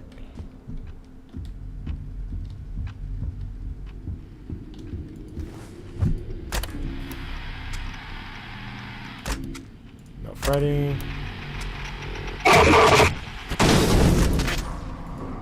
Shit.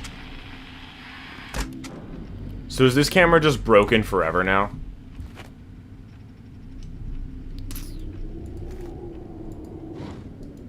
What the fuck was that?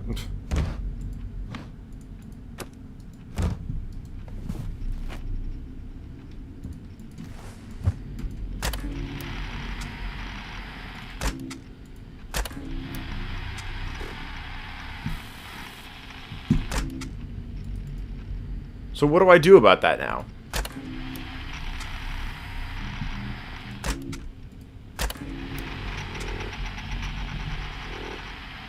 Bonnie punched it. Now I can't use it.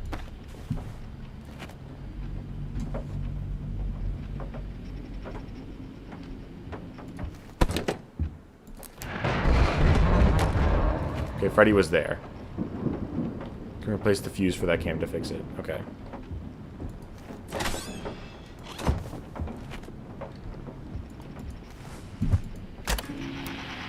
Hold up, is Freddy around? No.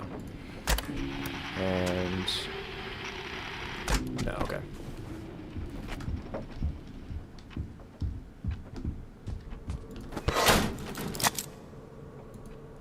This one. Replace that.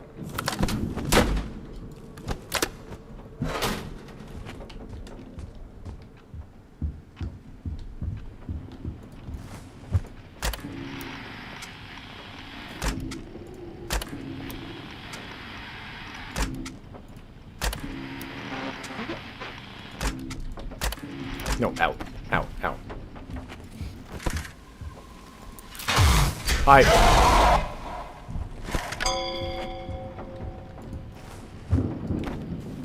Wait, I have no other fuse. I need to get one. Did I already get all of them? Okay, how many fuses are there?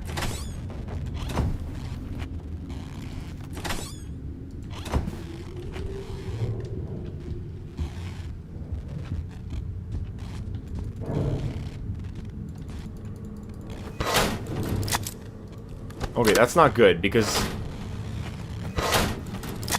I don't... How many fuses are in the map? Because I don't see any more. And I badly need one. There's one. Okay, run, run, run, run, run, run, run, run, run. Replace. There we go.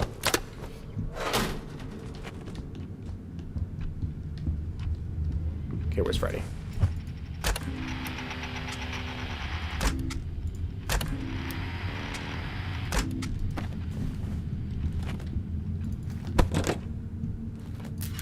Hi. Okay. It's 3 now, but I don't have another fuse now. Oh, there's one. Okay, cool. Any other fuses? Okay, yes, there's one in here too. Awesome. Okay. Oh, what the fuck is wrong at the time?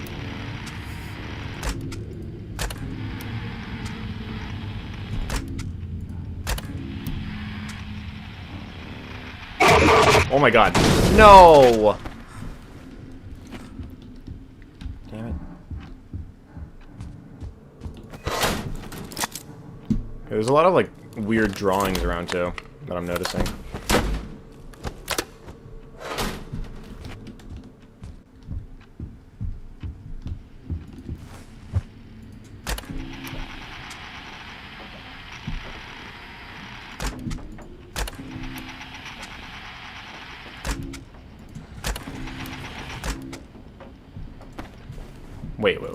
Wait, hold up. No.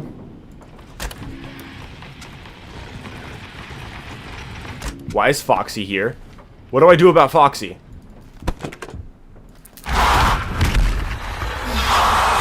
Okay, not shine my light on him. What? What? I guess now it's gonna tell me about Foxy. Or not? Will it? No. Okay, will it tell me about Foxy now? Because I have no idea what to do now against Foxy. The fox likes to sneak up on its prey. Meet its gaze from a safe place and fend it off before it catches you.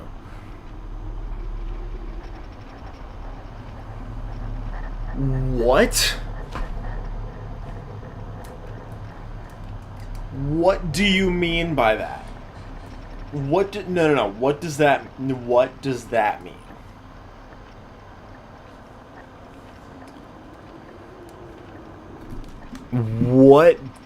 that mean?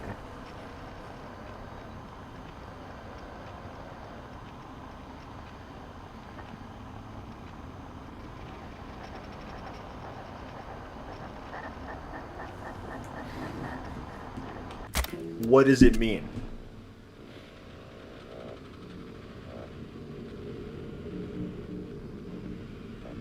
Do I have to, like, open the door and, like, then leave or something? Do I have to wait for him to come inside? What do I do?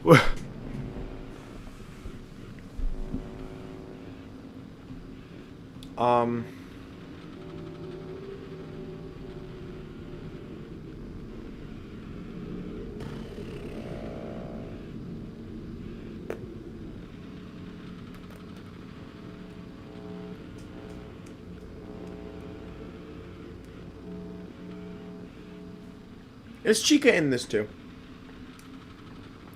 Is Chica in this too?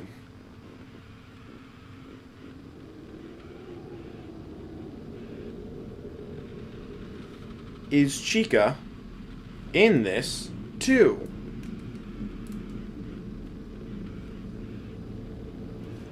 Oh my god, I'm so confused.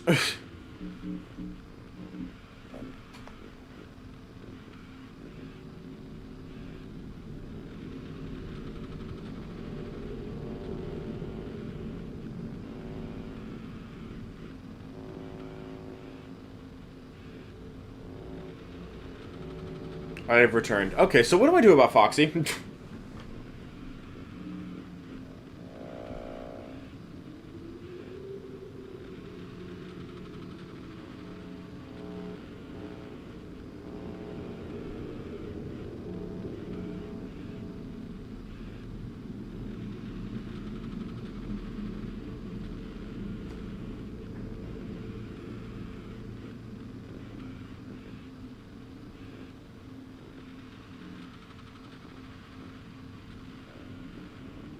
You have to look him in the eye. With the cam. Oh.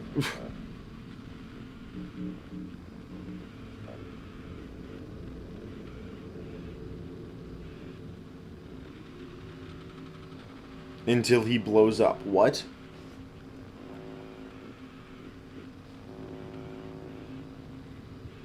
So, like, if you look at him on the camera, will he just, like, disappear or something?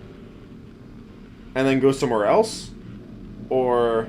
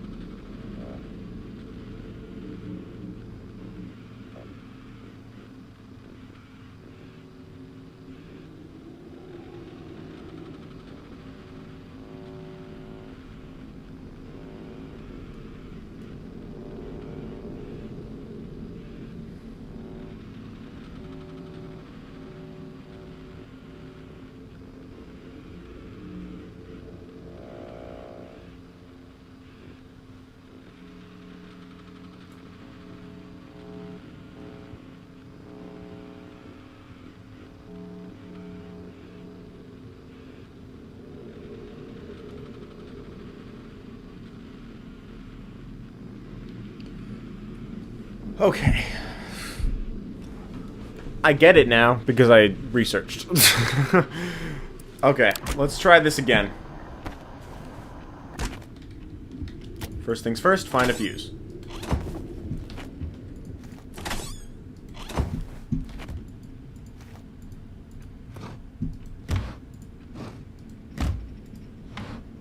Where are all the fuses? Jesus Christ.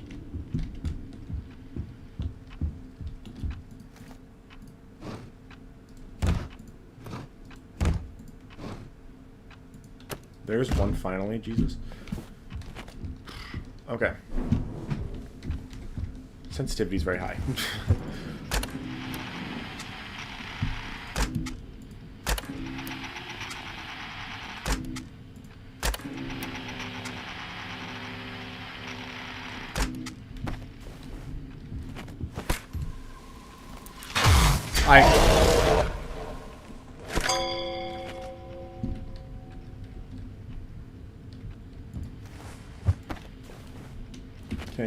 I need to find more fuses.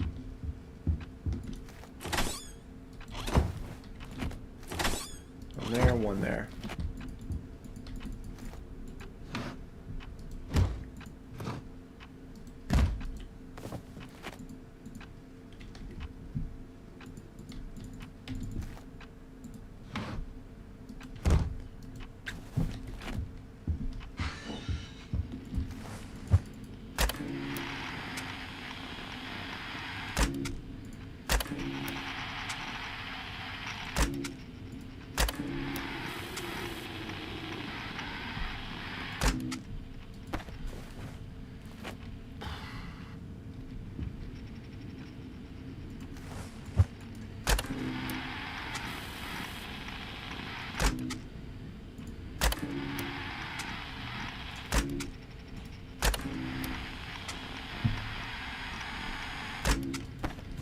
Freddy's not here yet.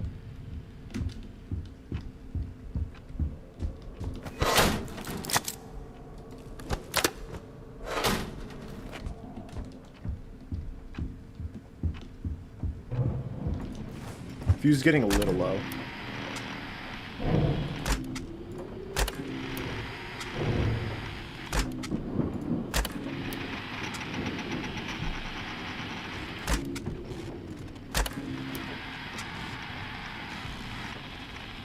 Hello?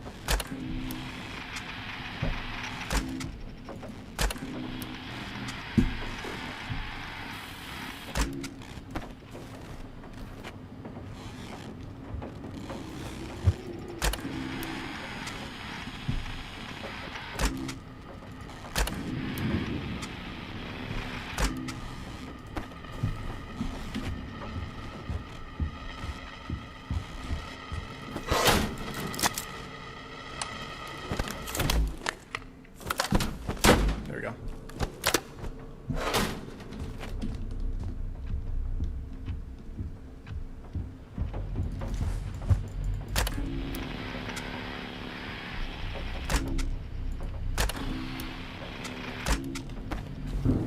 Fuck was that?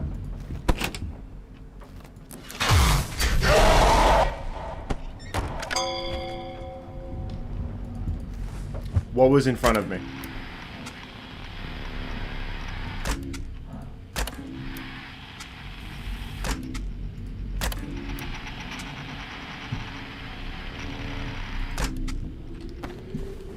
Hi, blah.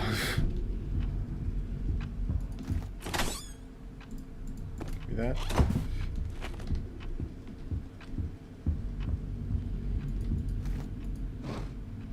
There's a fuse there.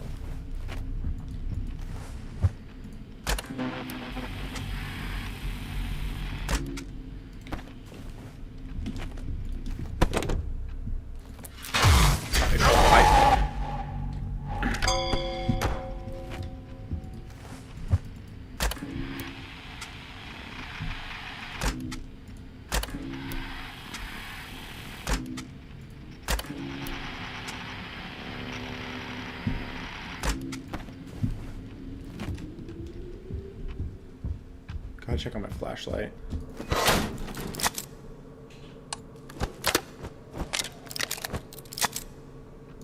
Okay, cool.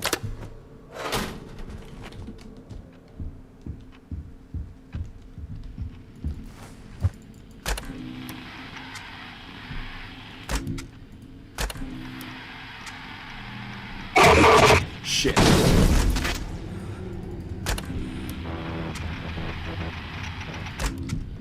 Okay.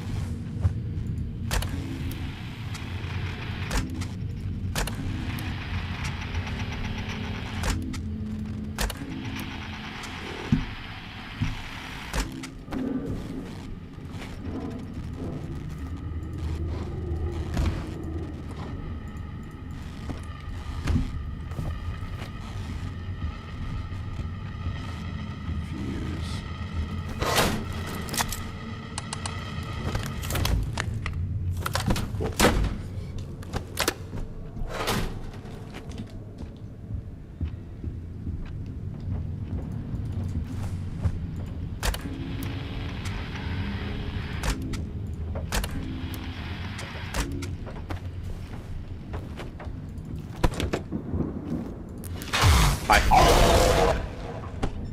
This is stressful. Okay.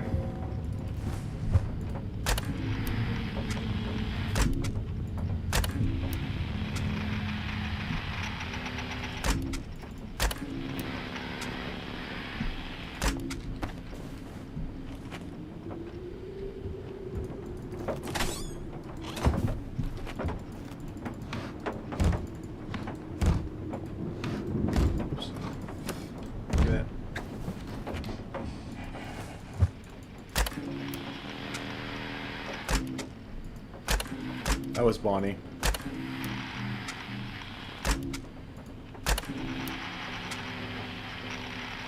At least I think it was. Yeah, that's funny. Wait.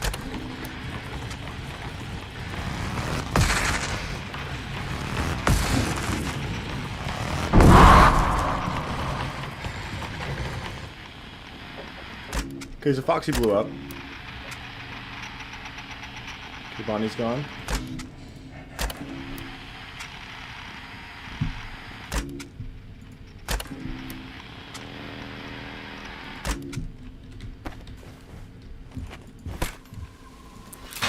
Hi. First time I saw Freddy there.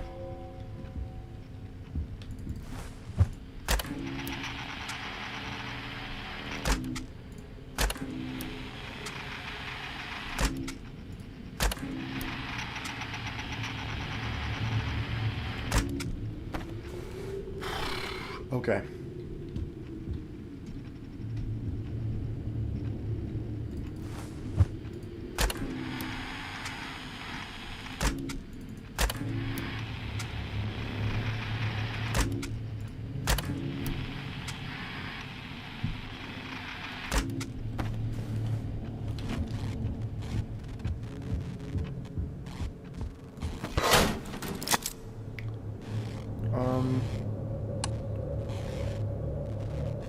I'm thinking replace this one.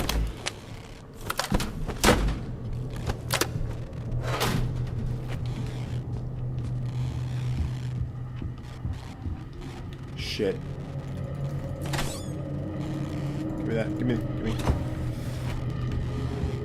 Fuck.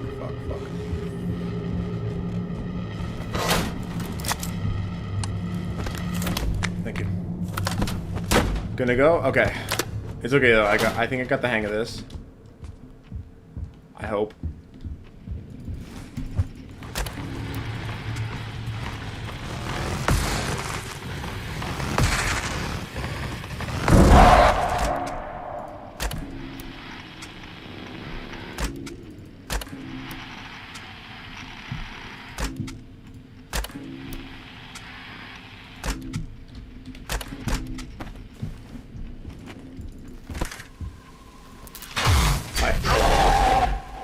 First, you could just find the cupcakes? Yeah.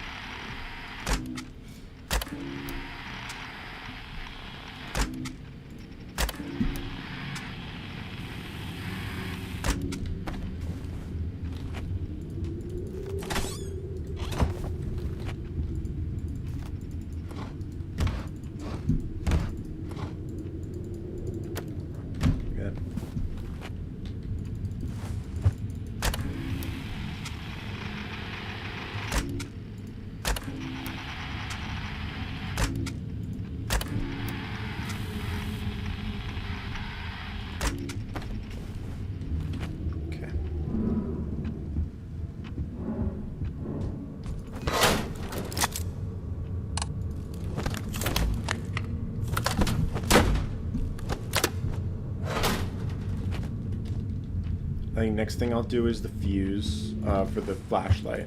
Or no, the main fuse. No! I take it back. Wait, I gotta find Freddy and Foxy. There's Freddy. Okay.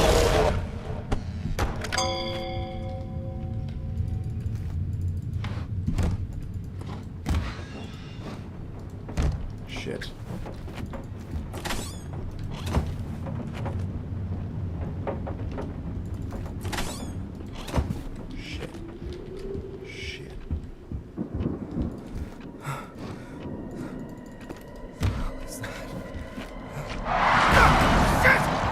Fuck.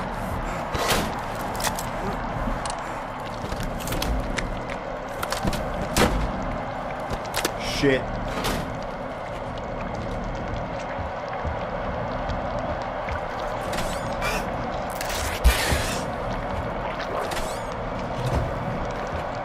Should've grabbed the fuse, but whatever. I'll grab this one. No! Oh, Foxy, damn it. Okay. I don't think I'm gonna beat this, so I think I'm gonna stop now. But maybe I'll try it another time. Maybe in a future variety stream. I think that I'm gonna end there, though. I actually think that's really cool. I am enjoying myself. I'm just stressed right now. So the last thing to do on the list, the last thing we had to do, is, we're gonna, because I haven't played it enough recently, I'm gonna play RE3 Remake with the Infinite Rocket Launcher.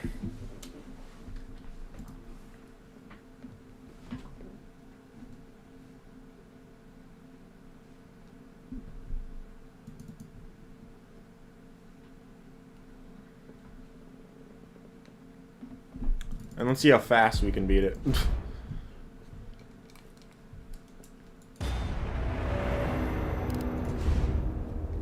Keep in mind, hardest difficulty we're doing. Inferno.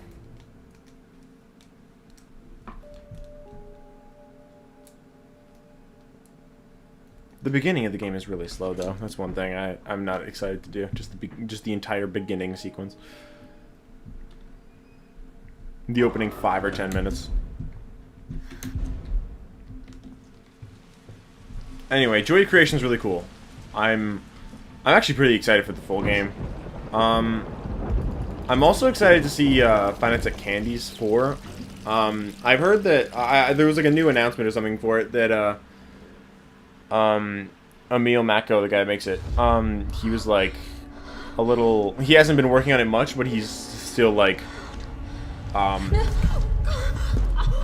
Like he's been trying to like, I guess, chill for a bit, make smaller stuff just for fun, so that he can make sure that he's like able to make the game better or whatever. Oh yeah, why am I not skipping this? But yeah, I'm interested to see how it ends up turning out. Five Nights at Candy's 4 is probably one of the games that I'm the most excited for from the fanverse. What were the fanverse games? I know there's Candy's 4. There's Joy of Creation, Pop Goes. FNAF Plus isn't a thing anymore, so not that. Yeah, I think it's just those 3 that are left, right? Because Flumpty's 3 came out a couple of years ago. What the hell is that thing?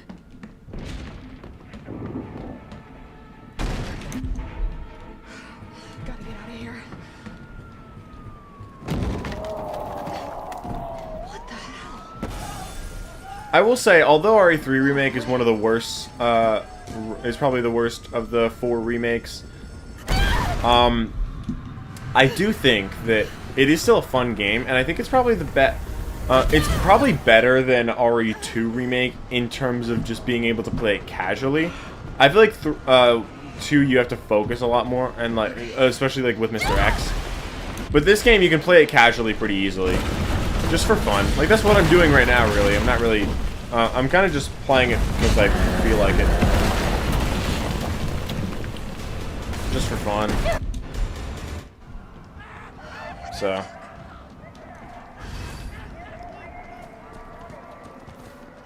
Jill? Over here! Brad! You okay? What was that thing? How did this all happen so fast? Is this FNAF? No. I don't know. One fucked up thing always It is leads not to FNAF. another. It's like Arclay on steroids.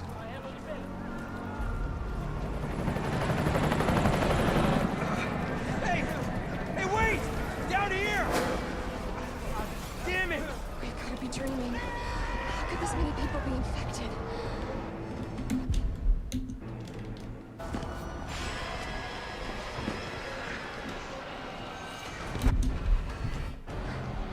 Sorry. I only care about FNAF. Okay.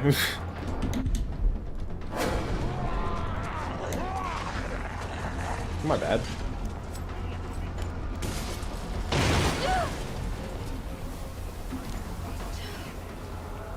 I'm realizing I gotta dodge this zombie again. Hell yeah. Down there! Get to the parking garage roof! I was like, oh, that'll be easy. I got the infinite rocket launcher. No, I don't yet. Sir, are you alright? Stay back! Don't come any closer! Hey, come on. There's a helicopter waiting to take you to safety. Nice name, by the way, Dr. Butthugger. I'm not going out there! The parking garage isn't far. I can take you there. Is it in here? So since I'm getting the infinite rocket launcher, the only thing I need is key items. I don't need anything else.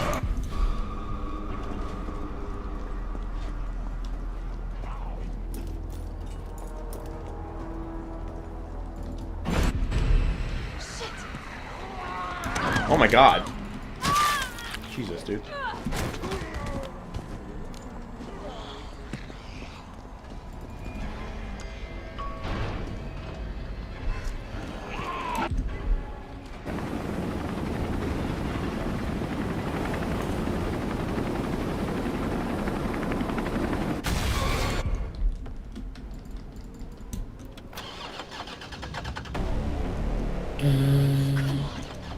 Start, damn it!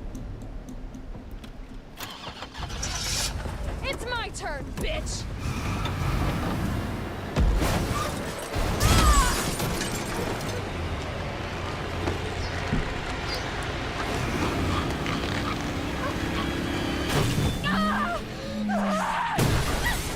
And I guess healing items too. I guess I'll need those too.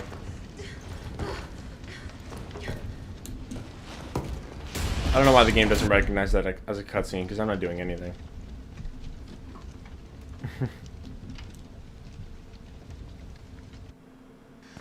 I think we're... Oh, come on. Who's the dipshit that closed this? Sorry, we're gonna have to go around. Hey, what do you know about that monster? Nothing. I'm gonna shoot some Never gum. seen anything like it. But it's no zombie. It knows what it wants and won't stop till it gets it. Don't you like that in a man? No thanks. He's all yours. Listen, I promise you're in good hands. I'm with the Umbrella Biohazard Countermeasure Service. BCS for short. Are you kidding me? Are you fucking kidding me? You guys are the ones who caused all of this. Whoa, whoa, whoa, whoa. What are you talking about? You don't have to trust me, but I'm going to the shelter. You coming? Come on, it's this way. Sure.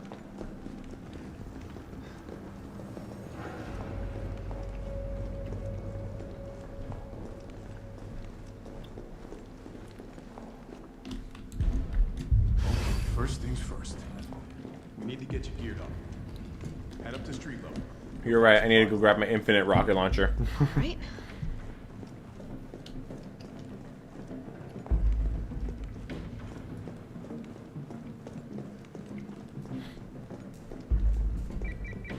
Joe? It's me again. You topside?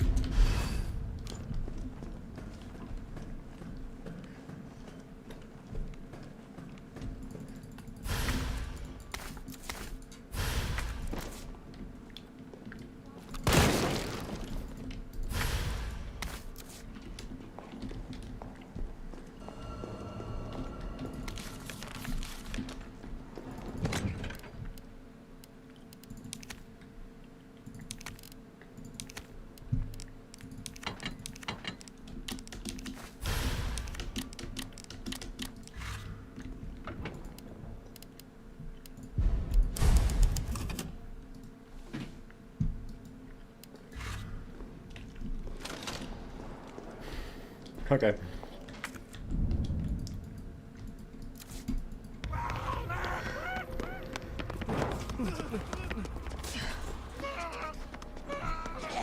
More survivors.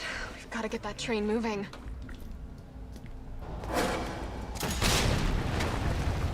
Okay, bye.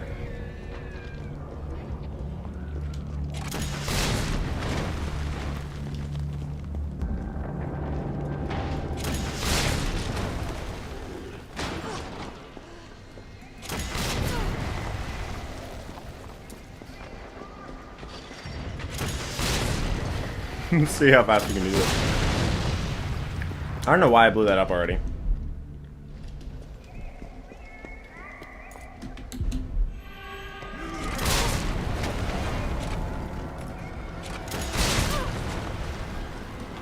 Am I hurting myself? I am hurting myself. Unless that's just from the zombie.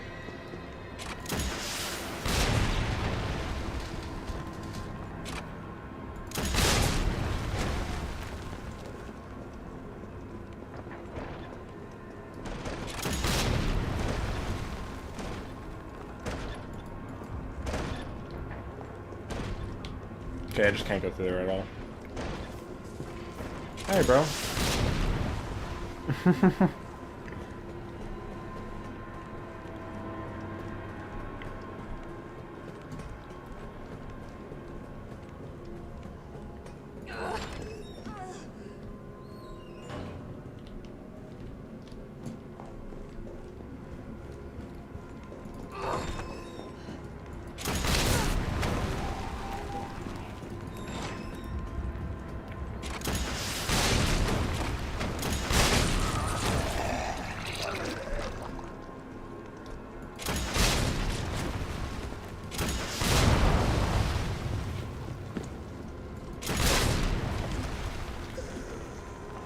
I was about to say, are you alive?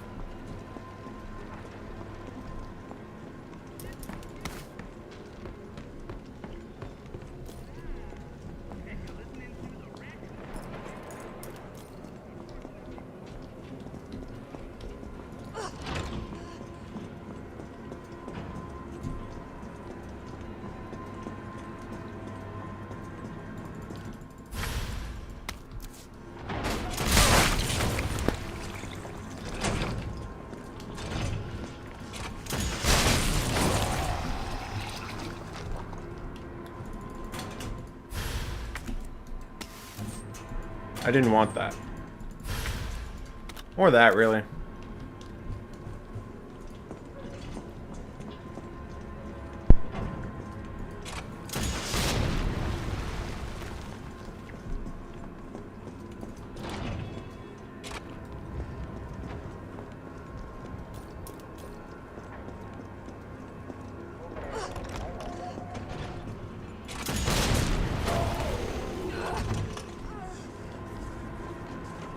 All of you are dead.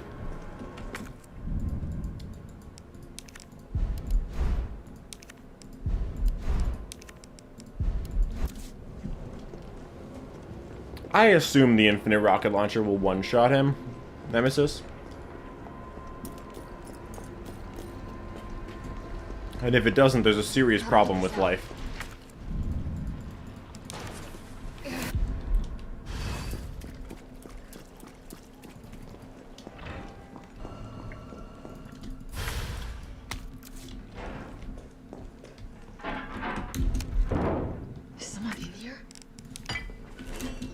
No.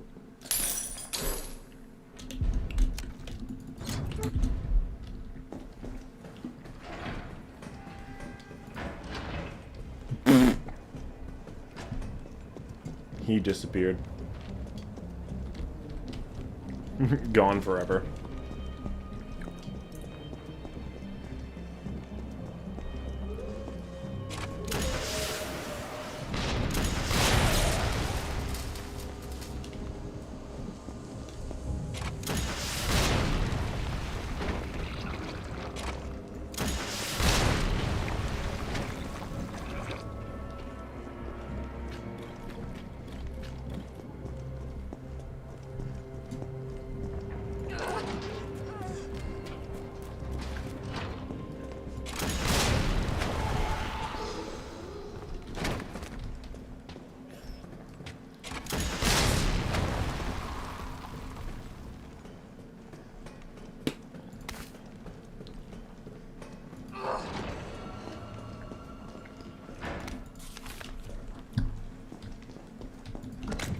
I'll never need this again.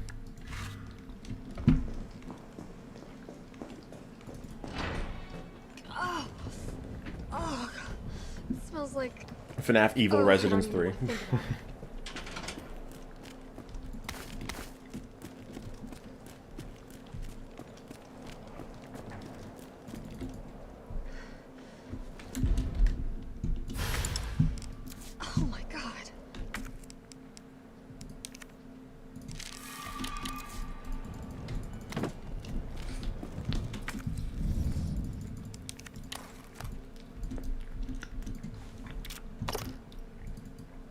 Lockpick.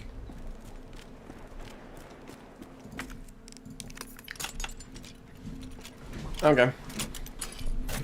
Let's see what happens here.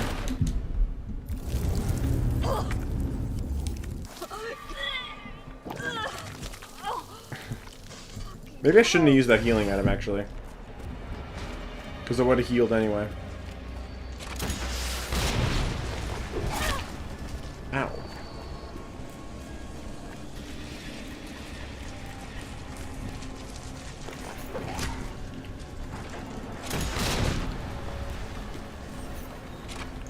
Here we go.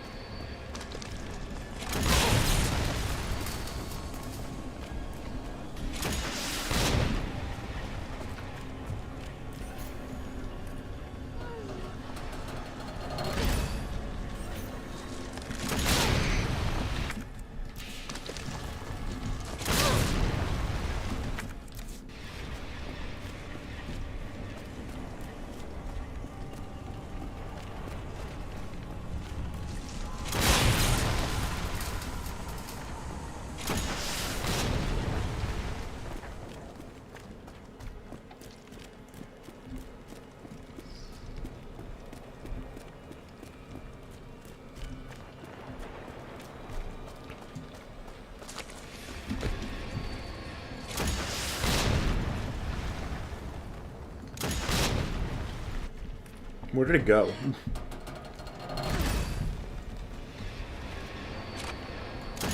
I'll just toss it right there. Okay.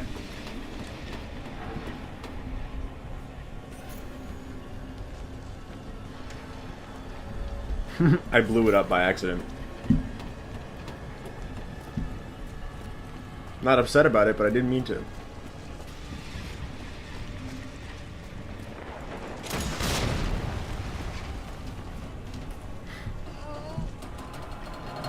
Done. Time to get the hell out of here.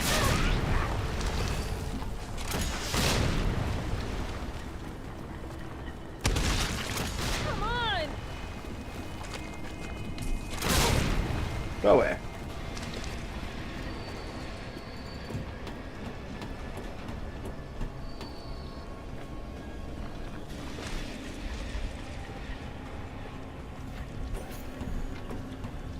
I think I know the way out now.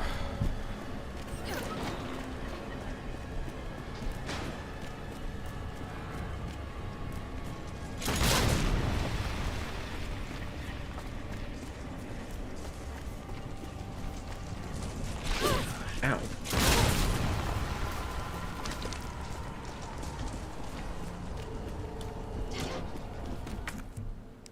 Ouchie. But we're out. Ouchie. Okay. All that leaves is the main power switch.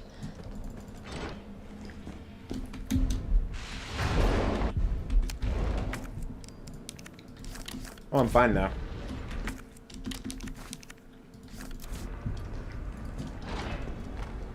Carlos.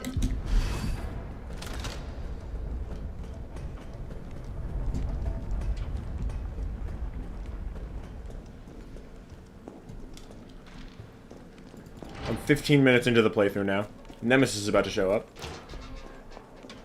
Hopefully the rocket launcher downs him in one. Are you shitting me?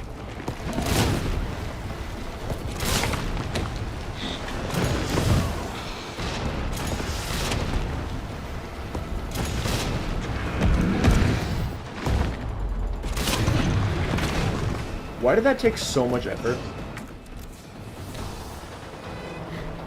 How did the rocket launcher not down him in one?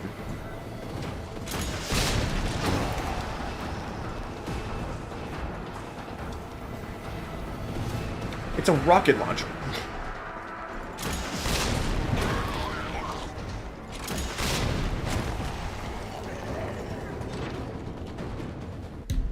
He's like, okay, I'll tell him that I'm about to die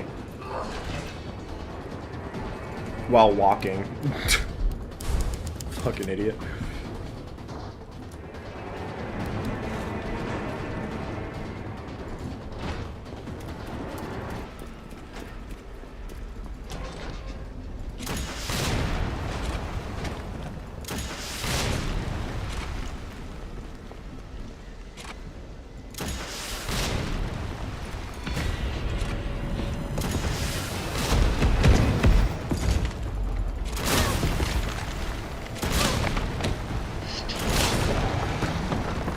Down. Fuck off. Takes 3 shots from the infinite rocket launcher to down Nemesis. What's the point of a rocket launcher in a Resident Evil game if it doesn't insta-kill everybody? Quite literally what it's for.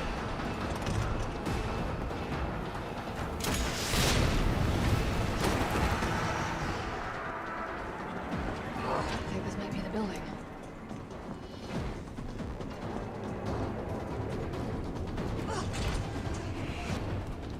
Carlos, I'm in the control room. Now what? Nice. Now you gotta... FAO2, RAO3, SAO2. Alright, where are we headed? The train is stopped at Redstone Street. We need to reach Fox Park Station. Can you program that in? Hey, I'm Super Cop. Consider it done. Valid route confirmed. Awesome. Carlos, it's me. I finished inputting the subway route. Chill, you are amazing. Tough as nails, too. Hurry back to the station. Let me skip this. I don't need to hear this. Oof.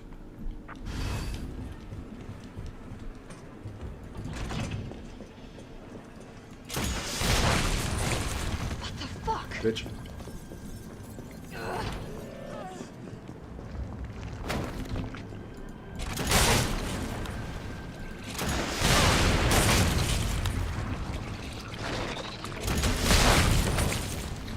Bitch.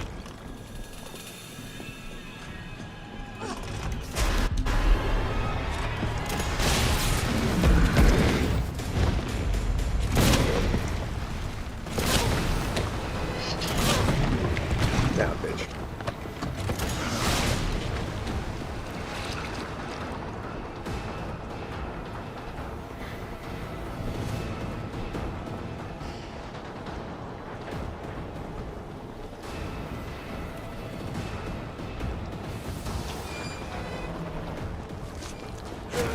Again, infinite rocket launcher.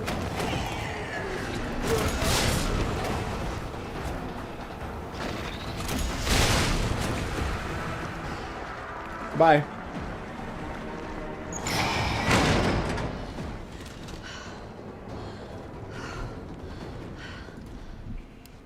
This next part's kind of hard too.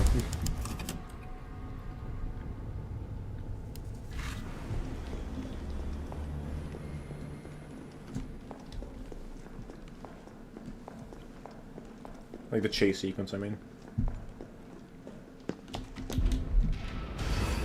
Come on, you creepy ass! Okay. What a dick. First death.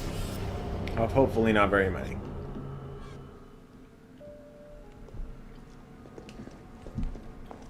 Damn it, I have to move so far.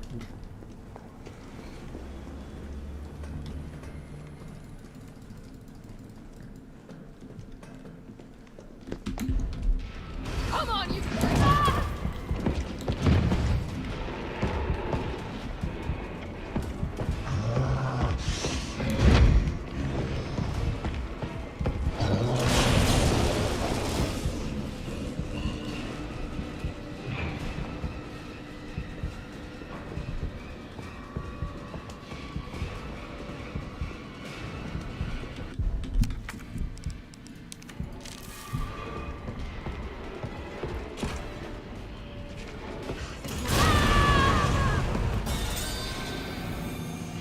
What?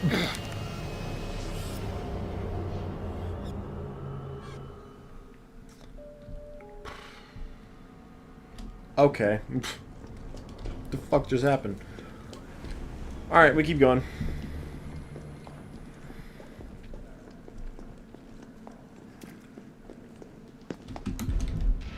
Come on, you creepy ass stalker! You want stars? I'll give you stars!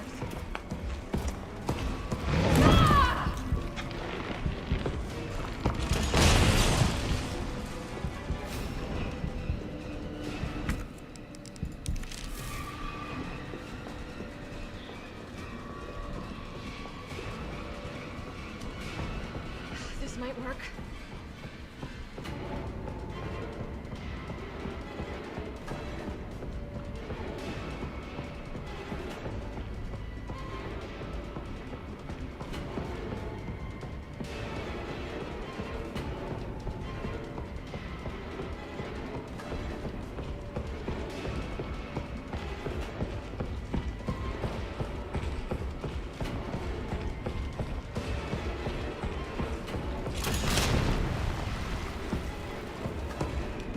There we go.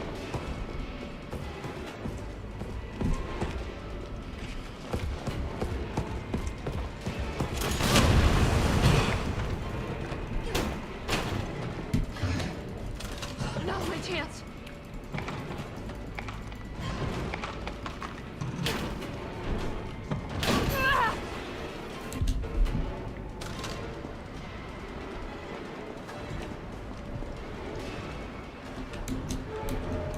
Okay.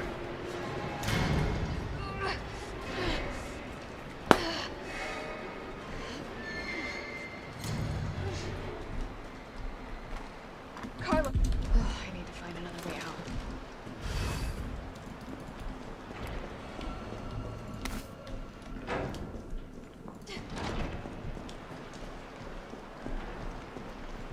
Just for insurance.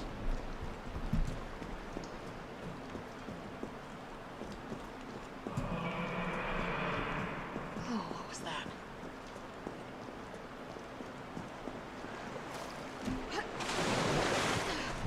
Oh, God.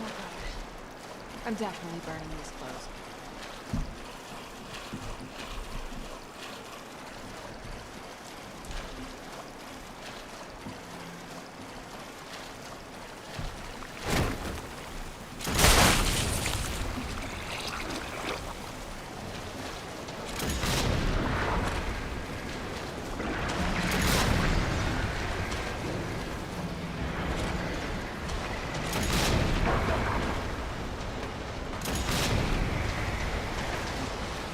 What the fuck was that? Bye-bye.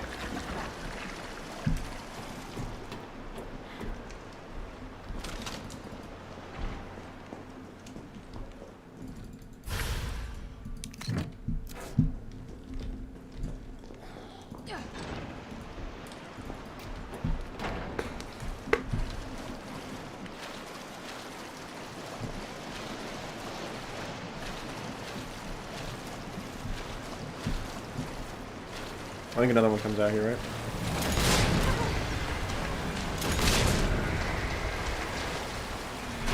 Another one dies here too.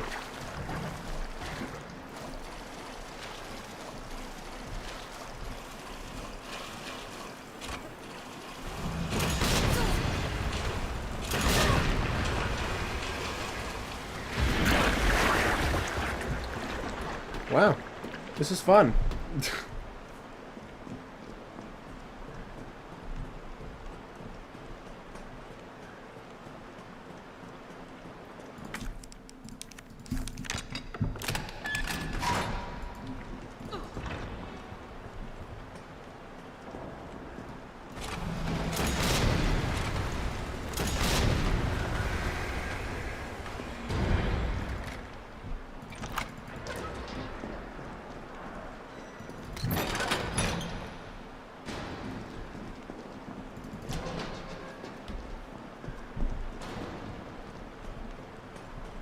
I think all there is over there is a pouch, which I don't really need, right?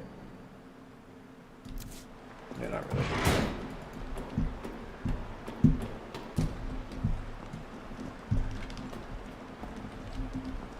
Whoops.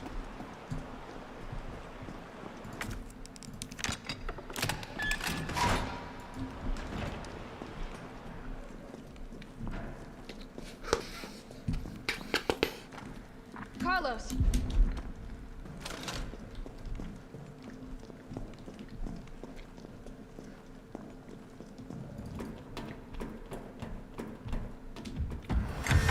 Boss fight time.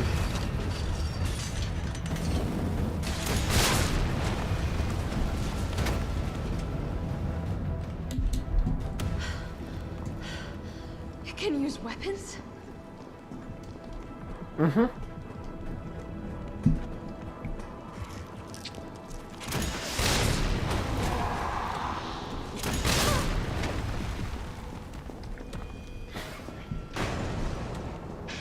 He's in.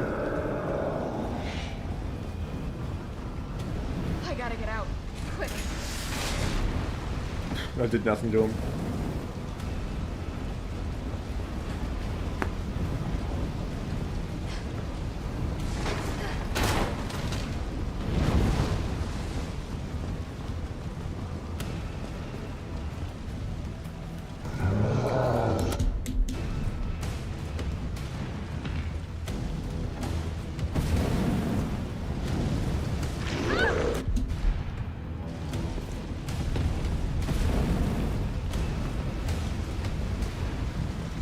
How many shots from this thing do you guys think it'll take for the boss fight to die?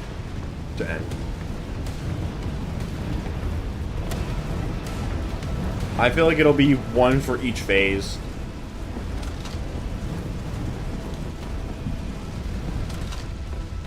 One to beat the tank and one to beat the rest of them. Okay,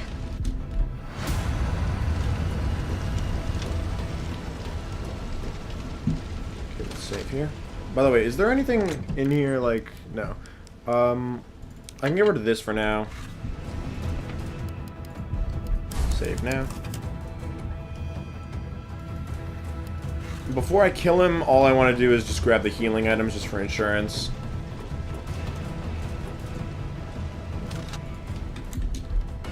Alright, let's do this.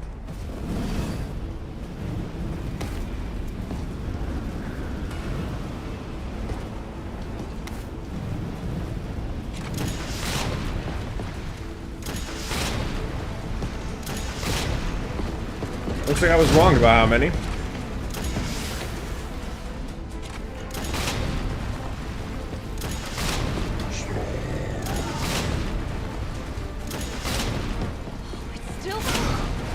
Dead. Bitch. Blow up, dick.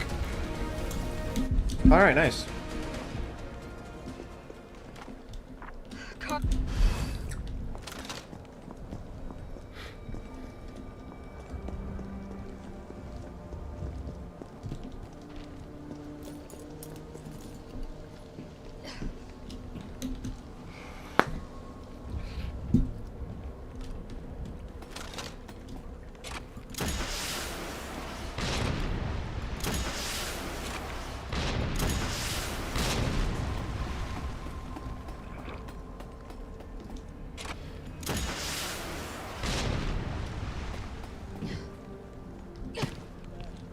Took more blasts than I thought it would to kill him.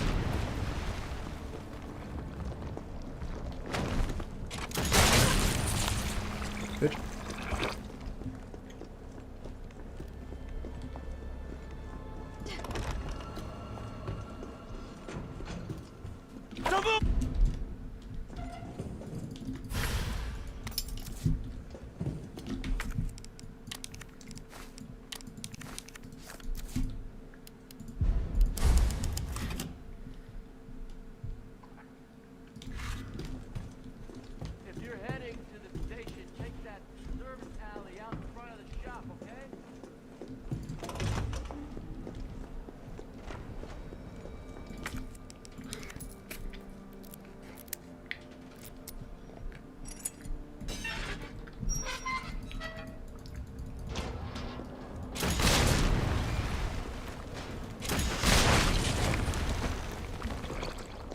Okay, now this section will probably be hard regardless.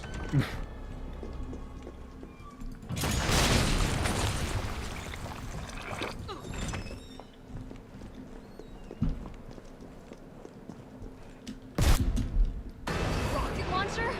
Really? Ouch. I accidentally dodged into it.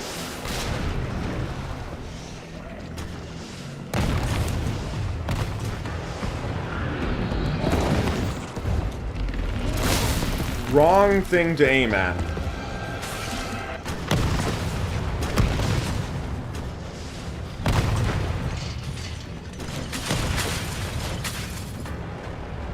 Bye.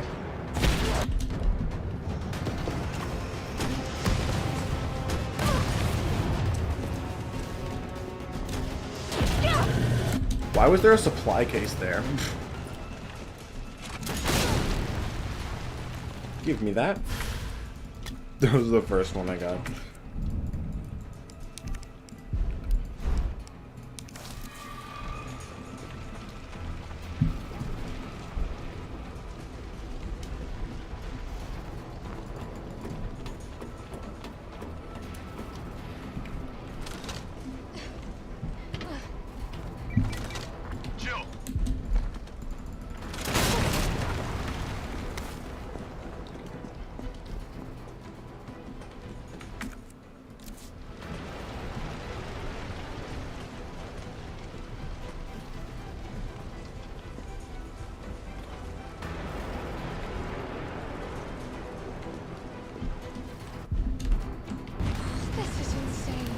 shit.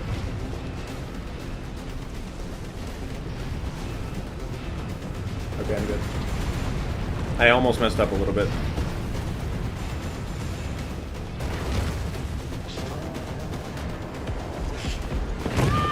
Ow.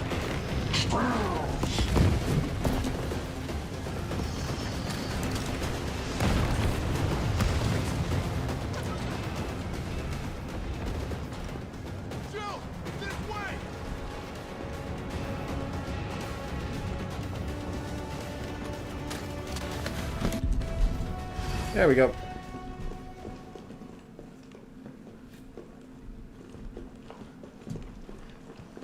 Awesome. Carlos, I know we didn't get off to a great start. Thanks for the save. Hey, you saved my ass first. You're a hell of a lot braver than me. Well, what matters?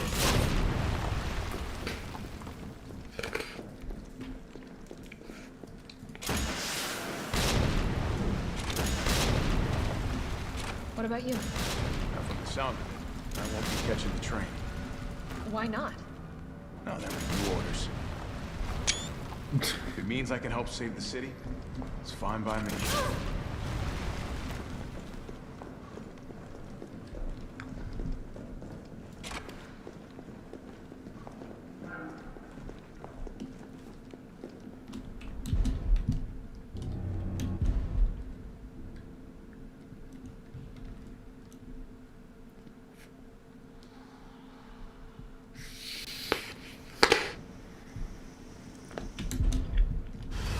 All right, keep your head screwed on, Romeo. This is the police station. You sure? It looks like a cemetery to me. Why does Carlos, when he's an NPC, walk faster than he runs when you play as him?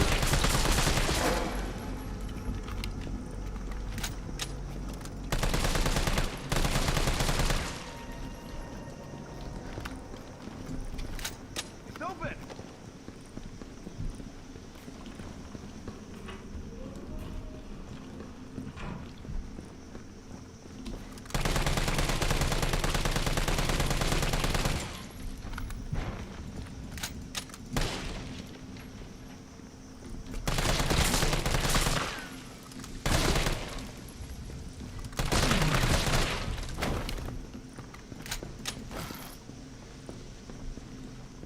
I don't need that. I thought there was herbs here. That's the only reason I came here.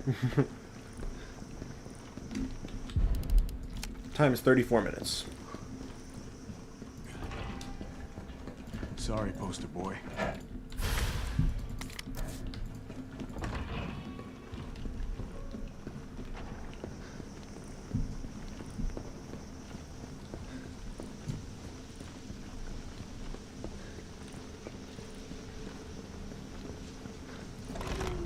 Where'd that cop go? Don't know, don't care. We got a job to do.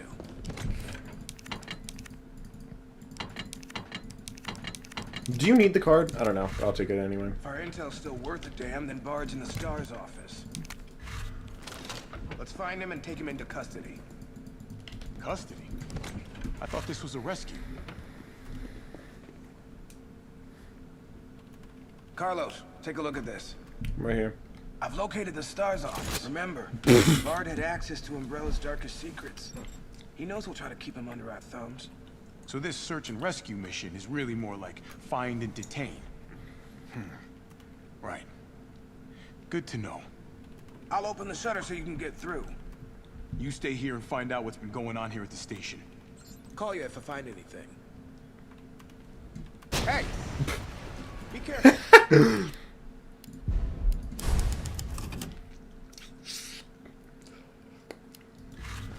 Yeah. You too, man.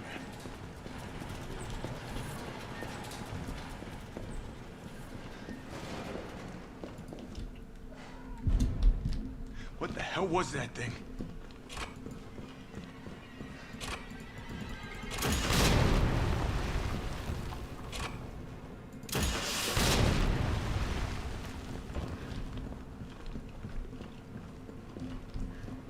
It didn't stick around. Oh, I didn't mean to kill that guy. Not complaining, but I didn't mean to.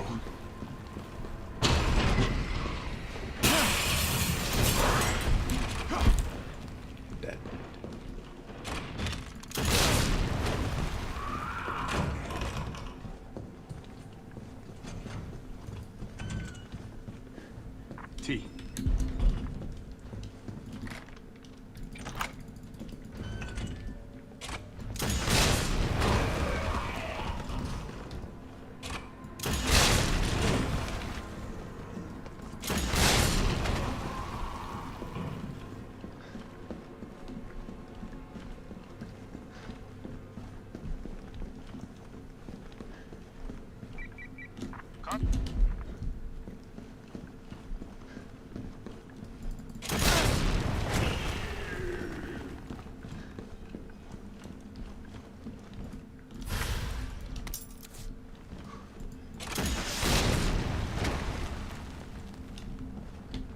Oh, it's an herb.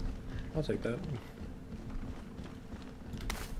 Don't have one as Carlos yet, so good to get that. I feel like I'm not even talking anymore because I'm just like playing mindlessly.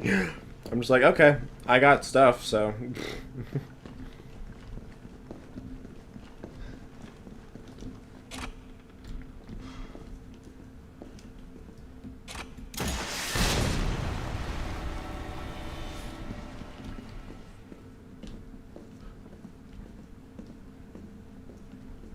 You die? Yep.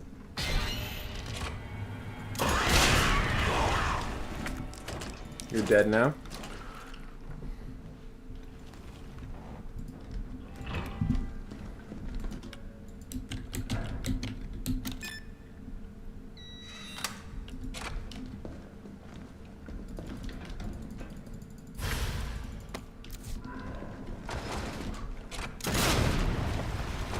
Go away, Brad.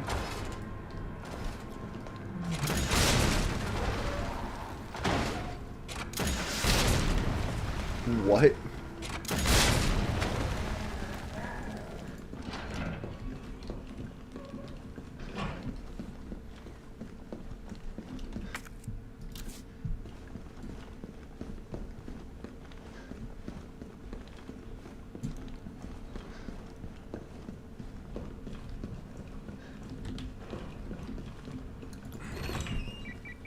Carlos, I've hit a dead end with the terminal here. Gotta head your way. Copy that.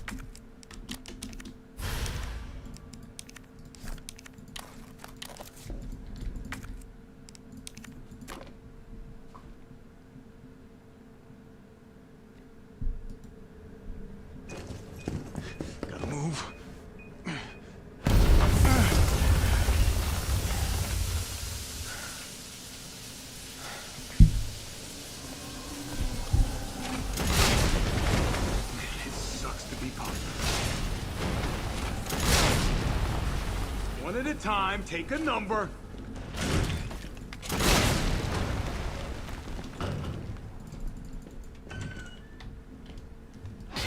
This asshole again.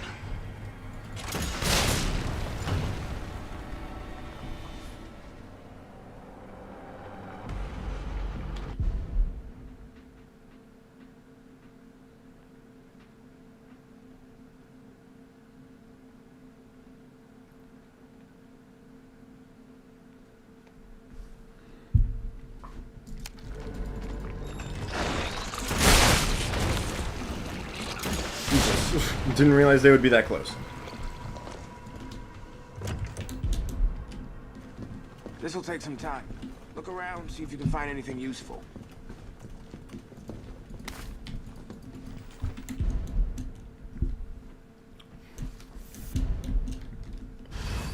Okay, time for dog nemesis fight.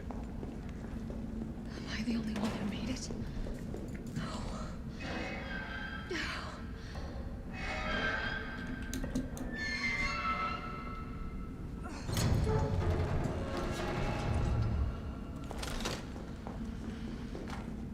Carla?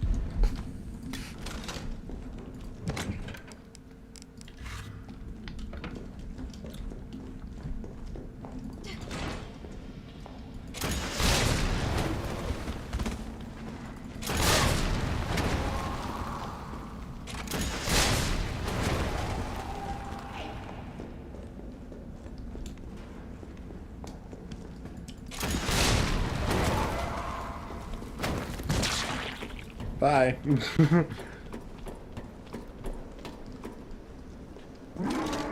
Did I save? No, I did not. Let's hope I don't die. Walker's still alive. I can't stay here.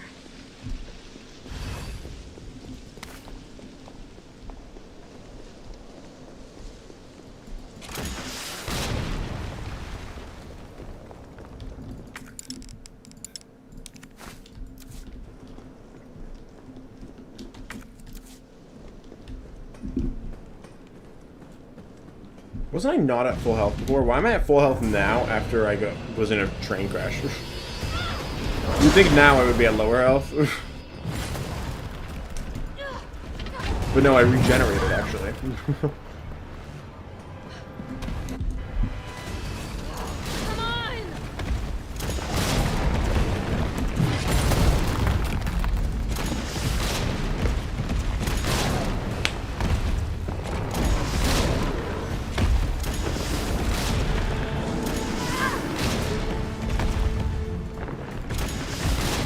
Why is it going through him?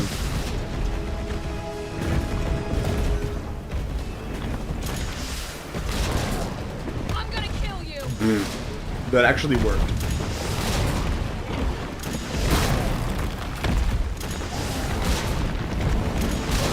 Seriously, why is it going through him? Hey, there we go. Carla, come on, you're gonna crap out on me now? God damn it.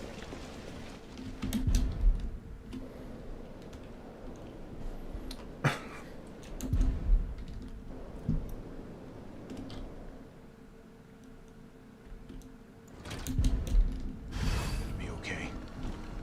I promise. I should save now.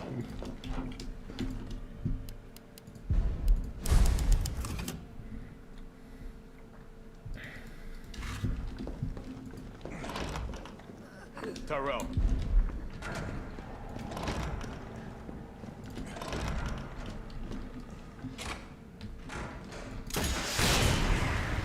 I don't got time for this.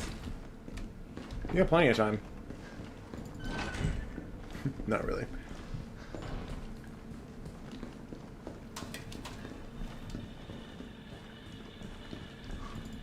Welcome to the office of... Okay, the rest of this is pretty simple. I'm pretty sure the only thing I need is...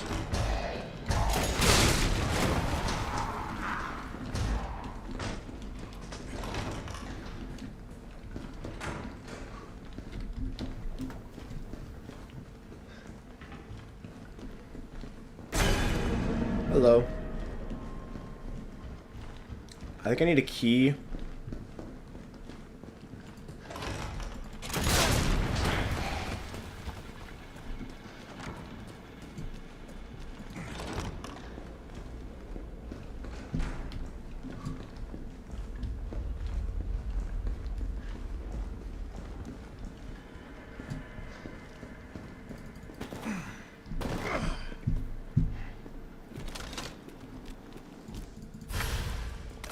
I don't need that. I do need that.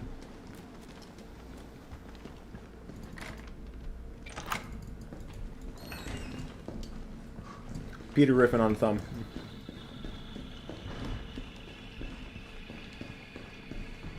Peter thumping. So stupid.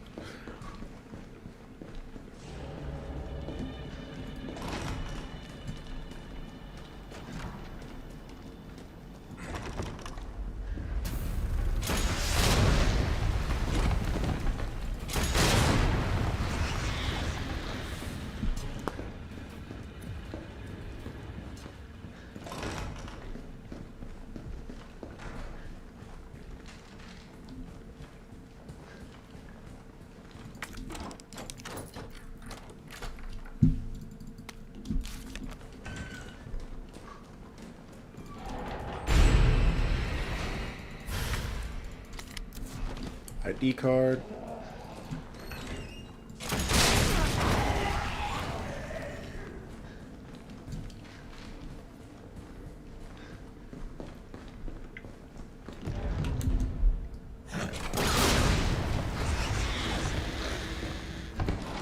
Jesus Christ.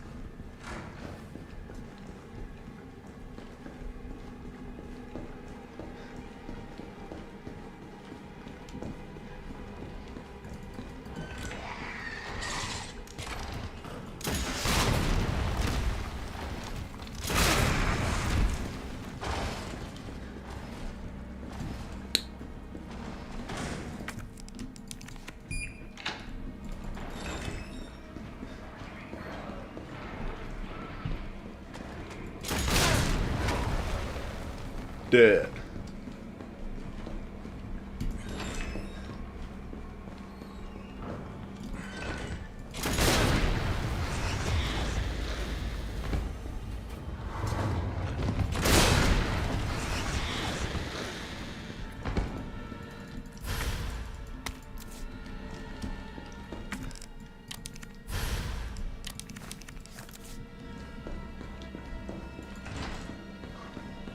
I very badly need to piss.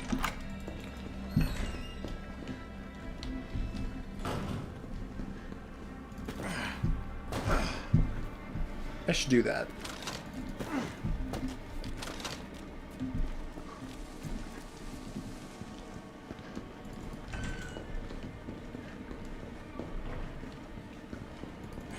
Actually, apparently it's dinner time.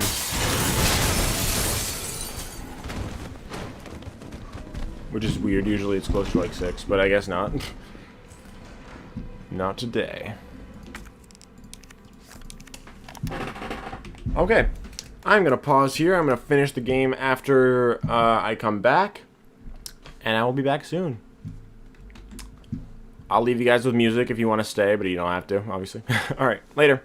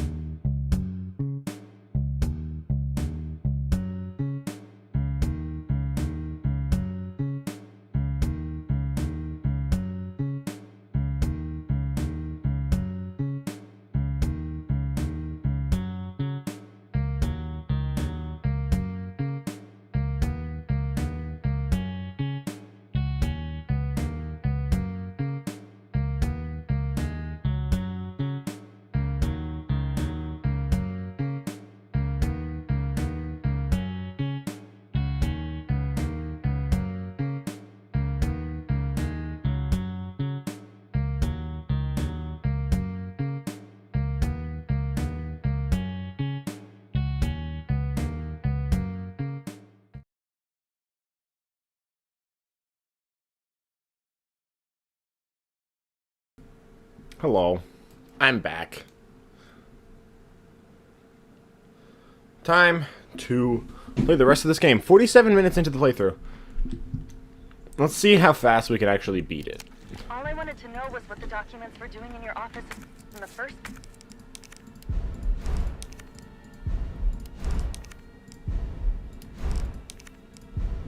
place. Who do you think you're talking to? I'm goddamn Nathaniel Bard.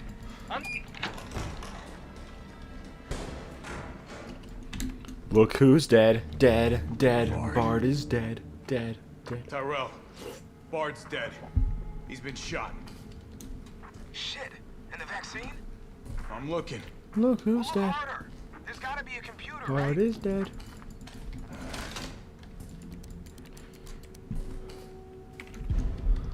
Look who's dead. Is it here? Dead again. Bard is dead. All right, Joe. Friend. Hang tight. Bard is dead. Bard is dead. I got it. Bard is dead. Bard is dead. Bard is dead. Bard is dead. Bard is dead. Dead. Dead. Dead. Dead. Bard is dead. Dead. Dead. Dead.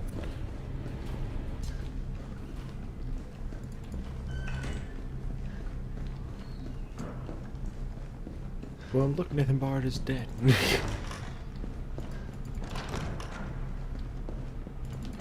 You're gonna be okay, Joe.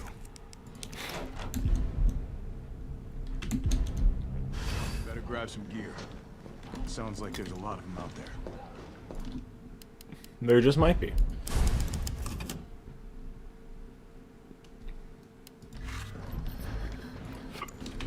Alright. Now the fun shit begins.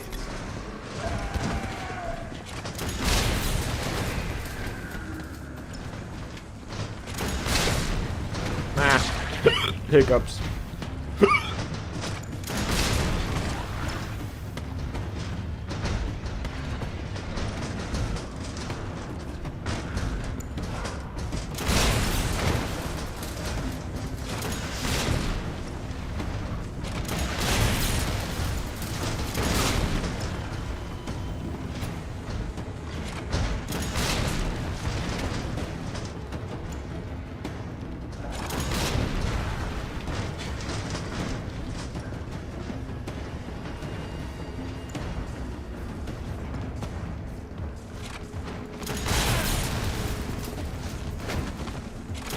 They really just come in waves, just like they all come in at the same time.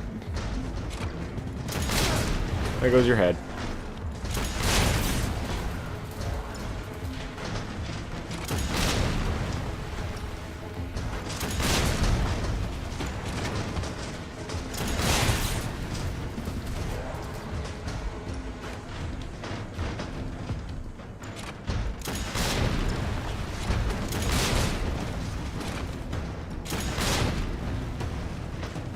Why'd that one look? What? It just disappeared.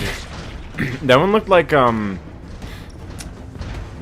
what was the zombie's name in Day of the Dead? Completely forgot. I love that movie, though. Such a fire movie, Day of the Dead is. Let's get rid of this. And this. And I guess not that. And this.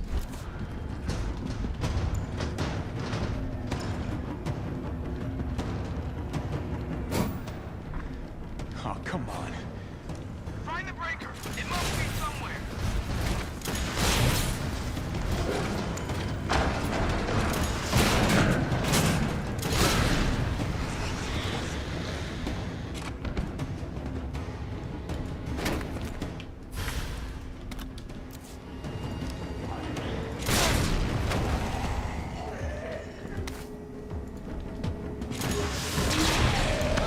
Shit.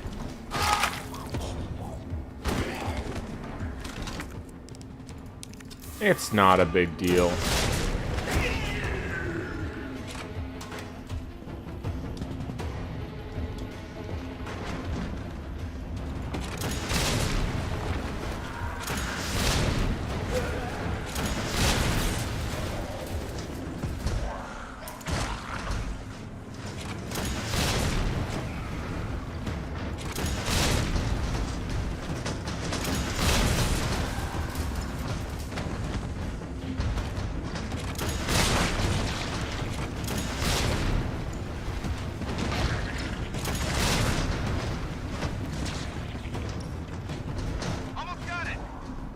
Good.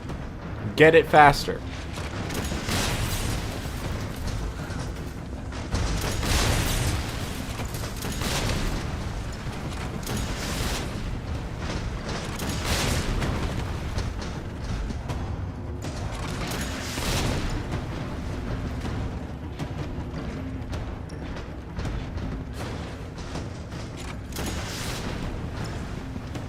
Also, where does the hunter come from?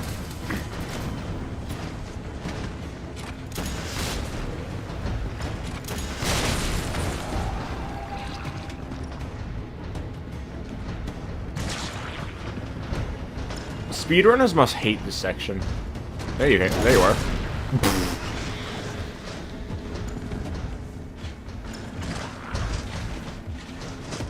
Guess he just pops up.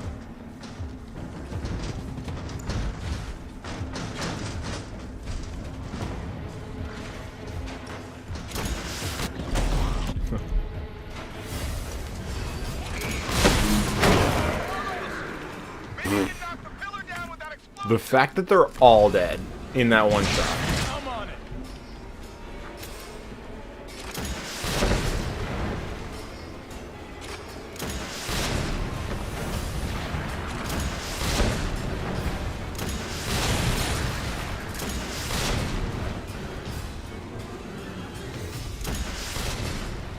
Why do some of the zombies just sit there?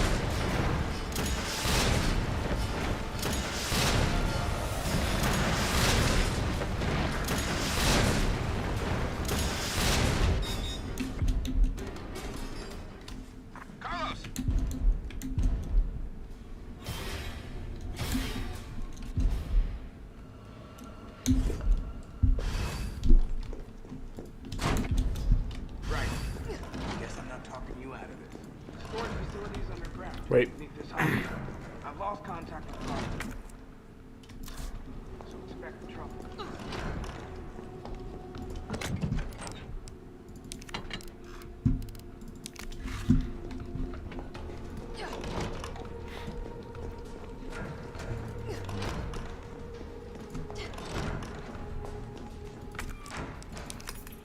Okay.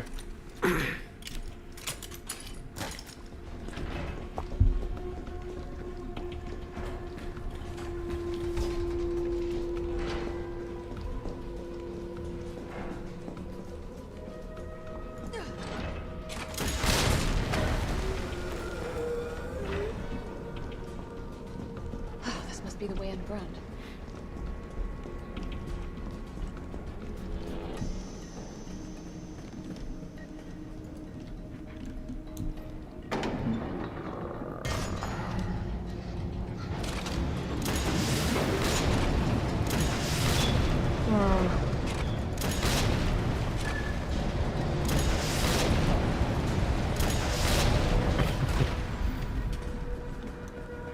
How is it no one in the hospital ever noticed all this? Yes.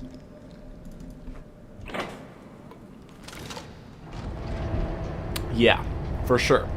Mm-hmm. Yep.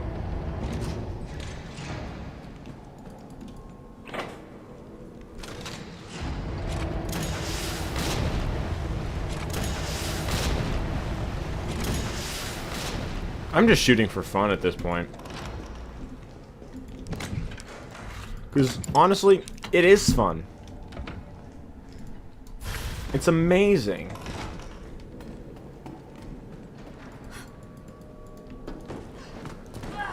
Oh yeah, I forgot Nikolai's even there. Die, bitch. I must admit, I respect your tenacity, but I'm afraid our games end here. You think this is over?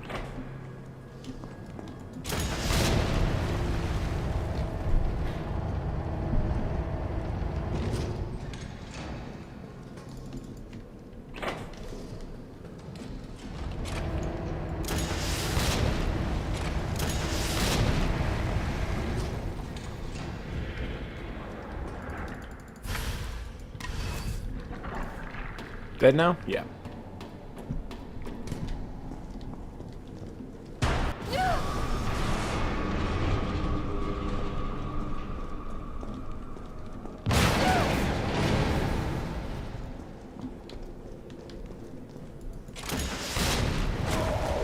Bye.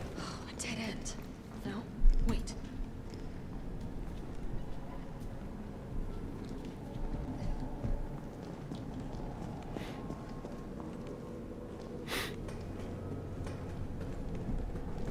This way is more efficient to go first.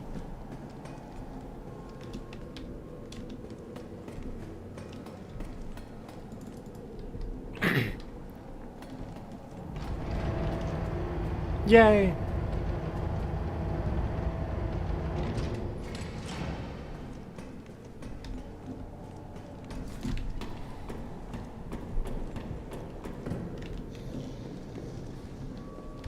Pretty sure there's nothing in here, which is weird. You would think there would be. Considering this is the hardest difficulty. You'd expect more enemies to be in the hardest difficulty, but nope, there's just some random guys. I don't gotta deal with you guys. Good try, good try. You did alright, I guess, kind of, a little bit, maybe. Fucking dumbass. Alright, let's go.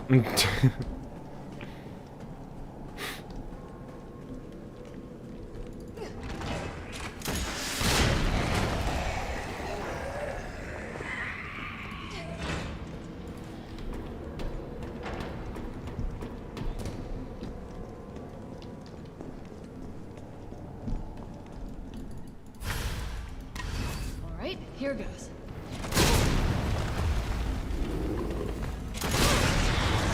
Dead.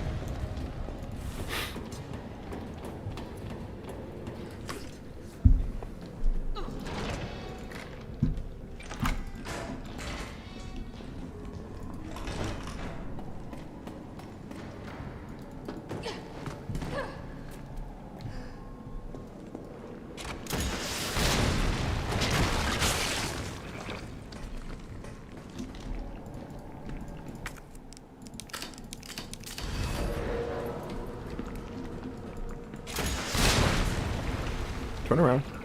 Thank you.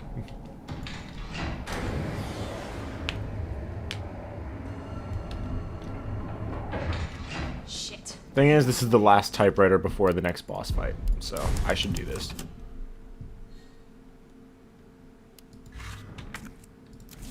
What was he doing in here? Oh shit, I gotta read the note. Right. My bad. So it's called the Nemesis.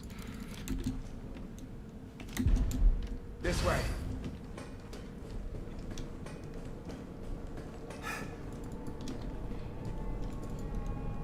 We'll find the vaccine up ahead.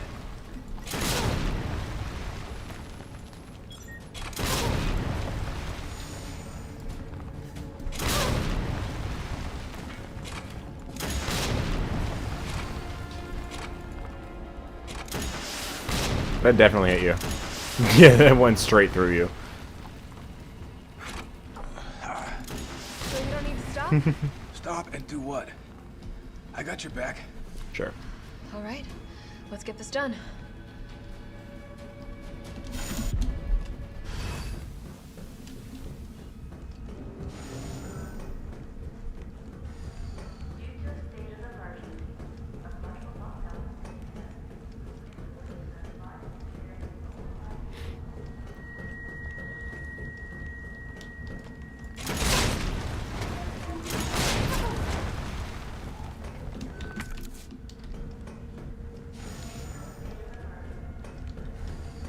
Give me this.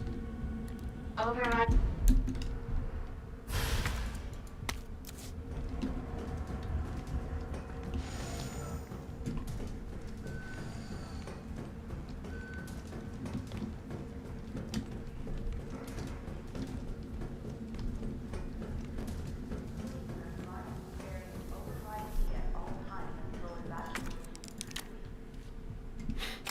Override complete.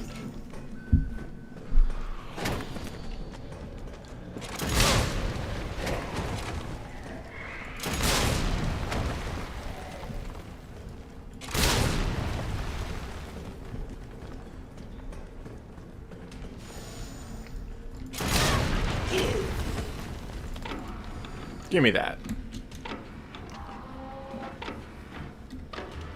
Okay, we just need one more thing. Which is not very far. I might be able to use this to synthesize the vaccine. Uh-huh. Well done. Where the fuck? Okay.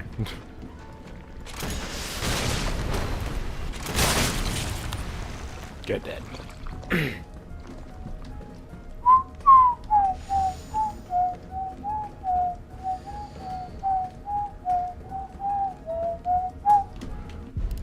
1 hour and 3 minutes.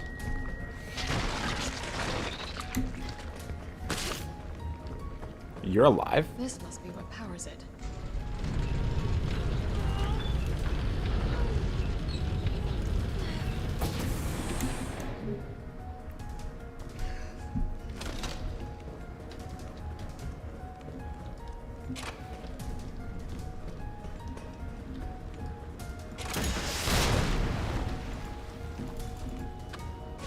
No, you're dead.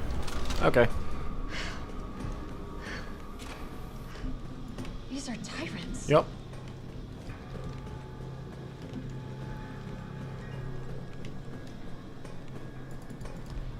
I said this last time, but I think that it would be cool if they made, like, if when they remade RE, like, Code Veronica, they used, like, those models. Because they're, like, underdeveloped tyrants. And that's, like, kind of what the Bandersnatches are. So I think that would be pretty cool.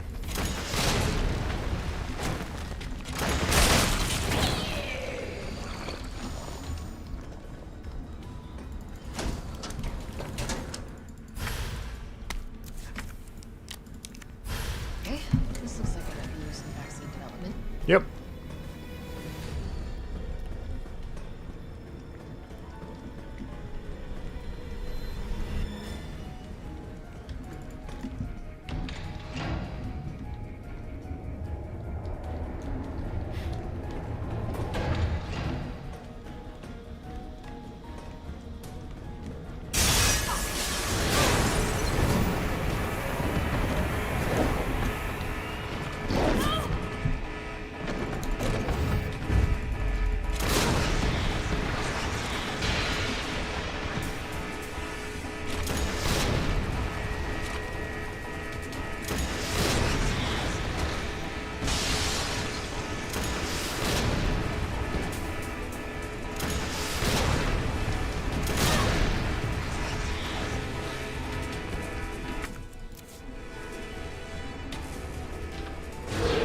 Let me out. Yay, I'm out. You're dead. Lamau.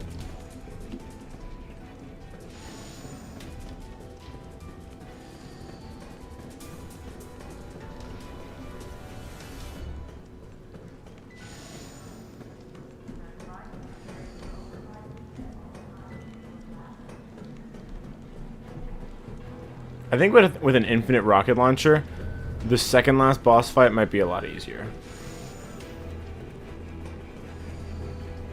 To begin vaccine synthesis, place the materials in the chamber.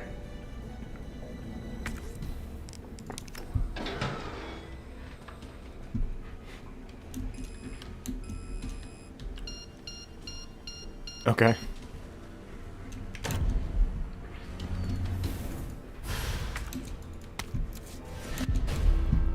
I don't know how it became purple, I'm gonna be honest.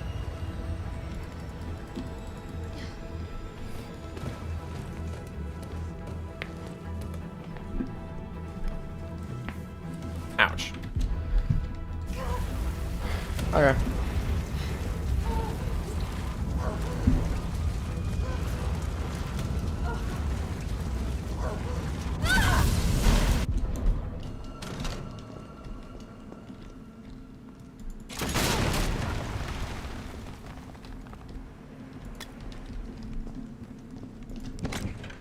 Okay, so I need the vaccine. I can't get rid of that. And I need to save. That's really it. That's really all I need.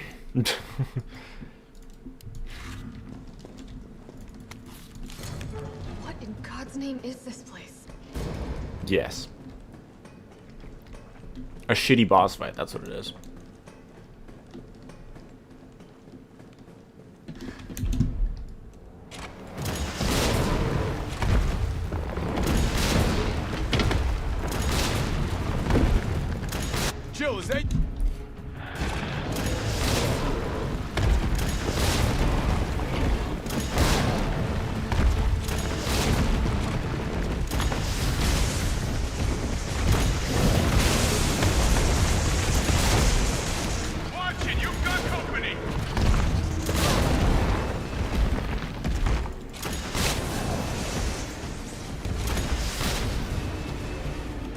Oh, okay, I won. Where did you go? I have to get that vaccine back.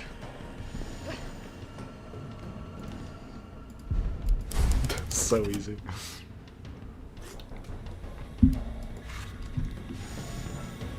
I wonder if on assisted mode it actually one shots all the bosses. I'm kind of curious about that.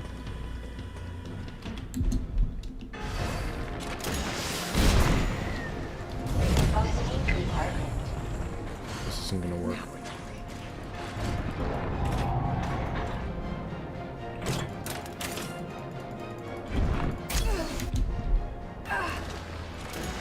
Felt that, did you? How about some more?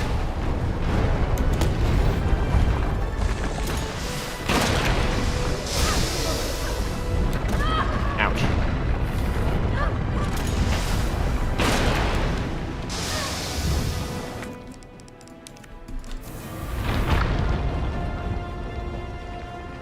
Gotcha.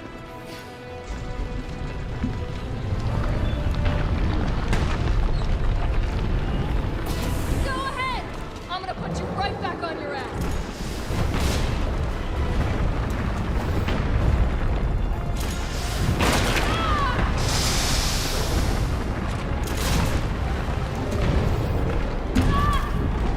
Shit. I died.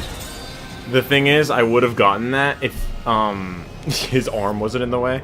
I would have gotten the last two, but it's fine. It's fine. We can still do this right, like in one or two more shots, because like we have the infinite rocket launcher. Didn't Serpent Lord say it took 3 hours to beat this with the infinite rocket launcher? I already beat it with the infinite rocket launcher once, and it took like 2 or 3 tries.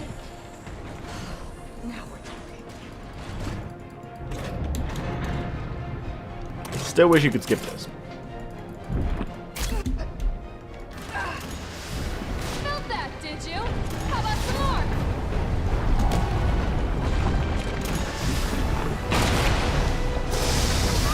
Ouch.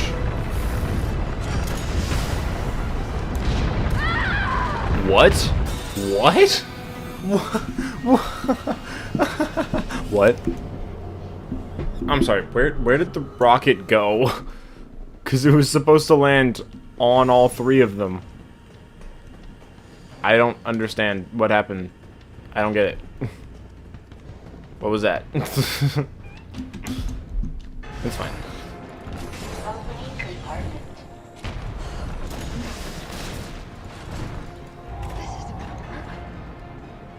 My...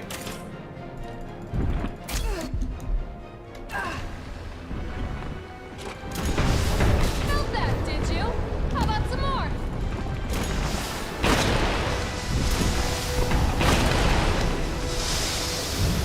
There we go. Gotcha. I haven't played this boss battle in a while, so I'm a little out of the loop. I don't have practice right now, but it's fine.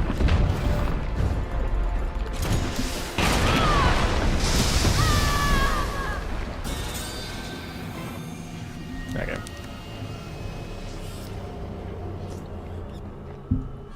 The second dodge is actually a lot harder with the infinite rocket launcher, because usually it's like 2 shots with like the lightning hawk between the first and second shot, and then you dodge again instantly, and then you get it usually. But like the rocket launcher takes longer to shoot, so it's harder to get that in time. But it's fine.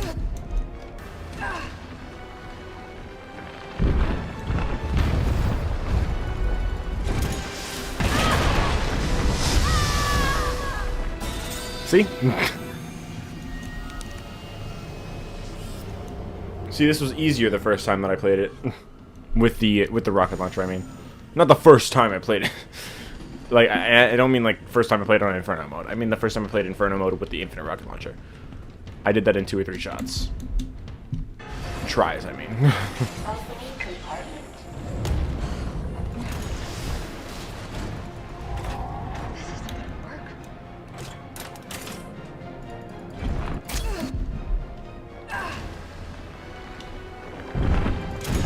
Felt that, did you?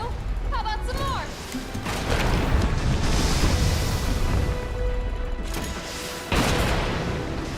Die, bitch.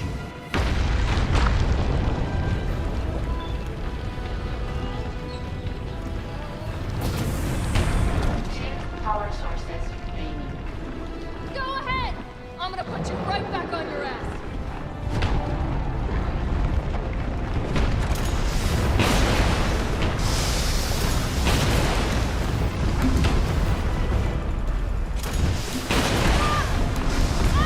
What? Wait, what? How did I not get those ones? I thought I got those ones. What? See, the thing about the infinite rocket launcher is, unlike the Lightning Hawk, it doesn't pierce through everything. So I think every time that it hits like the arm or something, it hits the arm. It doesn't go through and hit like the rest of it. That's like the one problem. But it's alright. We'll still beat this soon.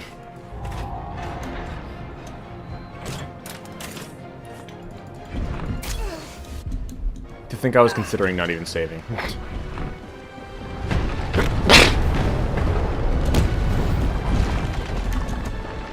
Wait, what? Felt that, did you? How about some more?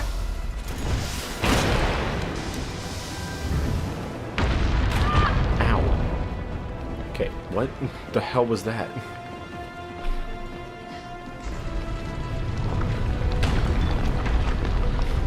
I like how he has arms that he like uses himself as leverage to push himself up. Ow.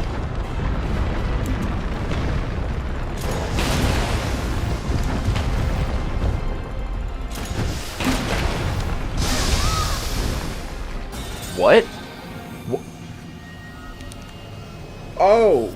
Okay, Acid. Acid wants to play like that. Okay. I don't like the Acid. What's my time at? 1:14. Okay. I might end up being if I can beat it like this try or the next or something, I should be able to beat this with a lower time than I did on my assisted playthrough, which would be nice.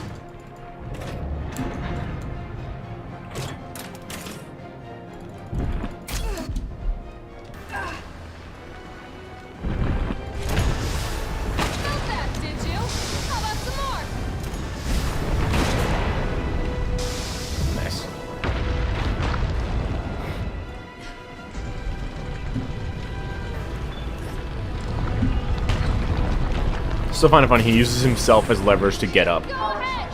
I'm gonna put you right back on your ass. That's like if you used your arm, you used your hand and pressed on your leg.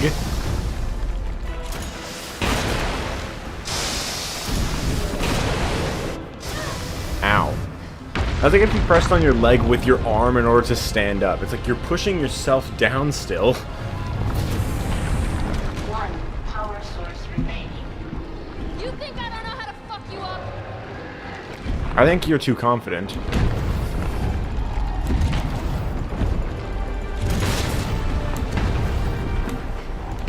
Oh shit.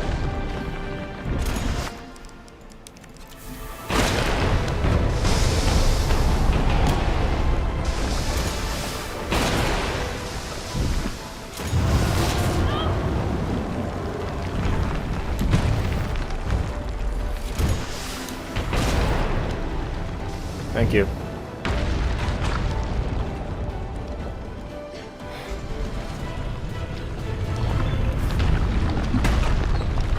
Faster, Jill.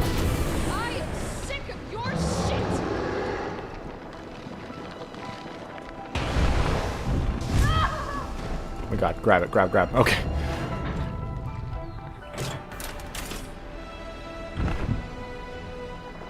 You gonna do anything?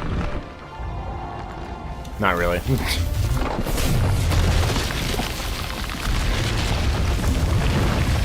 I don't need to see this.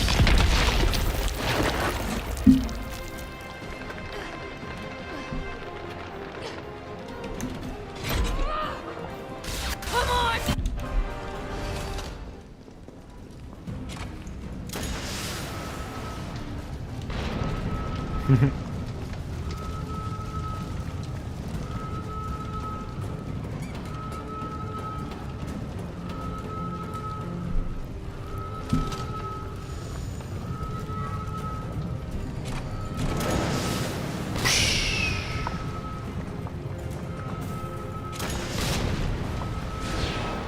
Oh my god, I blew it up. It's gone now.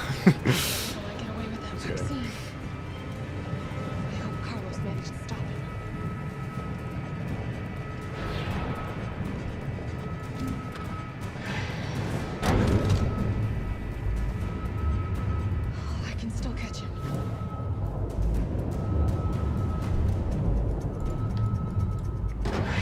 Is she crying? What was that?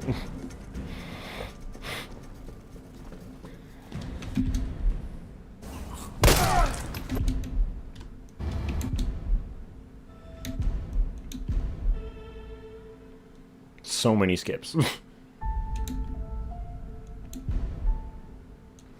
Results. 1 hour, 17 minutes, 11 times saved, 8 deaths, rank A.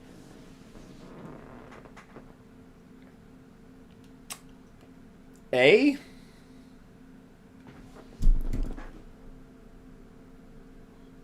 A 1 hour playthrough.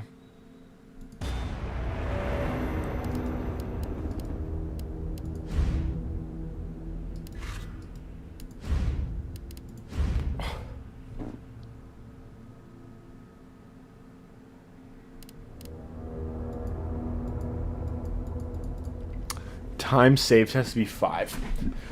Dude. There's no way. Okay, I can definitely do that, but I don't like that I have to.